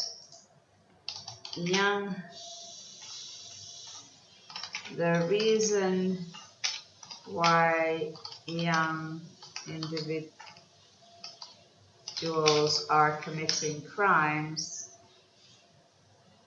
is due to lack of family support. Therefore, therefore, this situation could be addressed by means of all parents showing full support to their children. In this case, teenagers will feel that they are loved by their family and have importance to them. Young individuals will choose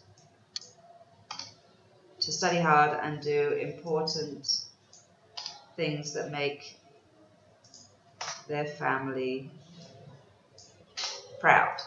Okay. So you've identified that these crimes are happening because teenagers are not spending enough time with their parents, and therefore the solution is to spend more time with the parents, and also for the schools to give more activities to keep the teenagers busy. So these are all really good points. Now, what I would say firstly is that this is too long. It's 409 words instead of 250. You're not going to be penalized for writing too much, but on the other hand, you won't get any extra points. And it's better to keep the word count closer to the minimum. Most examiners actually recommend writing around 270 to 290 words, and then focusing on accuracy rather than on quantity, because there were quite a few errors being made here, which perhaps you could have avoided if you'd written less. I also do say you need to do these practice tests under time conditions, because if you take 2 hours to write this, it's not a realistic impression of what you could do in 40 minutes in the actual test. So when you're doing these practices, be very strict with yourself. Give yourself 40 minutes to do the essay, and you have to stop. That way you know for sure what you're capable of doing in that time frame. So for this one, because of all the errors, I would give it a 6. Now moving on to the task 1. This is looking at a graph about predictions of number of students going to be studying 3 world languages. So the line graph illustrates how many students will be studying 3 different languages over 10 years from 2020 to 2030.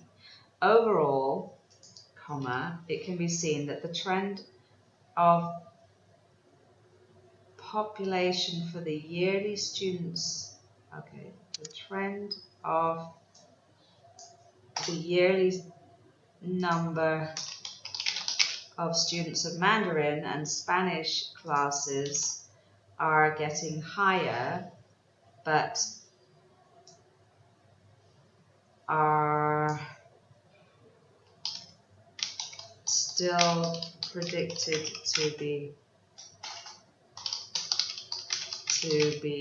less than the number taking English courses. To begin with, during the first year of the decade, English class is expected to have around 500 million students, while there is predicted to be 100 million for Mandarin and 200 million students taking Spanish class. These 3 major languages not dramatically increased, because you've got to think the years that we're looking at are all in the future, so you can't use the present perfect to talk about the future. You need to be using future tenses, and because these are all estimates or predictions, you need to be using that kind of language. So these 3 major languages are expected to dramatically increase in numbers of students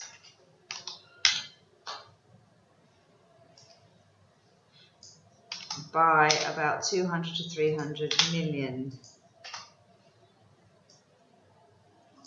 for the next 4 years. During the fourth quarter of the decade, Mandarin and Spanish class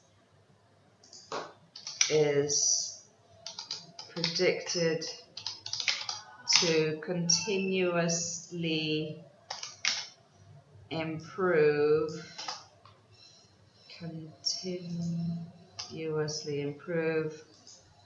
until the end of the year 2030, by which time they will have a total of 580 million students taking Mandarin, followed by 500 million for Spanish class.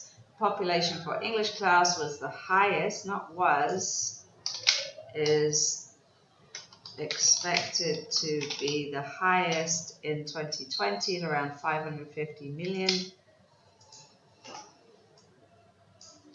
students. It's slightly decreased. It is predicted to slightly decrease during the fourth quarter of the decade and begin to rise again in the following year until the end of the graph, with a total of 750 million students. This means that a huge number of people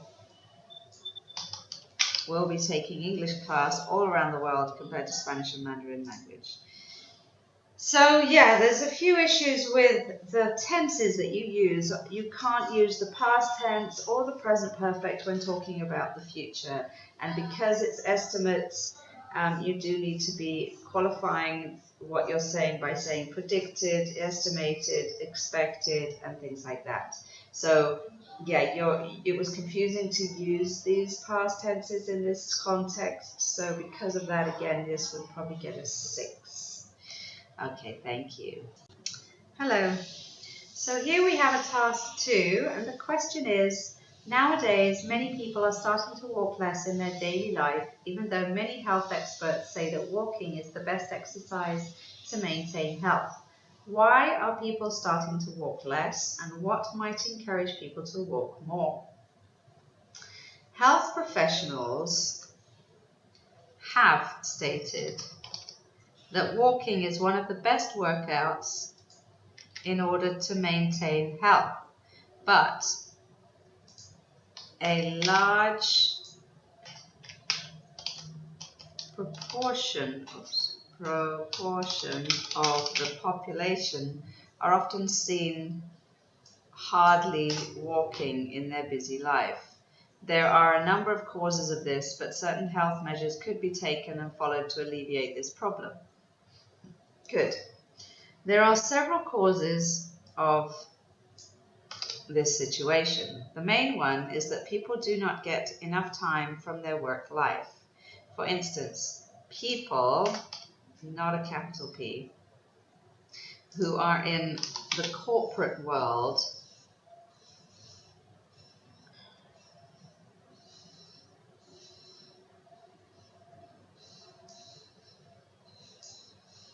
have to be attached to their working environment by email or phone in order to meet organization goals. This leads to people becoming unhealthy from skipping exercise options like walking. Also is not a great linking word to use. I would change that to moreover.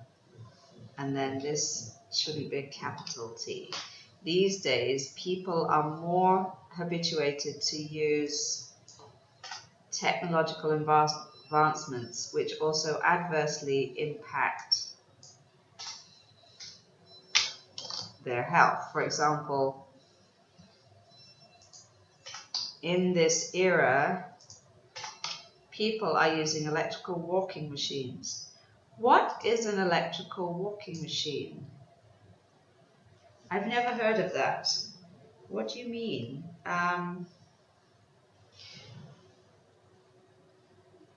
People are using other forms of transport, I would say. I don't know what an electrical walking machine is. I know, what do you call it? The treadmill, but you don't actually go anywhere on a treadmill. So I don't know what that is. So I just changed that. Other forms of transport, most of the time, even for nearby destinations, rather than walking. And that leads to being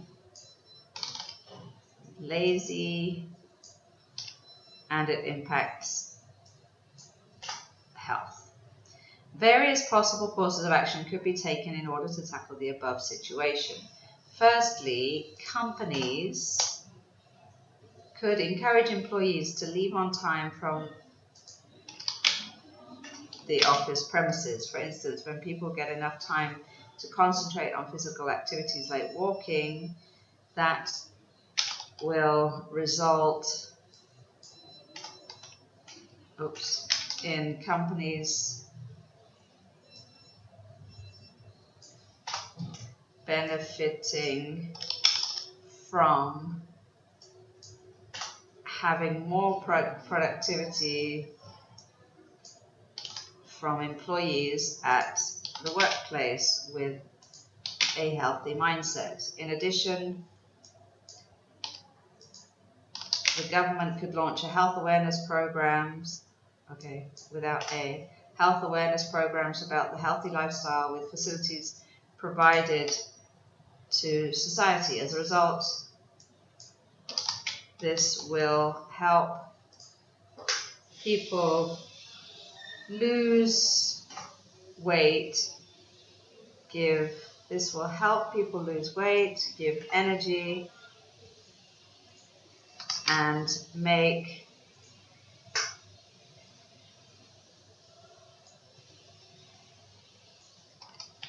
them happier and reduce stress levels. Secondly, the population should limit the usage of electrical walking machines again. What is it? Of motorized vehicles. Motorized vehicles for nearby destinations. The result will be that people would dramatically improve in walking to maintain health. In conclusion, various factors have led to these problems. However, this situation could be addressed by the launch of health awareness programs and limiting the usage of electrical equipment in order to habituate more walking. Okay, so like I say, I don't understand what an electrical walking machine is. If you can let me know, maybe it is a real thing, but I've never heard of it. So that's a strange use. I would say motorized vehicles as an alternative to that. There's very strange use of capital letters, and I think it's because you've added in linking words, but you haven't changed the original capital letters, but it makes it really strange to see, and it's not a good thing to do. So you do need to really proofread your work very carefully before you hand it in to make sure there are not any strange capital letters in the wrong places and that you've used your punctuation properly. But you have answered the question. You've talked about why people are walking less, because they're working all the time, and then you give some solutions to help people walk more. So you've answered the question, you've given some valid points. Just need to be careful about usage of capital letters. So I would give this a 6.5. Okay. Hello. So here we have a task 1, and it's looking at a graph about 3 sectors of the economy in the UK from 2000 to 2010.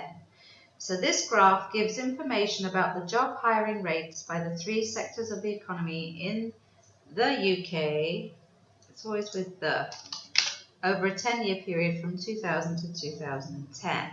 Great, that's a really good introduction, very clear and concise. I would just leave a space in between these paragraphs there. In general, comma, it can be seen that the trend for the public sector and self-employed was upward, comma, while there was a downward trend in the yearly hiring rate in the private sector. Great, yes, again, nice summary of the whole thing. To begin with, the yearly employment rate for the public sector remained stable from 2000 to 2003. Subsequently, it increased to around 48% and 49% from 2004 to 2005 and 2005. Yes, respectively. Its employment rate overtook that of the private sector in 2004, making it the highest, too many these, the highest employment rate from 2004 to 2010. As for the self-employed, its employment rate began at a much lower rate at around 18% in 2000. Although the employment rate fluctuated below 20% from 2002 to 2005, self-employed sector managed to improve the hiring rate to around 25% in 2006, ending with 30% in 2010. This figure is 10% more than its original rate in 2010. I think you mean in 2000. The job hiring rate for the private sector was the highest in 2000 at around 48%. There was a gradual decline in its hiring rate from around 48% to 20% from 2001 to 2010. This meant that it had the lowest employment rate among the 3 sectors in the UK economy in 2010. Yeah, this is well done, very well expressed. Just a couple of places where you slipped out of the past tense, but this should be consistently in the past tense because obviously being in 2017 right now, all of these years are definitely in the past, so you can't ever use the present tense to describe what's being shown there. But otherwise, I think you did a very good job. I definitely would give this a 7.5, possibly an 8. So well done, that's very good. Now moving on to the task 2. In some countries around the world, the number of people using bicycles as a form of transportation is decreasing. Why is this so, and what can be done to encourage more people to use bicycles? The number of people in various nations around the world who are using bicycles as a form of transportation is becoming less. Okay, or you could say is decreasing. Not that becoming less is bad, but decreasing is a better term to use. There are a number of reasons that put people off cycling, but certain steps could be taken to improve this situation. Yeah, that's great. Put people off is a good phrase, shows that you understand how to use the language quite well. The most compelling reason for this is the lack of information about the health benefits one can get from cycling. Cycling is considered as an exercise that is beneficial for our body and our health as well. Riding a bicycle decreases our stress levels and improves our posture. Yeah, true. Another reason is that people worry about their safety. Roads were not made just for cars, but nowadays they certainly dominate the main roads, and most drivers drive dangerously. Yeah, I don't really like to use drivers drive, visitors visit, things like that. So to avoid that, Most drivers have dangerous habits, should we say that, to avoid that double drive. As a result, most people would prefer other types of transportation than riding their bicycles. Lastly is the lack of parking facilities. Various places, like train stations, working places and malls, do not have enough parking space for bicycles. That makes cyclists frustrated and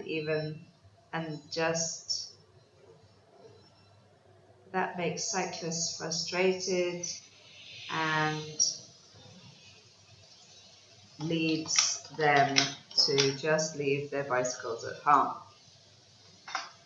Various courses of action could be taken in order to tackle the above.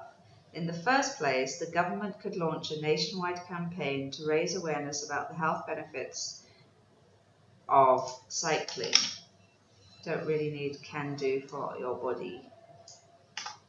For instance, the Sports Commission could set an event which will tackle the importance of biking and its positive effects to us and to our environment as well.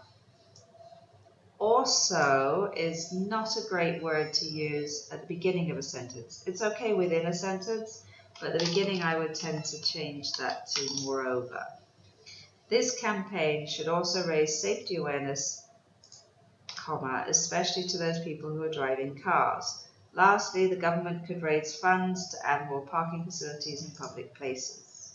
Good. In conclusion, lack of information about the benefits, safety, and a few parking facilities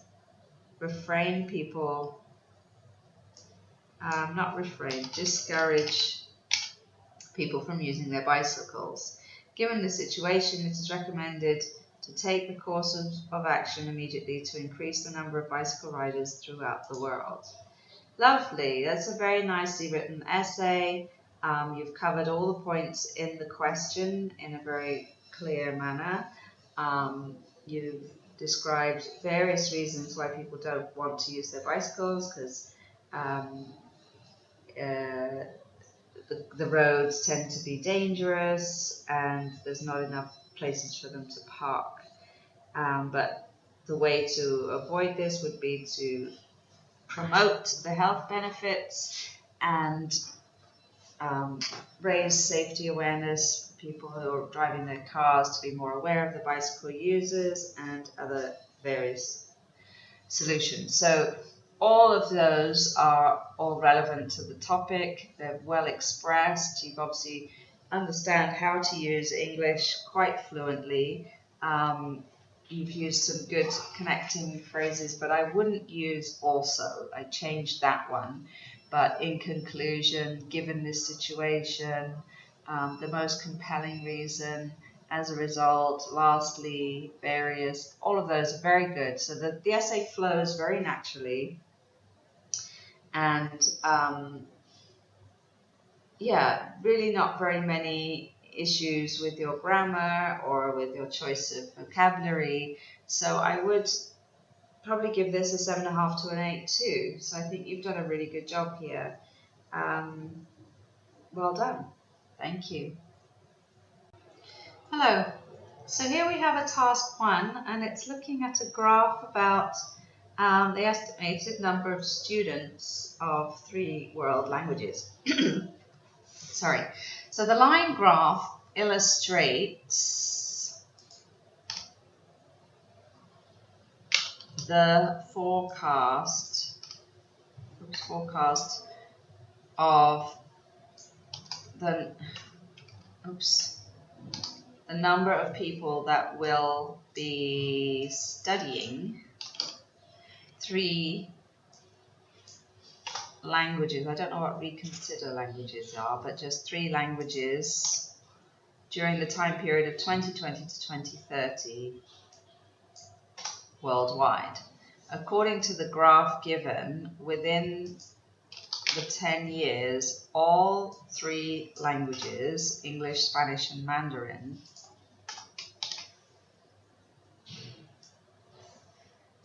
not education, will have increased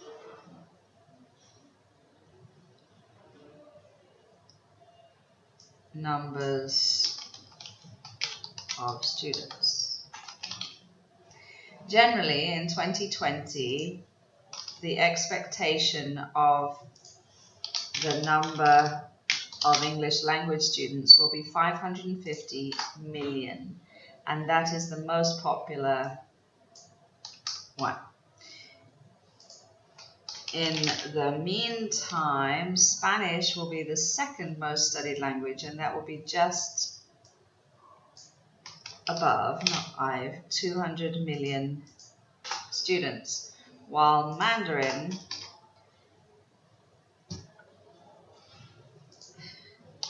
is expected to be in last place.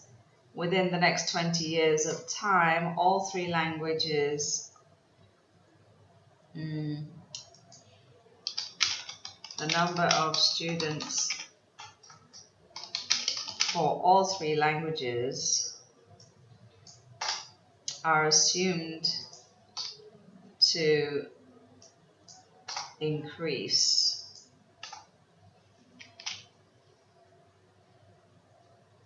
in almost the same order. That will be English will rise by up to 700 million, Spanish and Mandarin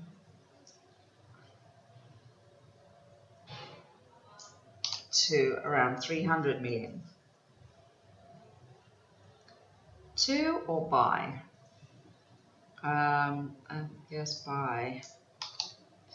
In the year 2026, the prediction of Spanish and Mandarin education will be faced.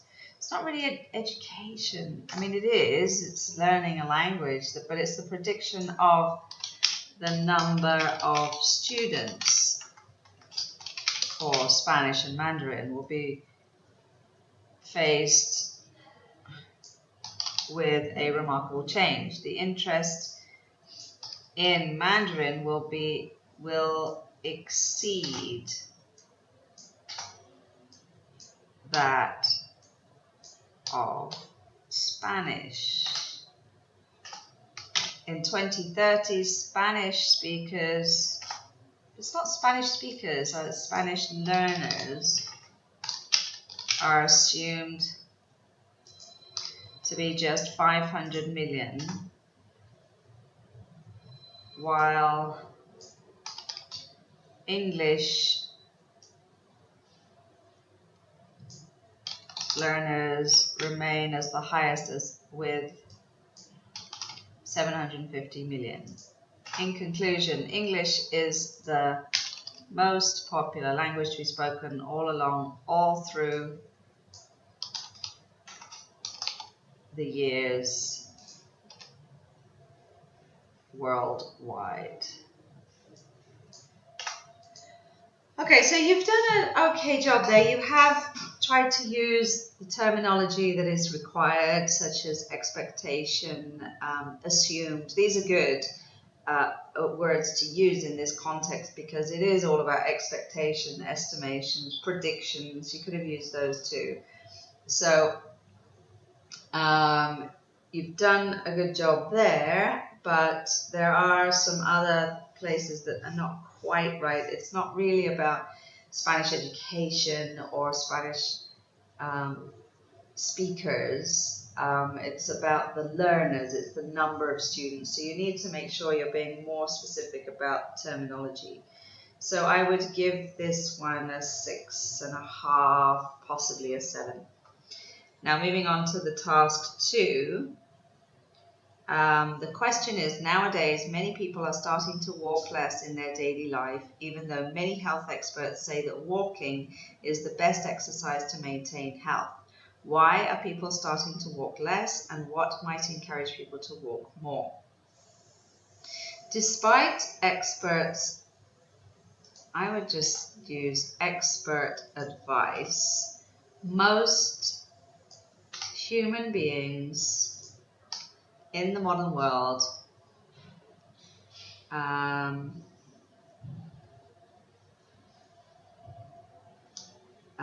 stay, not has been, stay far away from outdoor activities. In fact, embarrassing, higher risk. Embarrassing is not the right word in this context.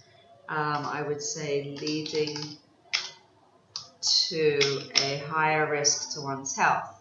There are many reasons for this matter, but this could be alleviated as discussed in the following essay. In the first place, humans' busy lifestyle has transformed them into robots. From the time or from sunrise till sunset, people are busy either commuting or finishing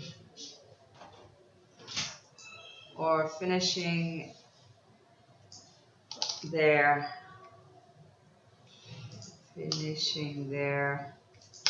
workload.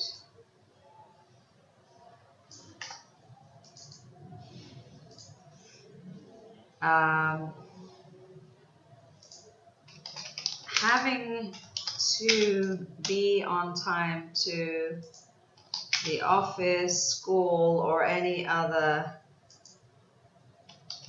appointment, I don't know what pint mean, encourages them to use a vehicle rather than walking, even for a short distance.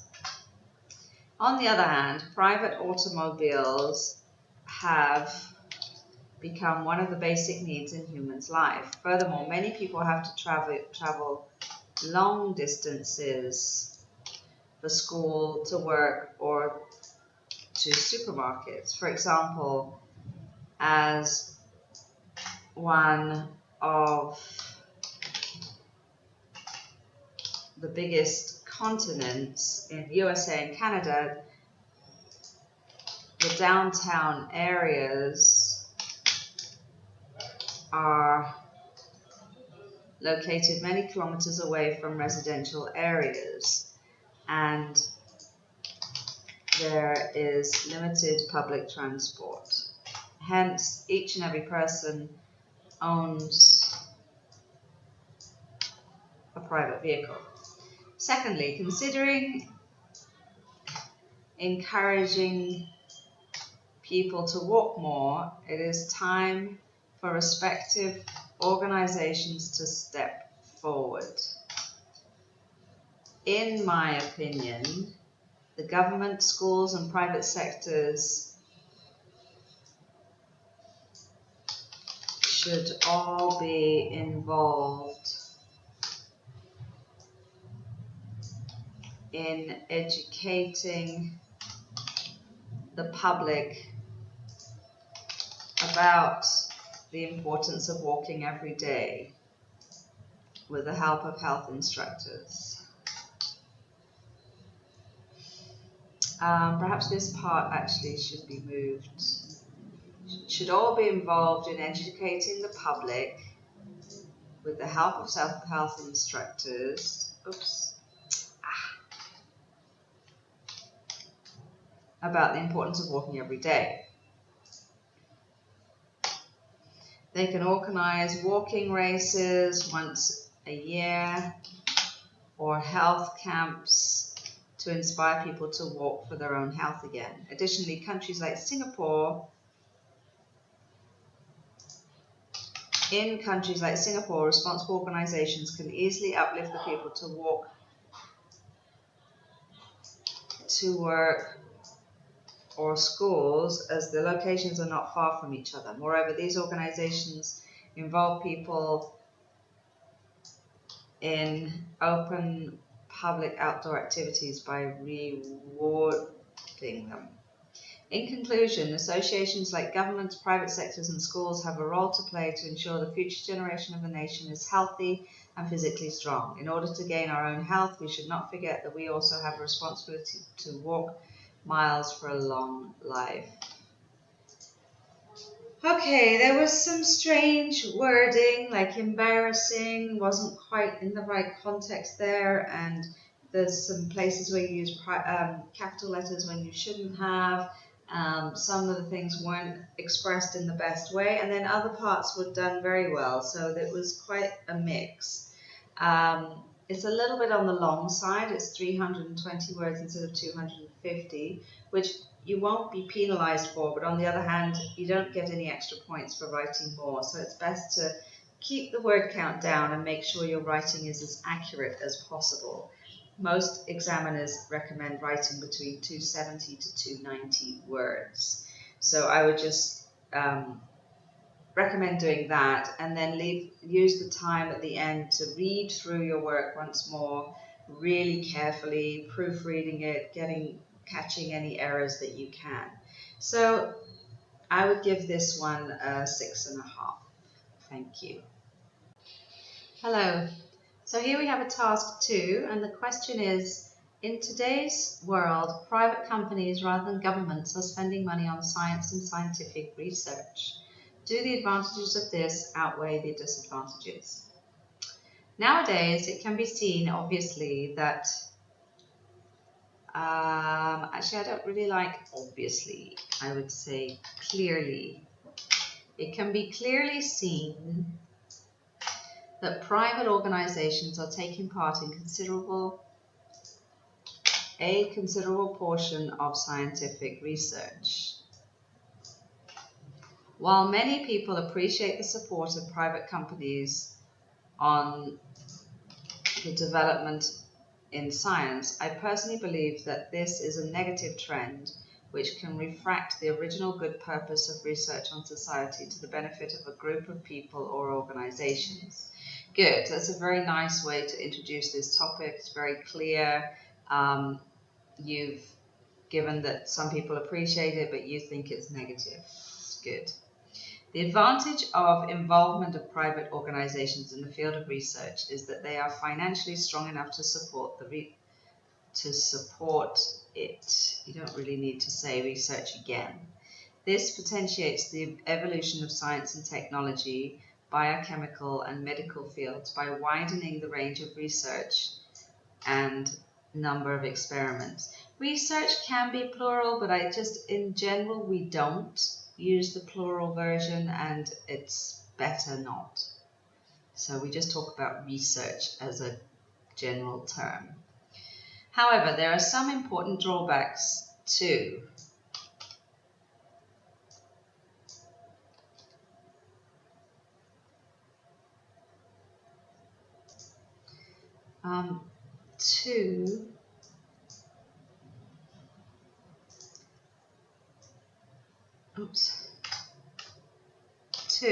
There are some important drawbacks to private funding research that should be considered seriously. One of the major disadvantages, if you say one of, therefore there's more than one, and this must be plural, is the fact that businessmen may take advantage of the scientific projects they're supporting for their own profits.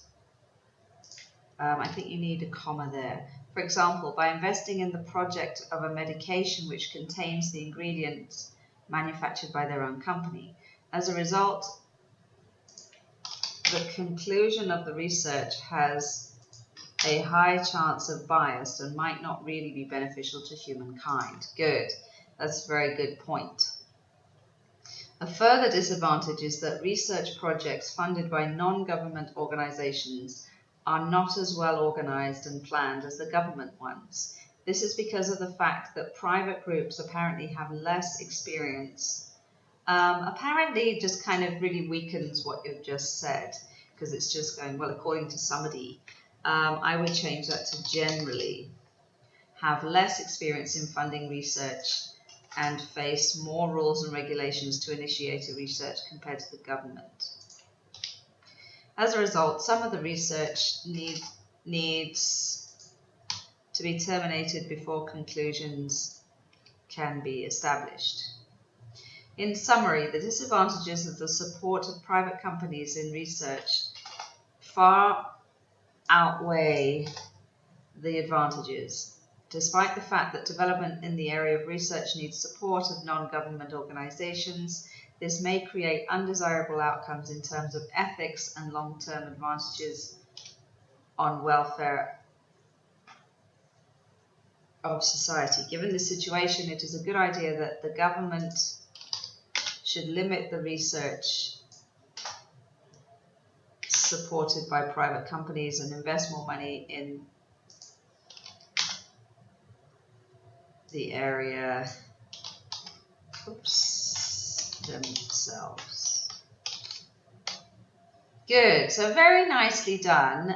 You've talked about the advantages and that they have the financial support to do them, but the disadvantages are that they could be pushing certain products to benefit themselves, and that's a very good point to make, and is one of the main problems here. So this is a little bit on the long side. It's 326 words, where the minimum word count is 250. Now, you're not going to be penalized for writing too much, but on the other hand, you won't get any extra points either. So it's better to keep closer to the minimum word count. Most examiners recommend 270 to 290 words as being the optimum length. And then you can really focus on keeping it as accurate as possible. Having said that, this is a pretty accurate essay. It's very well expressed. There were only a few things that I needed to change. So I think you've done a good job. Yeah, so I would give this between a 7.5 and an 8. So well done. Thank you. Hello.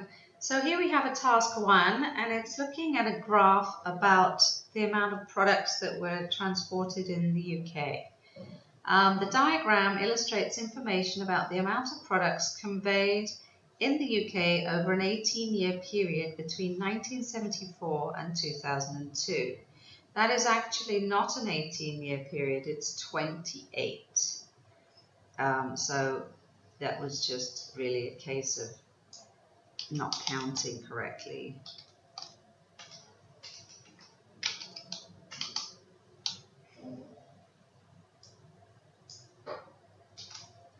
So over a 28-year period between 1974 and 2002. So if you're going to give the timeline, you need to make sure that you've got it right. So just be a bit more careful there.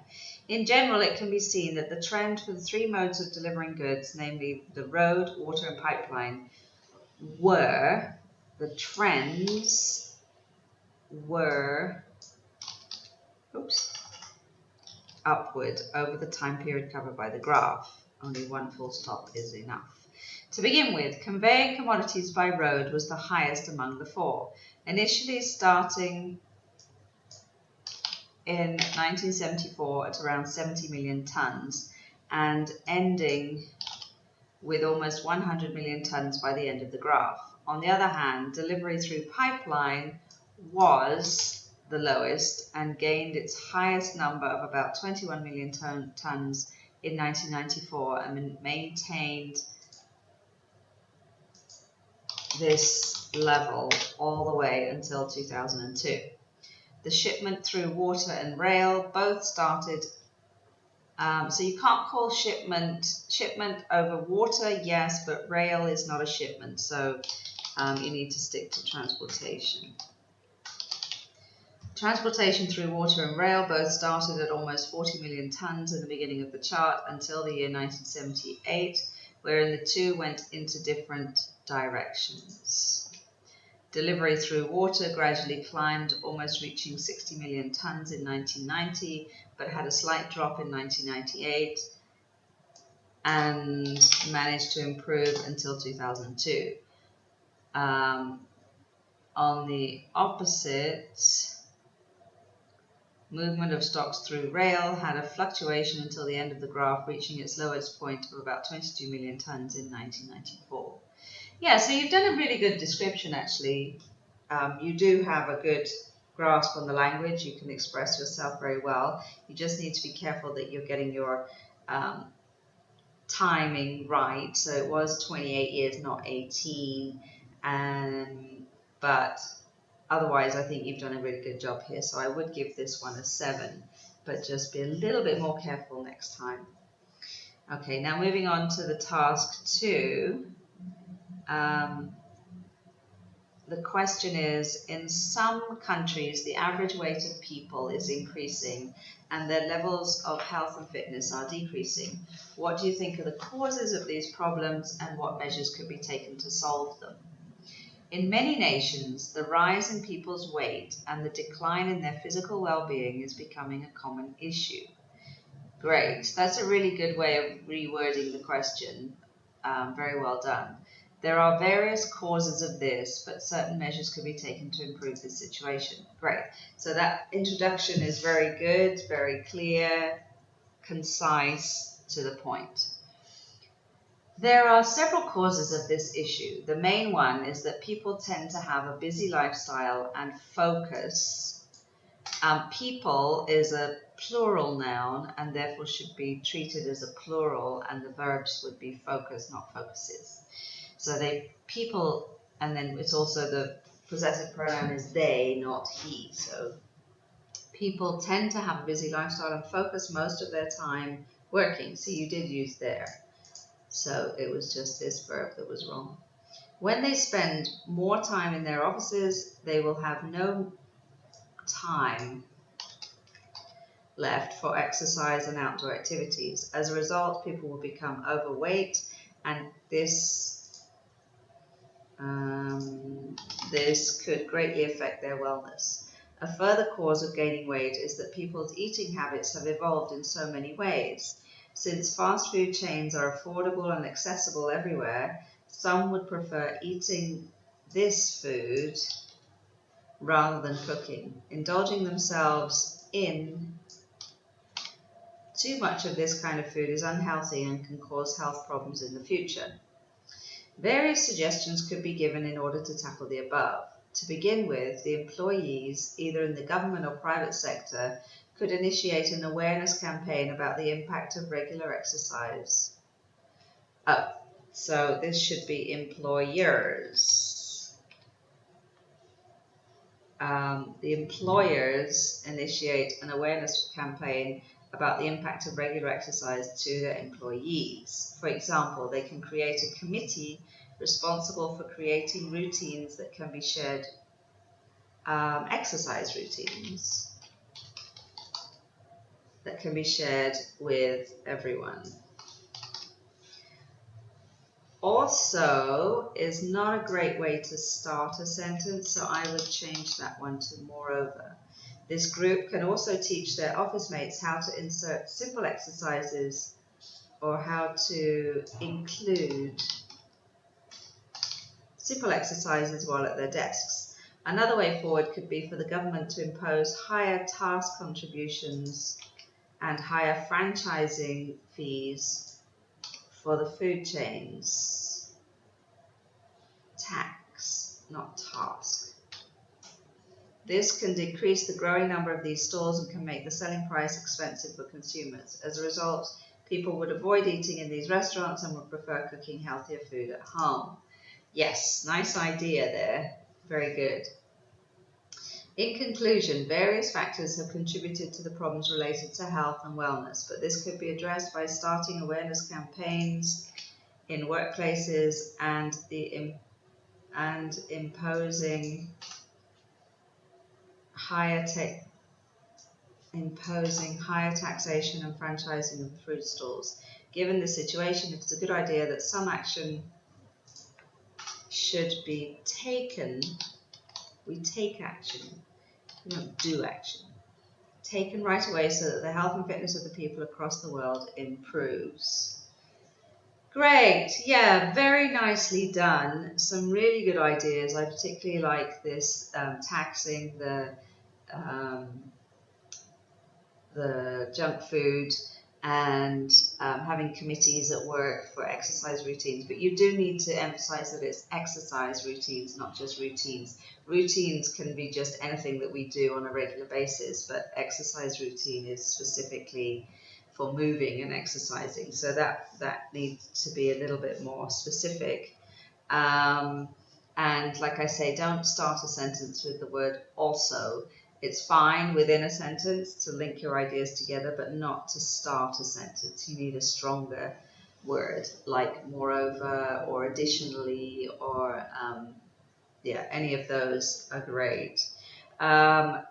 Secondly, this is a little bit too long. It's 342 words instead of 250, where you don't get penalized for writing too much. You also don't get any extra points. So a better use of your time is to stick closer to the minimum word count and just make sure that everything you've written is as accurate as possible.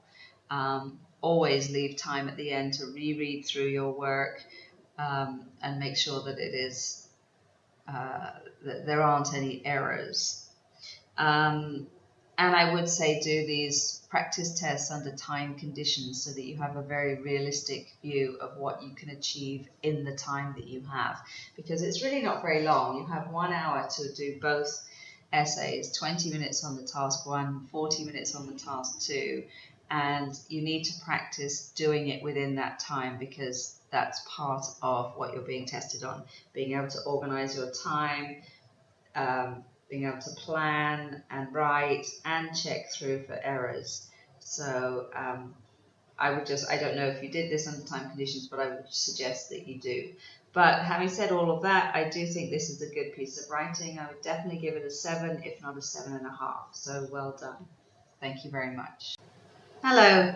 So here we have a task 1, and it's a letter to, I guess, your neighbor. Yes. It's always good if you can give me the question as well as your answer, so I can make sure you are answering every part of the question properly.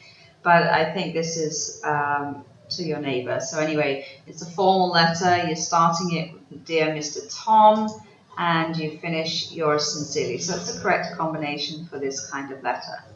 So Dear Mr. Tom, I'm writing in regards to the party that will be held tomorrow evening at my place. My name is Junel. I am working as a bar manager in a microbrewery. I have not had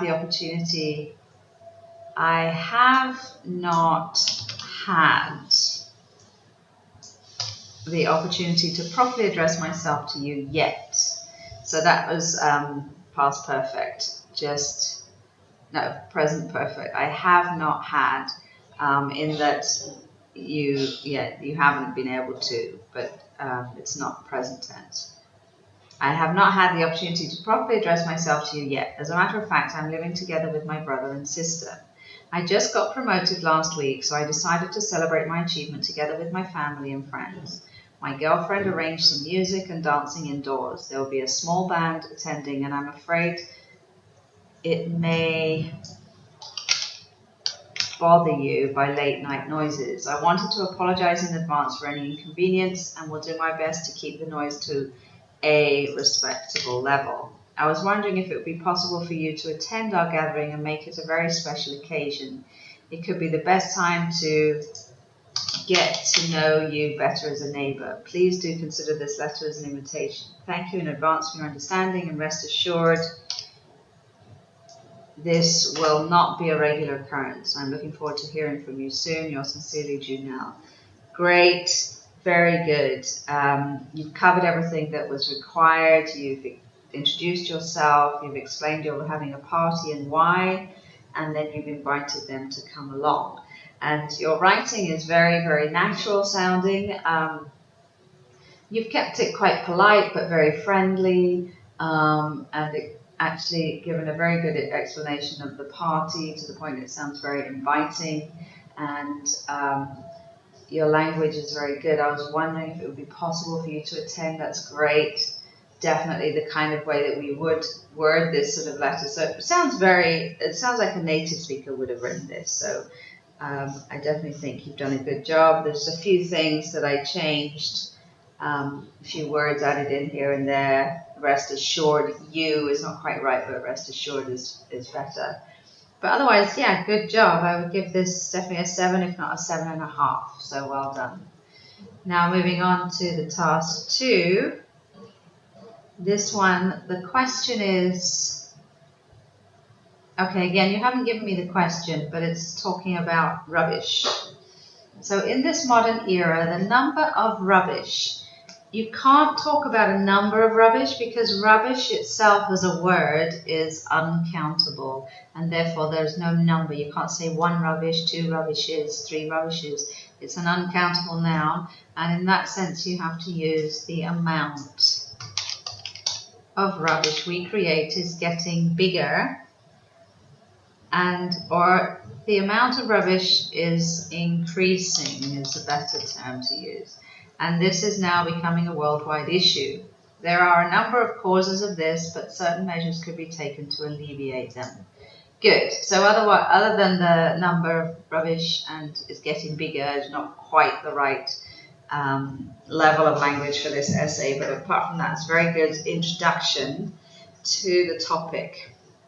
So that's good.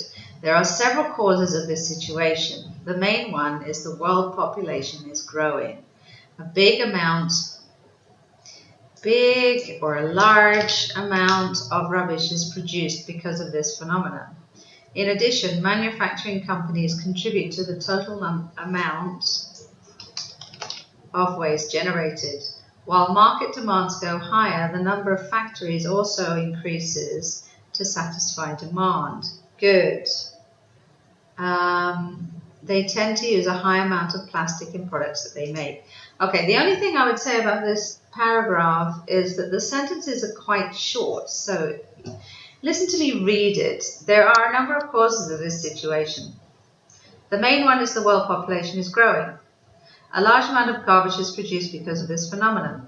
In addition, you see, I mean, I'm over-exaggerating it, but by making your sentences so short, it's really breaking up the natural rhythm of how we would speak. People don't speak like that, and so we don't write like that either. You need to try and combine. So there's several causes of this situation is fine by itself. The main one is the world population is growing, and so then you could just join those, and a large amount of garbage is produced because of this phenomenon. That way, that flows better if you can hear the difference. In addition, manufacturing companies contribute to the total amount of waste generated.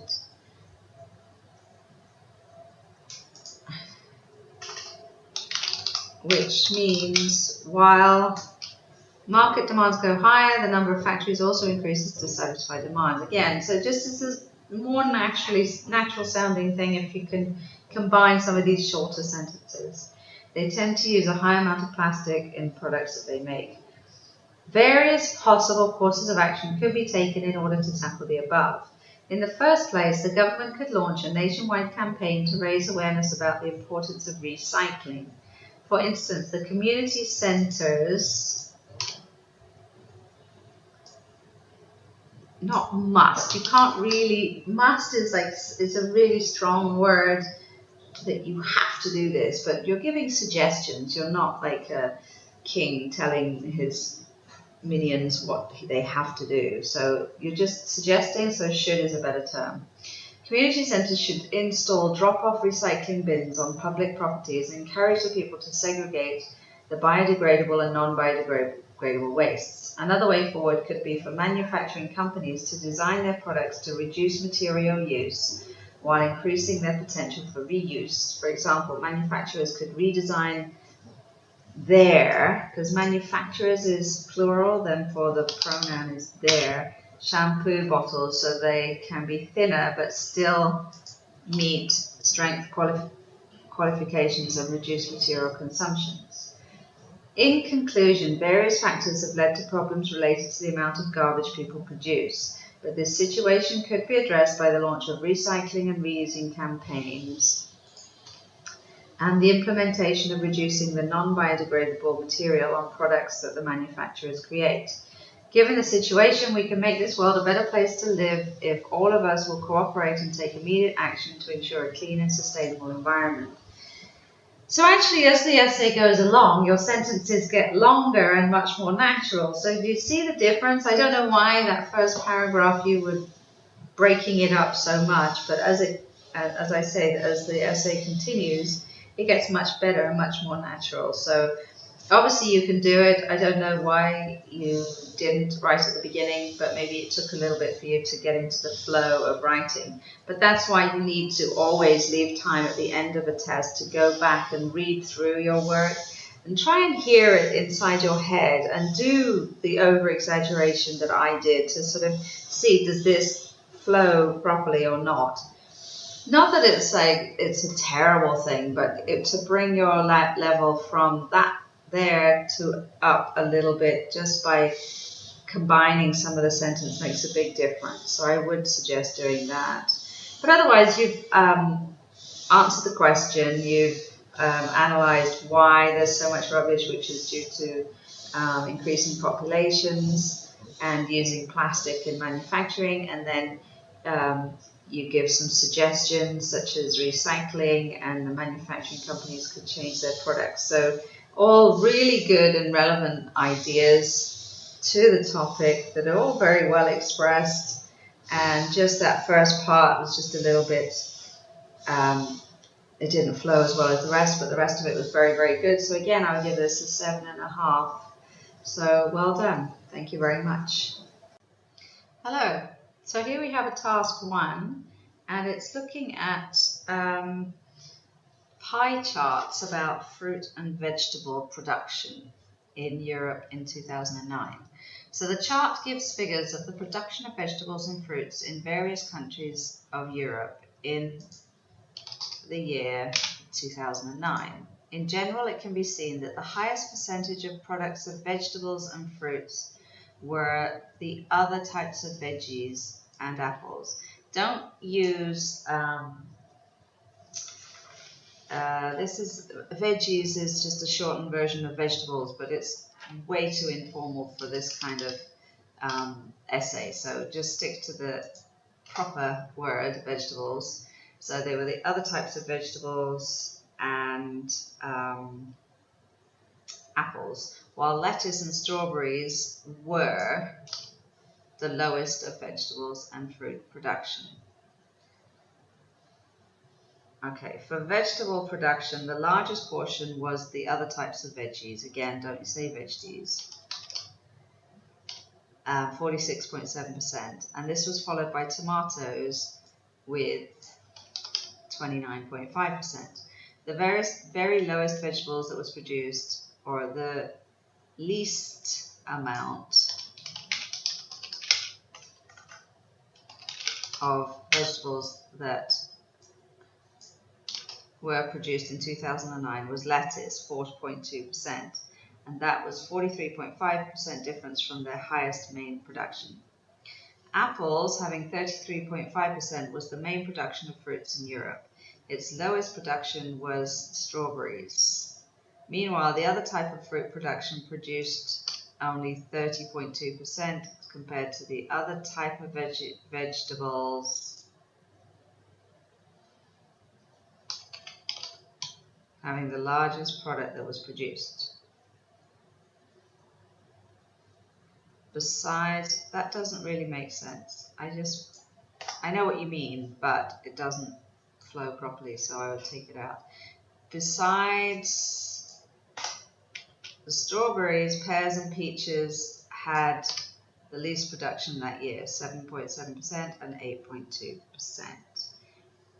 Okay, so obviously you understand, you can read that pie chart quite well, and you can see, and you've been able to report on the information pretty clearly. But like I say, don't use informal terms like veggies, stick to the proper terminology. And then it should all be in the past tense, because this is about 2009 and right now we're in 2017. So obviously everything should be in the past tense, but you were slipping in and out of the present and past tense. So you need to be more consistent there. And then there was one sentence that didn't really flow properly. So I would give this a 6.5. Okay, now moving on to the task 2, the question is, some people say that mobile phones should be banned in public places, such as libraries, shops, and public transport. To what extent do you agree or disagree? Some people take the view that using hand phones should be prohibited in public places. I completely agree with this opinion because in such a way, should be 2 words, it helps to lessen the cause of accidents nowadays and help people to be more focused. If you just say them, you're not very clear who they are. But if you say people, obviously you're talking about people in general. The most compelling reasons for holding my view is that prohibiting the use of handphones in public places is essential in today's generation. This is because many incidents happened while using cellular phones. For example, a car crash occurred between public transport and a private vehicle for the reason that one of them was talking to someone on the other line. As a result of these, people are much more prone to accidents. Good. Another reason for my position is that it increases human interaction or relationships. It would. They will get the chance to have a meaningful conversation with their partners or friends while shopping rather than looking at their handphones all the time. However, if this matter continues without taking any actions, probably human communication through verbal words would decline and people would immerse themselves more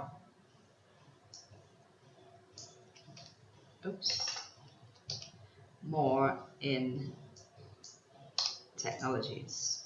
In conclusion, I totally agree with the opinion that disallowing the usage of mobile phones in public places is beneficial for the country as well as for the safety of human lives. The reason for this is that it reduces the rate of incidents or accidents and improves human interactions.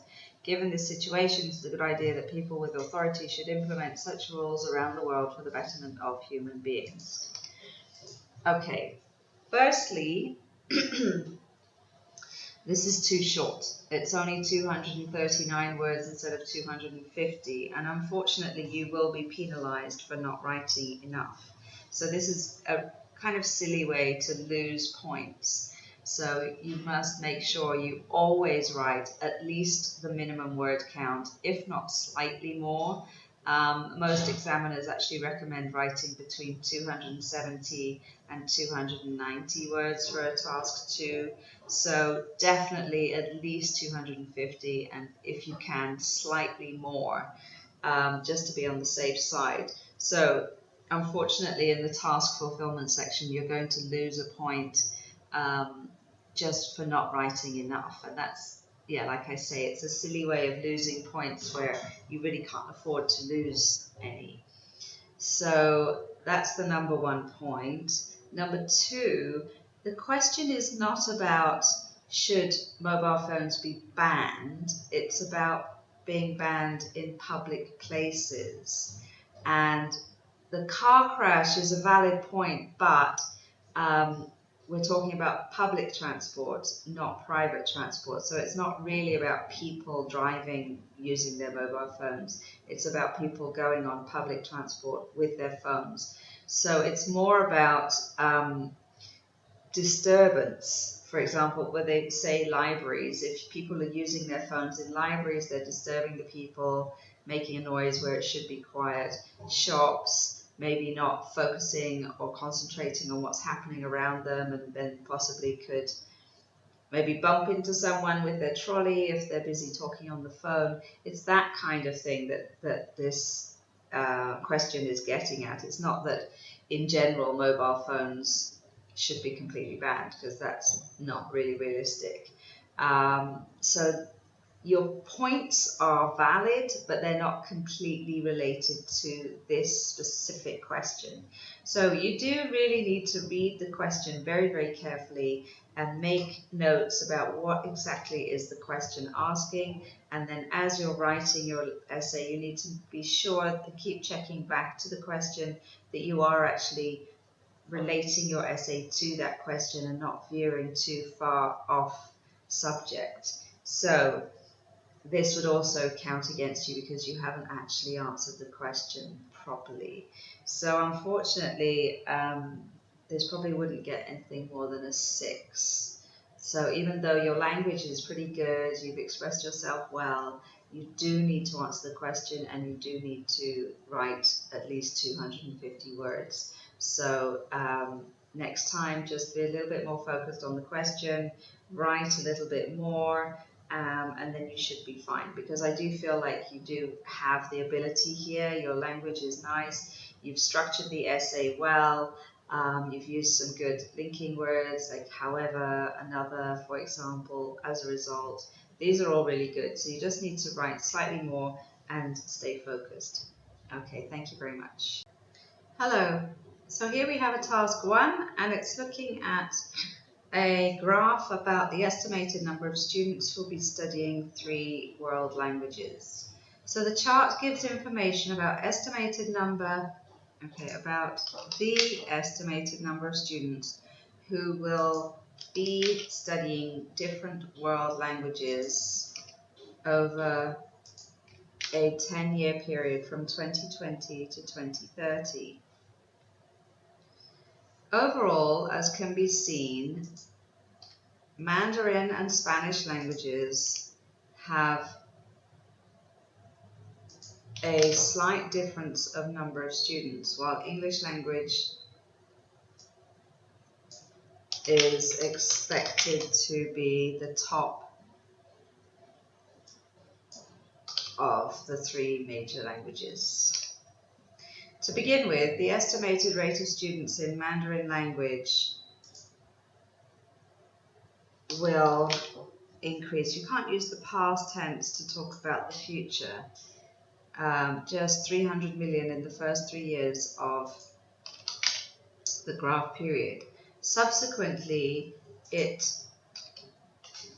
is predicted to, again, don't use the past tense, overtake the number of students in Spanish language between 2024 and 2026 and become the 2nd highest language from 2026 to 2030.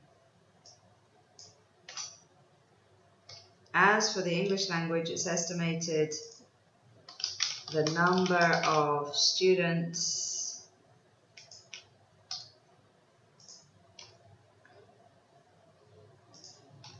will begin at around 500 million, but rise gradually to 700 million in 2024. By 2030, it will be at its highest peak. The Spanish language in 2020 will have an expected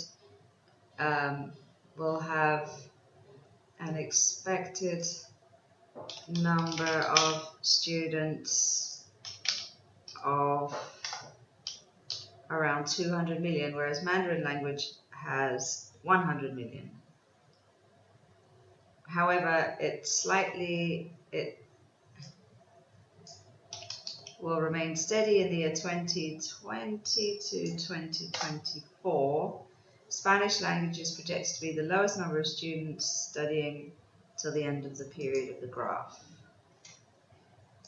Okay, so you kind of get it, and you've used some of the right terminology, projected to be as good, expected to be as good, but then you've thrown in some past tenses, which was a little bit confusing. Obviously, these years, 2020 to 2030, are all in the future, therefore you should be using the future tenses throughout, and you should be using estimated, predicted, projected, all of those terms, just to be very clear that these are just predictions There are no way definite numbers because there's no way anybody can know for sure this is what's going to happen. It's just based on past records. That's what they think. So be careful with your tense usage. It's really key. And it can be very confusing for an English person to read if you're jumping around between your tenses. It makes it very confusing. So because of that, I would give this a 6 or a 6.5. So now moving on to the task 2, the question is, nowadays many people are starting to walk less in their daily life, even though many health experts say that walking is the best exercise to maintain health. Why are people starting to walk less, and what might encourage people to walk more? These days, many people walk less, and then you need a comma there, even though the majority of the health experts say it's the best form of exercise to maintain human wellness. There are several reasons for this, but certain measures could be taken to address this situation. Good, it's a nice clear introduction. Just a couple of things that I changed in there, but mostly pretty good, and it's a nice and concise introduction to the topic, so that's good. There are several causes of this situation. The main one is that they don't have enough knowledge. So who are they? We can't just say they. You have to be a little bit more specific. So you could say the general public, and you can't use contractions in IELTS essays, so you need to write out full words. So the main one is that the general public do not have enough knowledge on the benefits of exercise. As a result, people tend to disregard its value. That's a nice phrase, yes, disregard its value, very well said. For example, most people choose to stay at home, sitting or lying, watching their favorite movies rather than spending time for exercise. In addition, technological advancements such as computers, vehicles, or mobile phones have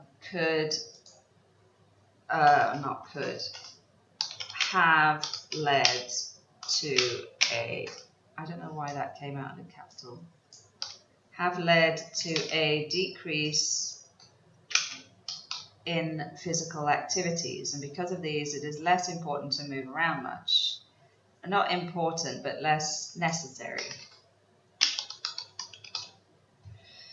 This may lead to a certain rise in health problems or diseases. Various suggestions could be given in order to tackle the above. To begin with, the government could implement a worldwide campaign about the essence or the benefits of exercise in connection to human health. For instance, advertisements through television about the dangers of having an unhealthy lifestyle and the causes and effects of it. Another way forward could be for schools or offices to encourage employees to exercise during office hours or school days. If they will start by having 15 minutes of exercise, they'll be forced to do it. If they will start by having 15 minutes of exercise, they will start to form better habits. It's not that you're forced to do it. This will help to improve their health and lengthen their life. In conclusion, less exercise would lead to various problems, but this situation could be addressed by the Department of Health by implementing a campaign on the importance of health and exercise and encourage people to be involved in it. Given this situation, it is vital that steps should be taken immediately in order for the better wellness of humanity. Yeah, so there's some really nice parts of this, I particularly like that conclusion. It's a very strong way to end an essay, which is always a good idea because it is the last thing that the examiner is going to be reading, and therefore it will stick in their mind. So you do need to always aim to start very strong and finish very strong, and obviously in between you need to have a strong essay to back it up. But I'm just saying the introduction and conclusion are very key parts of the essay. So your last sentence is very good. You've answered the question. You've explained why people are walking less, which is they don't have enough knowledge about it and they tend to sit at home and watch TV instead. And also due to technological advancements, people are not needing to move around much. So that's a good point to make. And then you give some suggestions such as advertisements and schools and offices encouraging their people to exercise more and form better habits. So these are all really good points to make. The structure of the essay is good. You've used some good cohesive devices such as a result, in addition, another way, for instance, in conclusion, given this situation. So they're all really good. So the essay does flow very well, but there are some errors along the way. So I would give this one a 6.5. Okay, thank you very much. Hello. So here we have a task 1, and it's a letter to your course tutor, letting them know that you cannot continue on your part-time course, describe why, and what action you would like to take. So you've started the letter, Dear Professor Lim, and you finish yours faithfully, which is not the correct combination. It should actually be sincerely. We have some pretty strict rules when it comes to letter writing, and that's partly what you're being tested on here. So you do need to make sure you know what they are. And this is a formal letter, but you know the person's name as you've addressed him as Professor Lim. And when you know the name of the person, the correct way to end the letter is yours sincerely. If you start with Dear Sir or Dear Madam, obviously you don't know the name of the person, then you would use yours faithfully, and it's very strict, so you do need to follow that. Perhaps go back and read up on those rules just to make sure you remember them next time. Okay, so Dear Professor Lim, I'm writing to inform you that I wish to suspend my participation in your part-time course on becoming a better trader for up to 6 months due to an unforeseen circumstance. I'm currently working full-time and had earlier enrolled for your course. All has been well, and I enjoyed attending your course very much. However, my wife is now due for delivery next month.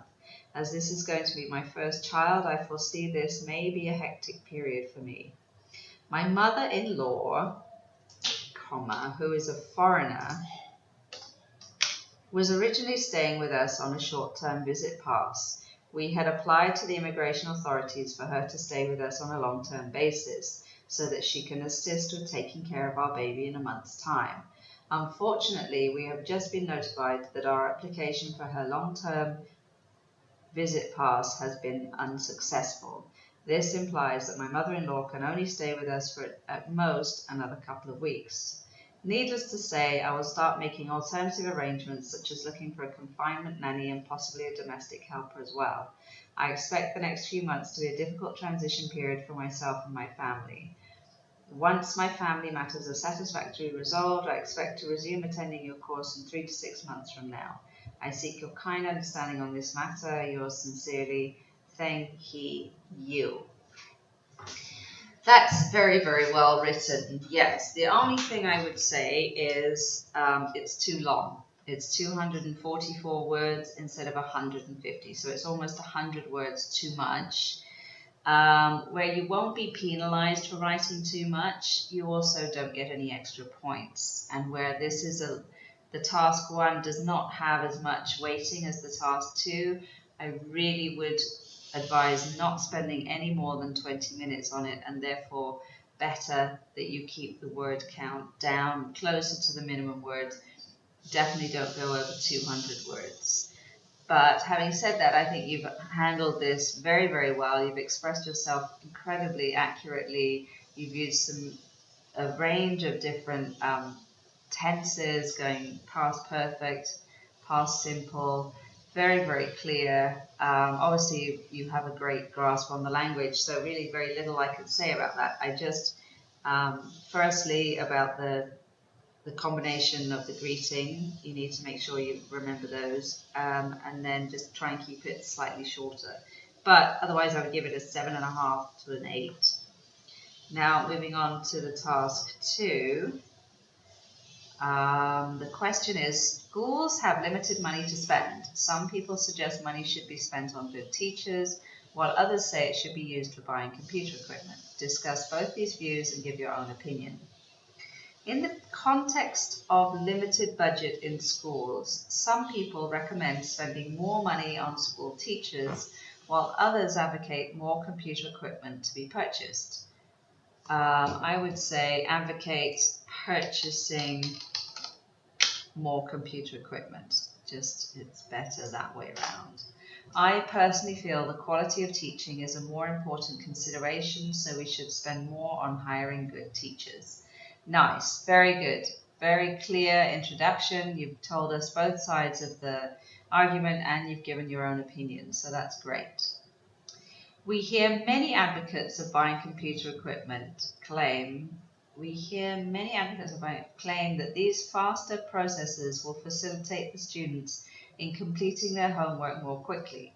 As a result, students can then spend their excess time on doing more research in the library or on other meaningful activities like sports. Furthermore, engineering students may require these more powerful machines to run simulation programs as part of their research projects. While there is some merit in these arguments, we should be mindful that there is also a fairly high likelihood of students using these faster machines to surf the internet and download movies and music purely for entertainment purposes. Beautifully written, really, really nicely put. Yes, you present that side of the argument by saying that students would be able to use these computers for various things, running simulation programs. That's a great phrase. But right at the end, then you say there is merit to the arguments, but often students tend to use the computers for other purposes, such as surfing the internet, and that's a really good point. It's very true. So that's very well expressed. On the other hand, good teachers will directly contribute to the quality of teaching. Good teachers typically deliver the course in a more interesting manner with many live examples, and this generates students' interest in the subject. The lectures of popular teachers being very well attended bears testimony to this point. In addition, good teachers usually teach in a way that helps improve the retention rate among students. Finally, we have also observed good teachers to be more passionate about teaching and are willing to go the extra mile to provide extra guidance to the weaker students. Good. Another beautifully written paragraph talking about teachers and what they can bring to the table, and it's very true. They do generate interest in the subject. They teach in a way that the students will be able to retain the information and bring passion to the table. Computers are only objects, but teachers are humans that can really incite enthusiasm. So those are very, very good points to make. So in that way, you have a very balanced paragraph on each side of the argument. In conclusion, while I am not denying the advantages of buying better computer equipment, I feel the focus should be on hiring good teachers for a better quality of teaching due to limited budget in schools. Good teachers generate stronger interest in the subject, increase the retention rate among students, and show a higher level of commitment to teaching. Whew, yeah. So, I feel this is a very, very well written piece. You've answered the question. They asked you to discuss both views, so you've done exactly that. You discussed the benefits of computers, and then you've discussed the benefits of having good teachers. and then you give your own opinion right at the end. So that's a perfect way to address this kind of question. Your introduction is short and to the point, and your conclusion is also quite short and clearly summarizes everything that you've said. The core paragraphs are nicely balanced, almost the same length, to give equal weight to both sides. And you've used some good linking phrases such as a result, while, on the other hand, in addition, finally, in conclusion. So these are all really good ways to keep the essay flowing in a natural way, and your language is good. Being very well attended bears testimony. That's a great phrase to use. Improve the retention rate is also another one. So clearly you have a wide range of vocabulary and you've used it very well throughout the essay, and there really was very little that I changed. So I would definitely give this one an 8. So congratulations. Hello. So here we have a task 2, and the question is, in some countries, fast food restaurants and supermarkets give money to schools to promote their products. Is this a positive or negative development? It is true that some fast food restaurants and supermarkets invest money in schools to advertise their products in various nations. I would put in various nations here, because it's not that they're advertising the products in various nations, it's that that there are,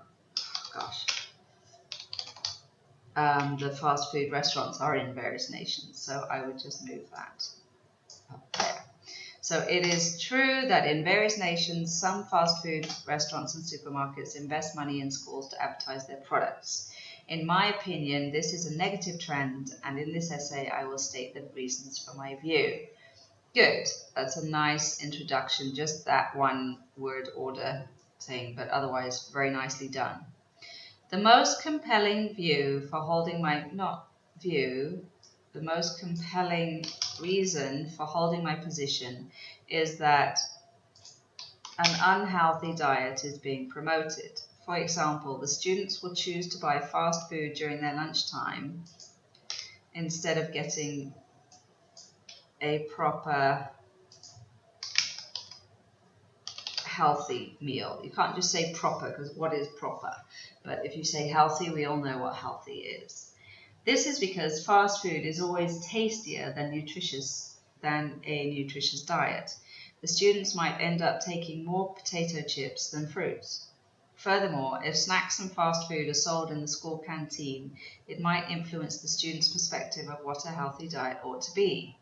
Traditionally, teachers in schools will encourage students to eat a balanced diet like fruits, vegetables, and meat in an appropriate portion.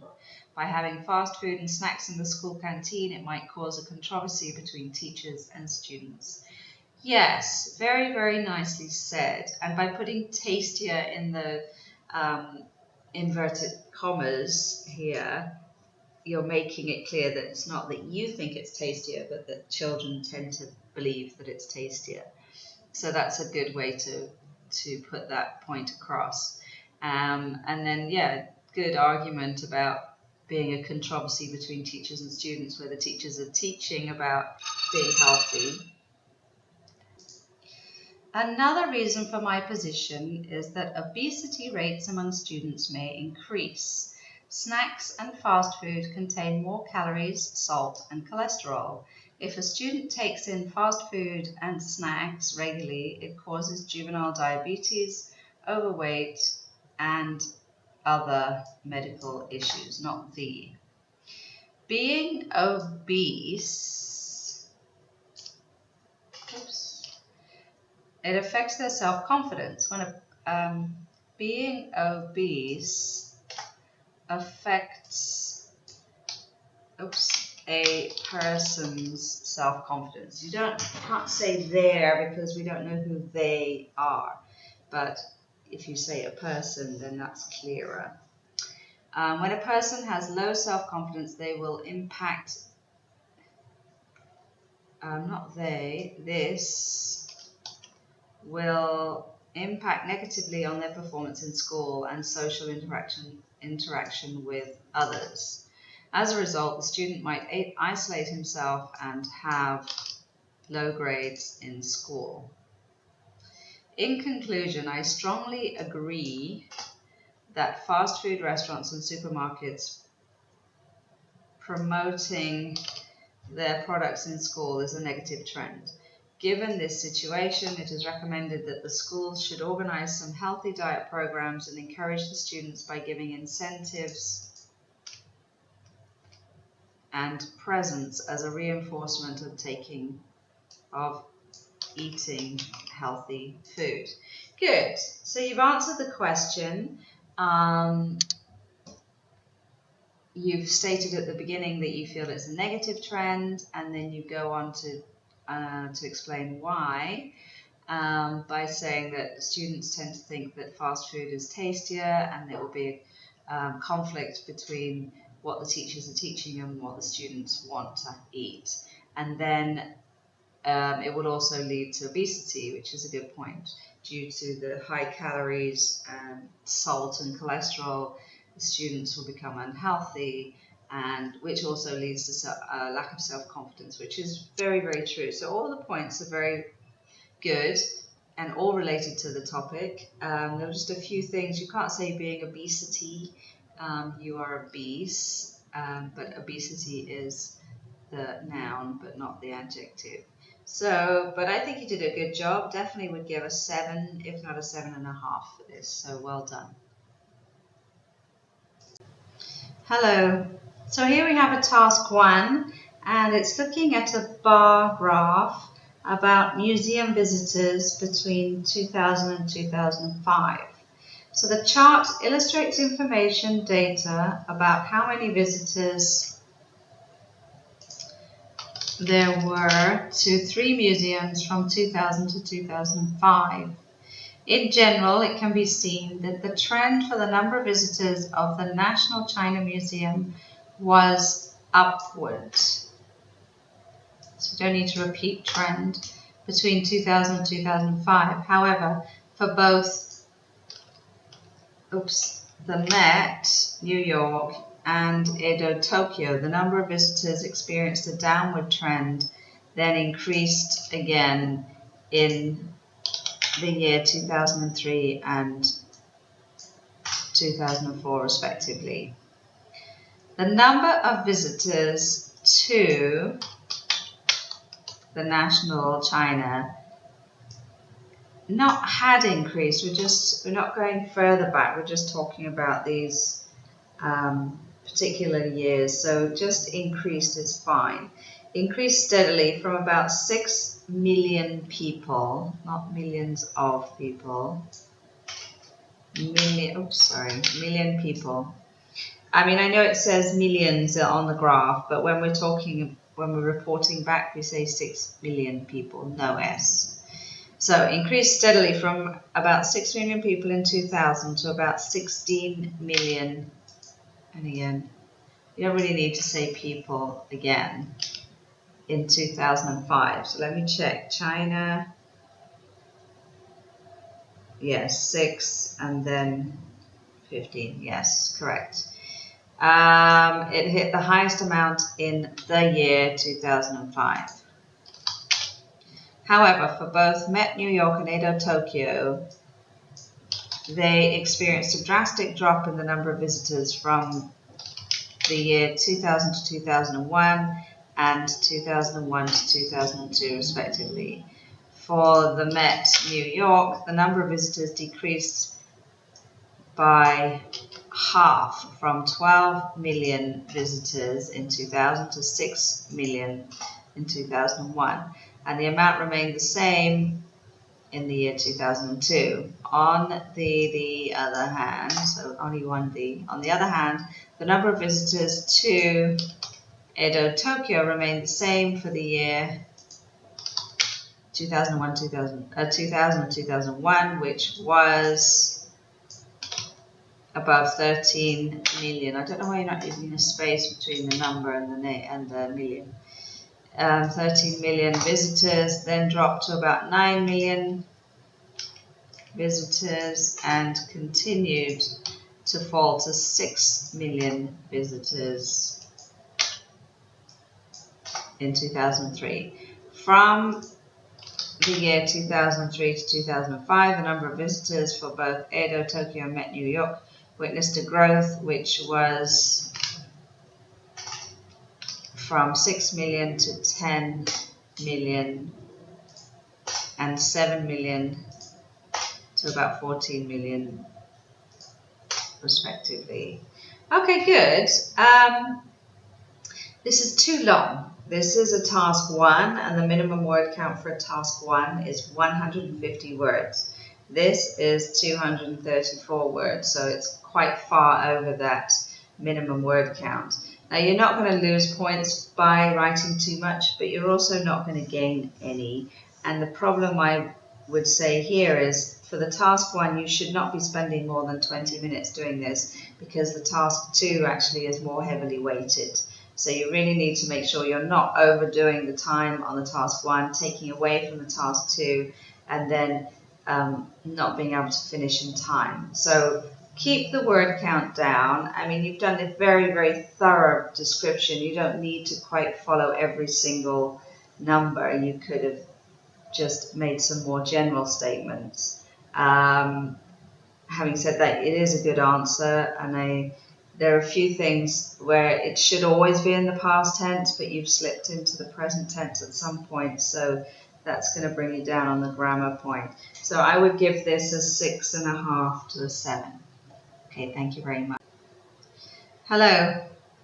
So here we have a task 1, and it's looking at a graph about estimated number of students that will be studying 3 major world languages. So the graph highlights information data about the number of people who will study 3 major world languages. Needs to be there. Oops, sorry.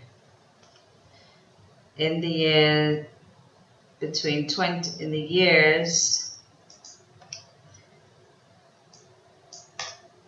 between 2020 and 2030, and that take out. Okay, good, but that just with the word order, that makes more sense. In general, it can be seen that the trend for the estimated number of students who will study English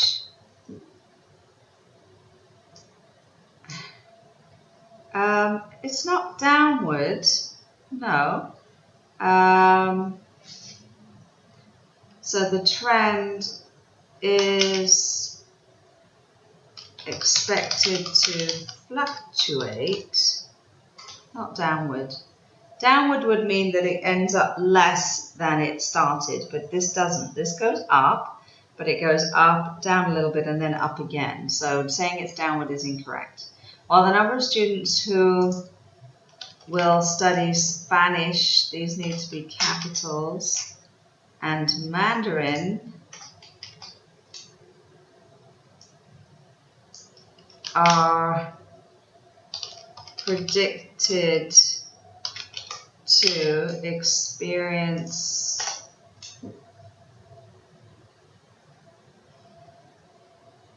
there's no flat trend, no.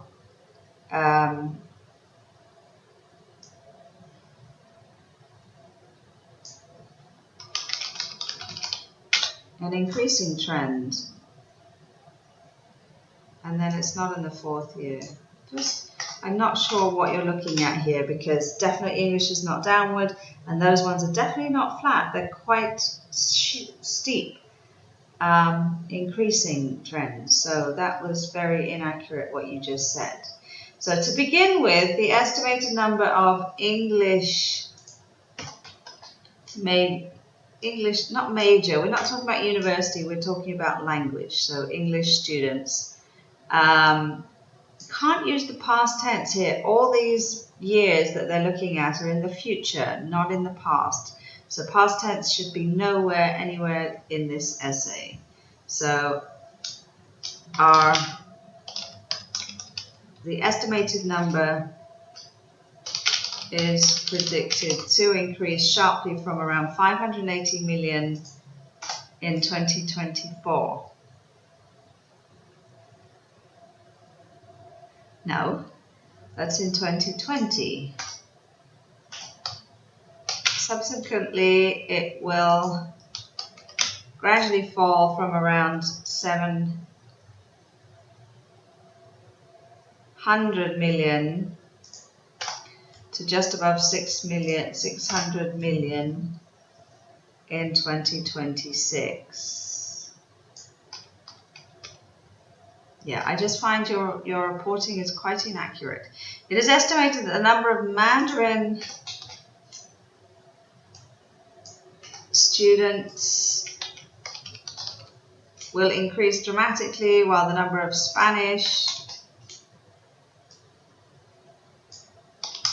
language students will grow slightly, will increase, will grow at a slightly slower pace than the number of Mandarin students in the year 2026. After the year 2026, the estimated number of English students will be the highest ratio in 2030 at around 780 million. Overall, it is expected that the estimated numbers of Spanish students will be less than the rest of the languages in the year 2030. Yeah, so there were so many errors here. The tenses are wrong. The information was wrong at the beginning. Unfortunately, this is not going to score very highly, probably around a 5.5, I'm afraid. So there's a lot of work to be done. Actually, your language is not bad, but because there's so many errors in information and the way the language that you used is just, yeah, it's not going to score very highly, I'm afraid. So you do need to work on this. Hello. So here we have a task 1, and it's a letter to a shop manager describing a problem with equipment that you bought and what happened when you phoned the shop, and then say what you would like the manager to do. So you've started the letter, Dear Sheryl Madam, which is correct, and you finish with yours faithfully, which is also the correct combination, so that's good. So, Dear Sheryl Madam, I'm writing to express my dissatisfaction with the newly purchased blender I got from your shop. Good. A few days ago, I bought a blender from your store. When I switched it on, nothing happened. There was neither sound nor any movement that could be seen. So that's a good sentence, neither sound nor movement, but you need to, because this is past, this also should be past. I thought there was no power, so I plugged a rice cooker in its place. My rice cooker did work, so I was sure there was electricity. I immediately got on the phone and talked to one of your staff. He told me that he would pass by in a day or two to check and replace it if necessary. It has been 3 days now since I had that conversation, and until today, nobody came. I would appreciate it if you can give me a call at 987-5412 as soon as you've read this email and update me of the status. I hope this matter will receive your immediate attention. Yours faithfully, Irvin Neil Garay Gay. Good, very good. So you've covered everything in the question. You've described the problem, which was that it didn't turn on. And then when you called the shop, you said that he would come and check, and then ask the manager to call you as soon as he's read the email. So you've covered all 3 points there in a very logical manner. You've explained what happened very clearly. So I think, yeah, it flows very well. The essay, the letter is structured very nicely. Your tone is polite but quite firm. So perfect for this kind of letter, sorry. So I would actually give this an 8 because there's really very little that I needed to change. Just that one, I changed the tense. It should have been could, not can, but otherwise I think you did a very good job. So now moving on to the task 2. The question is, in some countries, the average weight of people is increasing and their levels of health and fitness are decreasing. What do you think are the causes of these problems and what measures could be taken to solve them? Nowadays, always followed by a comma, in some countries there is an increase. Actually, we would use present perfect. There has been an increase in the average weight of the residents. And don't use symbols like this. You need to always use complete words. So there has been an increase in the average weight of the residents, and there has been a decrease in the standards of their health and fitness. There are a number of causes of this, but certain measures could be taken to alleviate this problem. Yeah, good. Good introduction. You tell us what the topic is very clearly, but I would use the present perfect to show that things have been changing from the past up until today. It's not just today. Where using the present tense kind of implies that. Having the present perfect just adds that dimension of it being a continuing problem from the past up until the present. So first of all, fast foods are everywhere. The owners and proprietors, again, don't use these symbols, are constantly creating different food varieties that are very tasty. As a result, people enjoy eating and become addicted to these products as if their day is incomplete without it. Another cause would be the lack or insufficient time for themselves, creating more stress. In the busy world that we live in, the demand for work is high. People would come in early and go back home late, not to mention the traffic that they have to endure daily. With this situation, they get tired easily and would rather sleep and rest than get exercise. In response to these issues, the government could launch a nationwide campaign to inform the public about the prolonged effects of eating fast foods. For example, they can show TV and internet, again, no symbols, advertisements that are officially approved and endorsed by the Department of Health. Furthermore, the government could also encourage the companies to hold a quarterly or semi-annual team building session, giving employees more time to relax and enjoy themselves, promotes a more efficient working environment. In this way, the job gets done easier and faster, resulting in more personal time. In conclusion, various factors have led to problems related to health and fitness, but these can still be addressed through nationwide campaigns and promotion of harmonious working environment, Given the situation, it is recommended that the government act on it immediately to improve the health and fitness status of the people in the country. Good, very nicely done. So, what are the causes and what can be done to solve them? So the causes are that lack of time for themselves, being stressed, and also eating too much fast food.